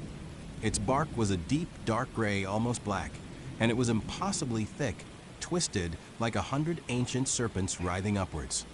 Its leaves were a dark, sickly green, and they hung heavy, almost lifeless. What struck me most was the sheer presence of it. It felt like an ancient, slumbering titan, and it felt hungry. A wave of fear, cold and absolute, washed over me. This was not a way out. This was a trap. The journal had not given me a path out. It had given me a path to something. Something far more ancient and terrifying than even the grave tree. My eyes fell to the base of the tree. There, half buried in the moss and tangled roots, was a small, crudely carved wooden idol. It depicted a gaunt, faceless figure, its arms outstretched as if in supplication or embrace. And scattered around it were small, dried bones. Animal bones. I hoped. The air around the tree was thick, heavy, almost suffocating. I could feel the forest pressing in, the watching eyes now focused, unblinking. It was not just a tree. It was the tree, the source of the deep, primal fear that permeated blackwood pines, deeper than any grave tree. I backed away slowly, my heart hammering. The path I had come from had vanished, swallowed by the forest, as if it had never existed. I was trapped. Panic flared, hot and sharp. I fumbled for the journal, my fingers numb. I had to write something, anything, to get away, to make this tree disappear. I need to be safe. I need to be far away from this place, from this tree. I scratched the words onto the page, desperate, frantic. The journal vibrated in my hands, a low hum that I could feel in my bones. The air grew colder, the shadows stretched. The tree seemed to lean towards me, its branches like grasping claws. And then, the ground beneath me began to shift. Not gently, but violently. The earth bucked and groaned, throwing me off my feet. I scrambled, trying to regain my balance, but the world was tilting, spinning. The ground split open with a sickening crack, a deep fissure appearing right where I had been standing moments before. I cried out, fear turning into a raw, animal sound. The fissure was not just a crack, it was a hungry maw, dark and bottomless. And it was growing. I scrambled backwards, away from the tree, away from the opening earth. But the ground was unstable everywhere. The forest floor rippled like water, and more cracks appeared, spiderwebbing out from the base of the ancient tree. This was not safety. This was chaos. This was the journal twisting my wish, interpreting far away as buried alive. I realized then, with a horrifying clarity, that the journal was not just granting wishes. It was listening. It was interpreting. And it had a cruel, malevolent intelligence. It was a trickster, a genie that granted wishes with a horrific price. The ground beneath me gave way completely. I screamed, plunging down into the darkness, the journal still clutched in my hand. I hit something hard, jarring every bone in my body. The air was not for my lungs. I lay there, gasping, disoriented in absolute darkness. Slowly, painfully, I became aware of my surroundings. I was in a small, cramped space. It smelled of damp earth and something metallic and sweet, like old blood. I tried to move, but my leg was pinned, agonizing pain shooting through me. I fumbled for the journal, somehow still holding onto it. I needed light. I needed to see. I need light. I need to see where I am. I scratched the words onto the page, my hand shaking so violently I could barely form the letters. The journal felt impossibly cold now, a block of ice against my skin. A faint, sickly green glow emanated from the page. It was not bright, but it was enough to reveal my surroundings. I was in a small cavern, a natural hollow in the earth. The walls were rough, made of packed dirt and roots, and scattered around me were bones. Not small animal bones this time. These were undeniably human. Skulls, femurs, rib cages, bleached white and ancient. They lay in grotesque piles, some still partially clothed in tattered, rotting fabric. This was a grave, a mass grave, and my leg was pinned beneath a heavy, fallen root, sharp pain radiating up my thigh. I could see the bone. My stomach lurched. The green light from the journal intensified, pulsing faintly. And as it pulsed, the shadows in the cavern seemed to dance, to writhe. I looked closer at the walls. They were not just dirt and roots. There were markings, ancient, crude carvings. They depicted stick figures, terrified and screaming, being dragged into the earth by shadowy, grasping tendrils. And in the center of each carving, a symbol, a twisted, gnarled tree, the grave tree. This was its domain, or something even older, something that fed the grave tree. The metallic rot, the smell I would try to flee, was stronger here, mixed with the cloying sweetness of decay. I was in the heart of it. The journal had not saved me. It had delivered me. I need to get out of here. I need to be free. I wrote it, tears streaming down my face, the green light illuminating my despair. The journal pulsed again, harder this time. The ground rumbled. Not the chaotic upheaval from before, but a deep, resonant vibration that seemed to come from the very earth itself. The root pinning my leg began to shift. Hope, raw and desperate, surged through me. It was working. But then, the root did not just move. It retracted. It pulled itself back into the earth, slowly, deliberately, like a living thing. And as it pulled away, it dragged something with it. My leg. A scream tore from my throat, a sound of pure agony and terror. The root, thick and powerful, had torn through my flesh, ripping my leg free from my body with a sickening snap and a gush of warm blood. I lay there, writhing, clutching the stump of my thigh, the pain so immense it threatened to consume me. The journal lay beside me, still glowing with that malevolent green light. Its pages seemed to ripple, almost like water. And as I stared at it, dizzy with pain and blood loss, the elegant, looping script on the first few pages began to change. The old, archaic words shifted, reformed. They were writing themselves. The price of freedom is paid in flesh. The forest collects its due. The watcher sees all and feeds on despair. My blood, warm and sticky, seeped into the parchment, darkening the edges of the pages. The green light intensified, then began to dim, flickering as if a candle was running out. I was dying. I knew it. But the terror was not just of death. It was of what came after, of becoming another set of bones in this dark place, another nutrient for the grave tree, or whatever ancient horror lurked beneath blackwood pines.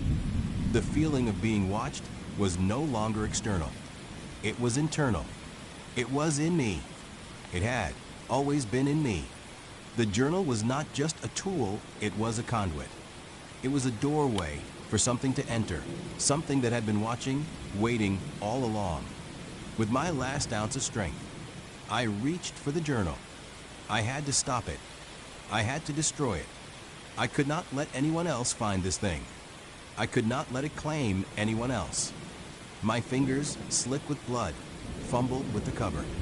I tried to tear a page, to rip the binding, but the journal felt like stone, unyielding, immovable. As my vision blurred, the green light from the journal flared one last time, illuminating the cavern. And for a fleeting moment, in the dancing shadows on the wall, I saw it. Not a carving, but a living, breathing shadow. A gaunt, faceless figure, its arms outstretched, exactly like the idol at the base of the ancient tree. And its eyes, if it had them, were fixed on me. It was the Watcher, and it was here. The journal pulsed, a final, slow beat. And then, the green light died completely, plunging me into absolute darkness. My breath hitched, a gurgle in my throat. The cold, metallic rot filled my nostrils. The feeling of being watched was overwhelming, consuming. I could feel it reaching for me, not with hands, but with something far more insidious. It was feeding, drawing the last vestiges of my life, my fear, my despair into itself. My story was over, but the journal remained, lying there in the darkness, soaked in my blood, waiting for another desperate soul to stumble upon it, waiting for another hand to write a wish, to pay a price, to become another entry in its endless, horrifying chronicle. And as the last flicker of my consciousness faded, I felt a strange, chilling sensation, a new prickle, not on my neck, but deep within my very being.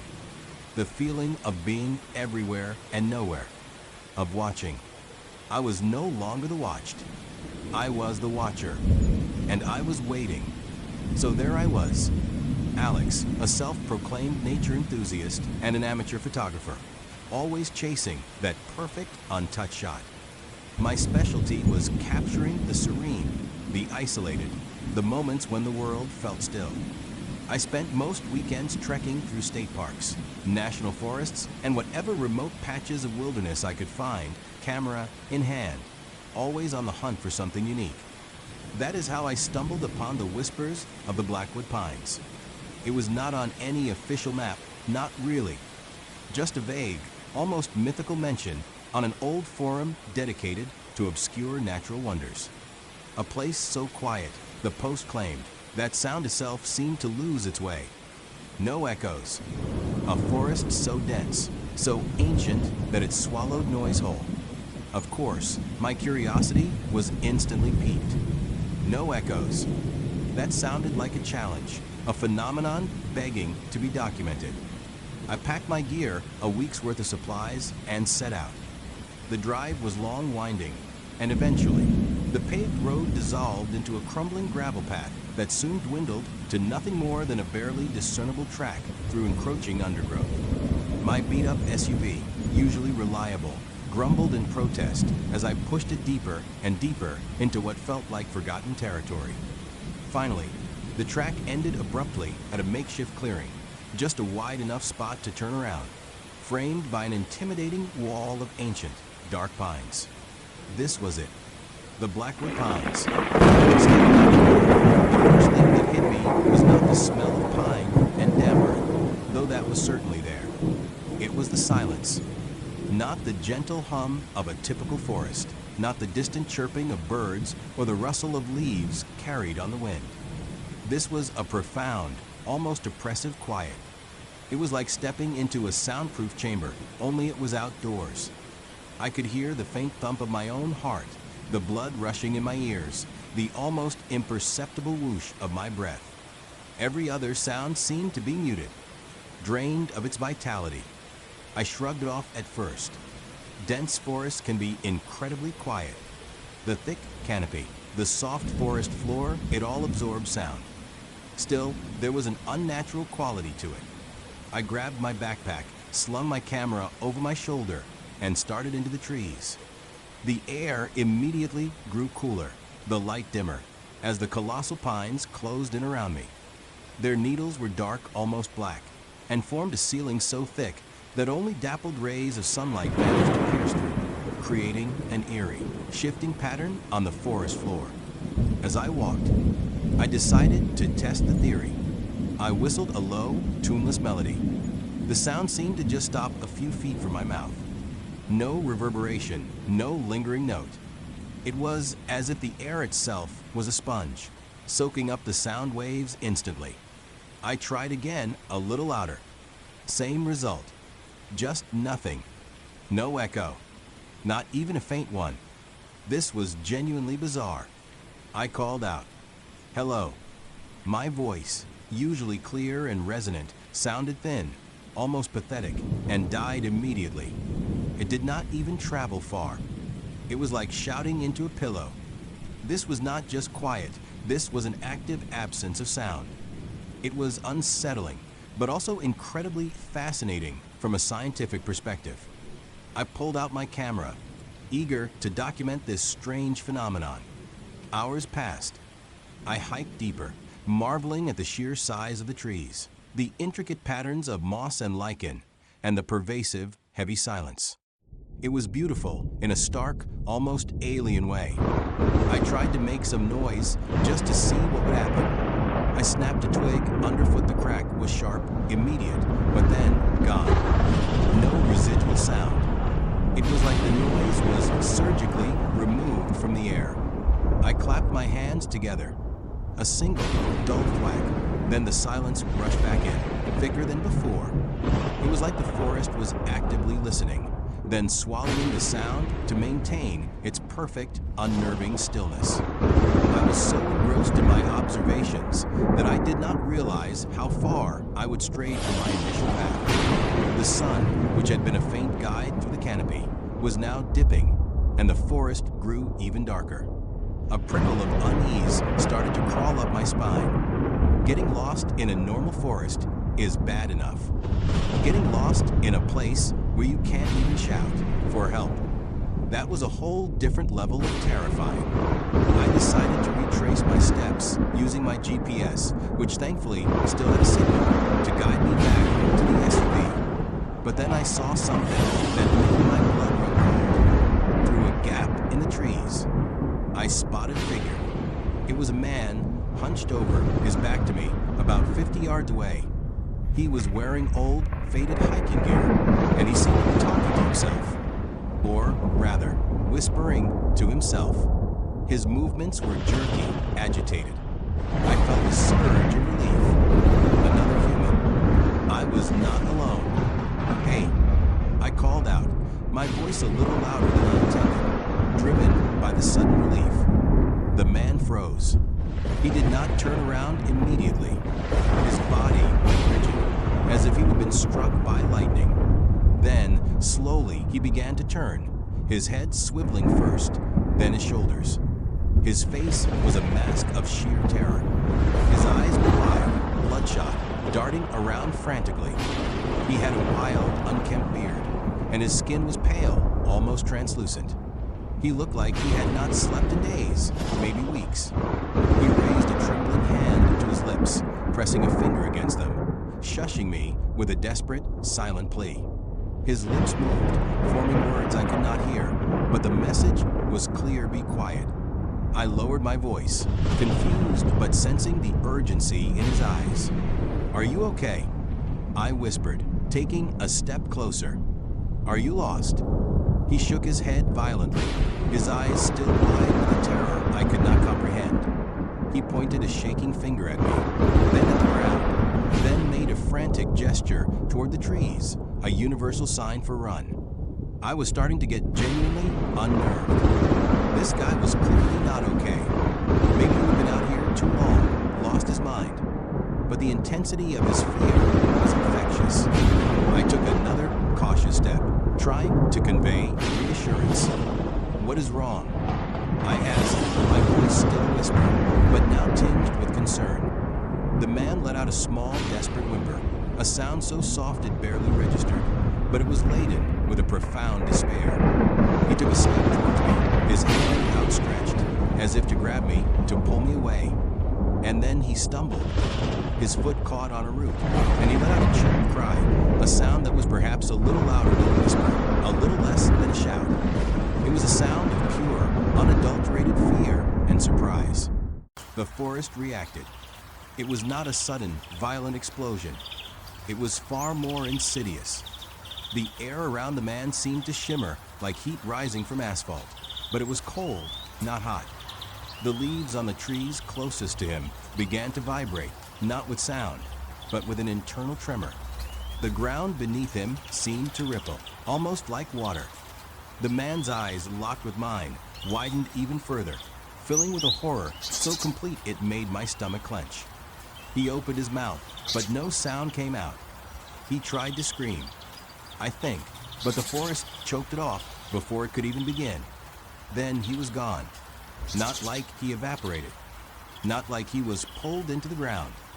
It was more like he was simply erased. The space where he stood just folded in on itself. The air buckled, collapsing inward, and then, in an instant, it snapped back to normal. There was no puff of smoke, no residue, no sound, no trace. The leaves that had been vibrating settled. The ground was untouched. The only thing left was the chilling, profound silence. My camera, which I had been holding loosely, clattered to the ground. The sound, sharp and immediate, seemed to echo in the sudden void where the man had been. But of course, there was no echo, just the thud, and then the silence swallowed it whole. I stood there, frozen, my mind struggling to process what I had just witnessed. A man, a living, breathing human being, had just vanished into thin air because he made a sound too loud. The whispers on the forum, the no echoes, it was all true, but it was so much worse than I could have imagined. This forest was not just quiet, it was hungry. It consumed sound, and it consumed those who dared to defy its silence. My heart was hammering against my ribs, a frantic drumbeat in the overwhelming stillness. My breath hitched in my throat. I wanted to scream. I wanted to run, to shout, to cry for help. But the image of the man, his eyes wide with horror as he dissolved into nothingness, was burned into my mind. I could not make a sound. I could not risk it. I bent down, slowly, agonizingly, to retrieve my camera. Every rustle of my jacket, every creak of my backpack, felt like a thunderclap in the terrifying quiet. My hands were shaking, so violently I almost dropped the camera again. I held it close, like a lifeline, though I knew it was useless. I had to get out. Now, I turned, moving as silently as I possibly could, my feet barely scuffing the forest floor. Every fallen twig, every patch of dry leaves became a potential death trap. My senses were on high alert, hyper-focused on the sounds I was not making. The silence, which had once been a curiosity, was now a tangible, malevolent presence, pressing in on me from all sides. It felt like a predator, constantly listening, waiting for me to make a mistake. Panic began to set in. I tried to reorient myself, to remember the direction I had come from. But the trees all looked the same, ancient and imposing. The dappled light was fading fast, plunging the forest into a deeper, more menacing gloom. I pulled out my GPS again, my fingers fumbling with the small device. The screen glowed faintly, a beacon of hope, but the map showed me deep within the forest, far from any marked trail. I started walking, trying to maintain a steady, silent pace. My breathing became shallow, my chest tight. I felt an overwhelming urge to cough, to clear my throat, to just make noise, but I fought it back with every fiber of my being. The thought of letting out even a small sound, of drawing the forest's attention, was enough to keep me in line. The further I went, the more disorienting the forest became. The trees seemed to shift, to lean in, their dark branches forming a tangled, impenetrable maze. I kept checking my GPS, but the arrow seemed to spin erratically, never settling on a clear direction. Was the forest messing with my electronics? Or was my own fear distorting my perception? Night fell completely, turning the Blackwood Pines into a realm of absolute darkness and terrifying quiet. The only light came from the faint glow of my GPS screen and the occasional flash of my headlamp, which I used sparingly, afraid even the beam of light might draw unwanted attention. The air grew colder, and a damp chill seeped into my bones. I was utterly alone, lost in a forest that ate sound, and those who dared to make it. I huddled against the base of an enormous pine, trying to conserve warmth and energy. My stomach growled, a surprisingly loud rumble in the silence, and I clamped a hand over it, mortified. My heart pounded. Had the forest heard that? Was it coming for me? I stayed there for what felt like hours, too terrified to move, too afraid to even breathe, too deeply. Every shadow seemed to writhe, every creak of a distant branch, which, unnervingly, I felt more than heard sent shivers down my spine. I closed my eyes, trying to block out the oppressive darkness, but the images of the vanishing man flashed behind my eyelids. Then I heard it, or rather, I felt it, a low, guttural rumble. It was not a sound I heard with my ears, but a vibration that resonated deep in my chest, a pressure in the air. It was too deep, too fundamental to be perceived as a normal sound. It was like the forest itself was clearing its throat, a prelude to something truly terrifying. My eyes snapped open. I strained to see into the blackness, my headlamp still off.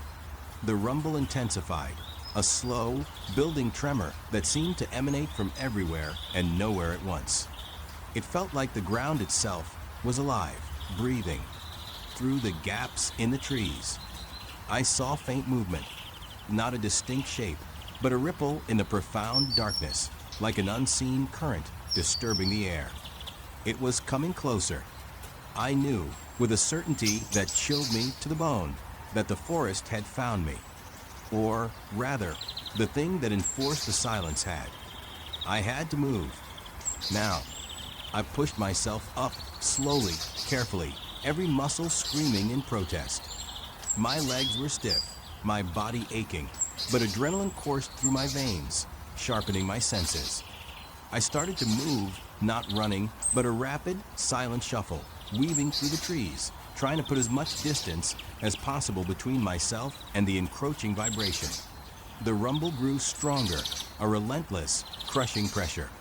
It felt like the air was being sucked out of the forest, creating a vacuum that was trying to pull me in. I could feel my eardrums straining, even though there was no audible sound. It was a physical sensation of painful compression. I stumbled over a root, my foot twisting awkwardly.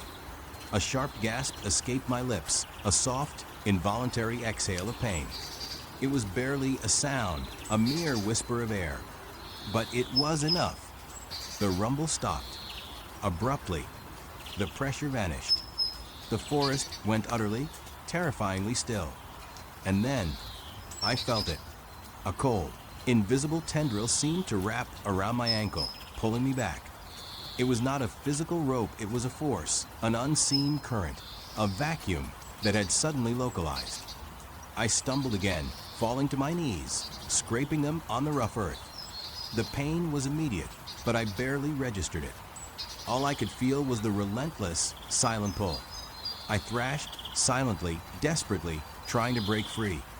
My hands clawed at the ground, searching for something to hold onto, something to anchor myself. The air around me grew heavy, thick, as if the oxygen was being actively siphoned away. I felt a dizzying lightness in my head, a desperate need for air.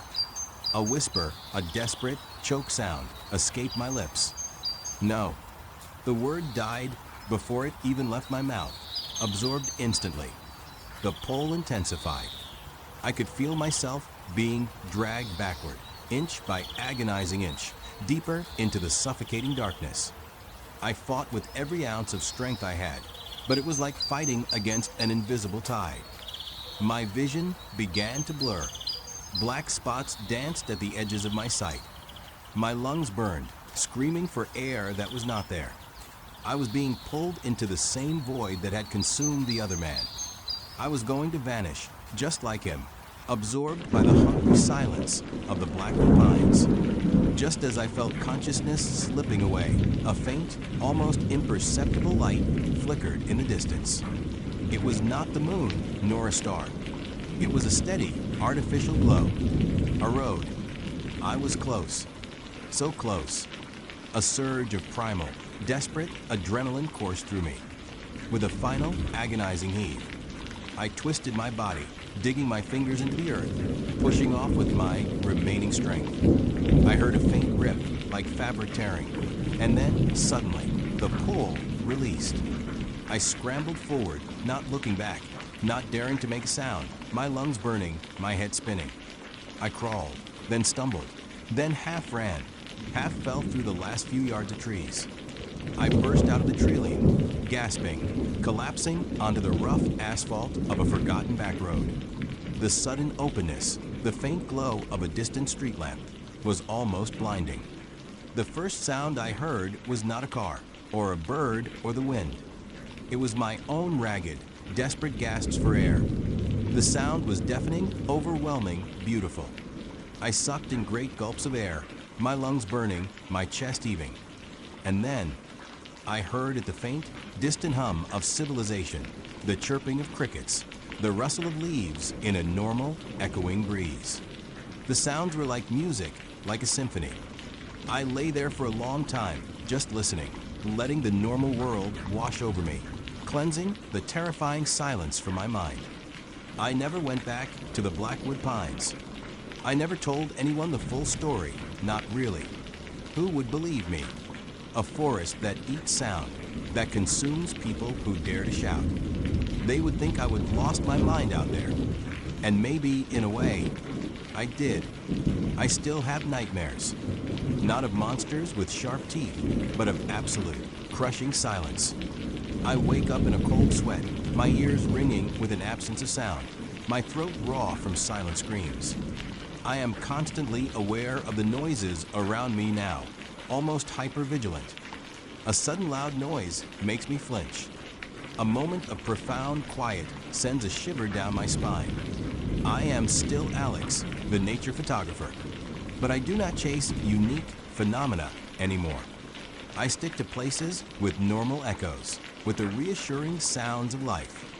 And sometimes when I am alone and the world goes quiet for just a moment, I wonder about the people who vanished into the Blackwood Pines. Are they truly gone? Or are they in some terrifying, silent way still there, absorbed into the very fabric of that hungry, echoing void, forever bound to its unnatural stillness? I do not think I ever want to find out. Thank you for joining us again in the darkness. If you want to hear more real encounters and haunting stories, make sure to like, subscribe, and turn on notifications. And if you have a memory that still sends shivers down your spine, share it with us in the comments.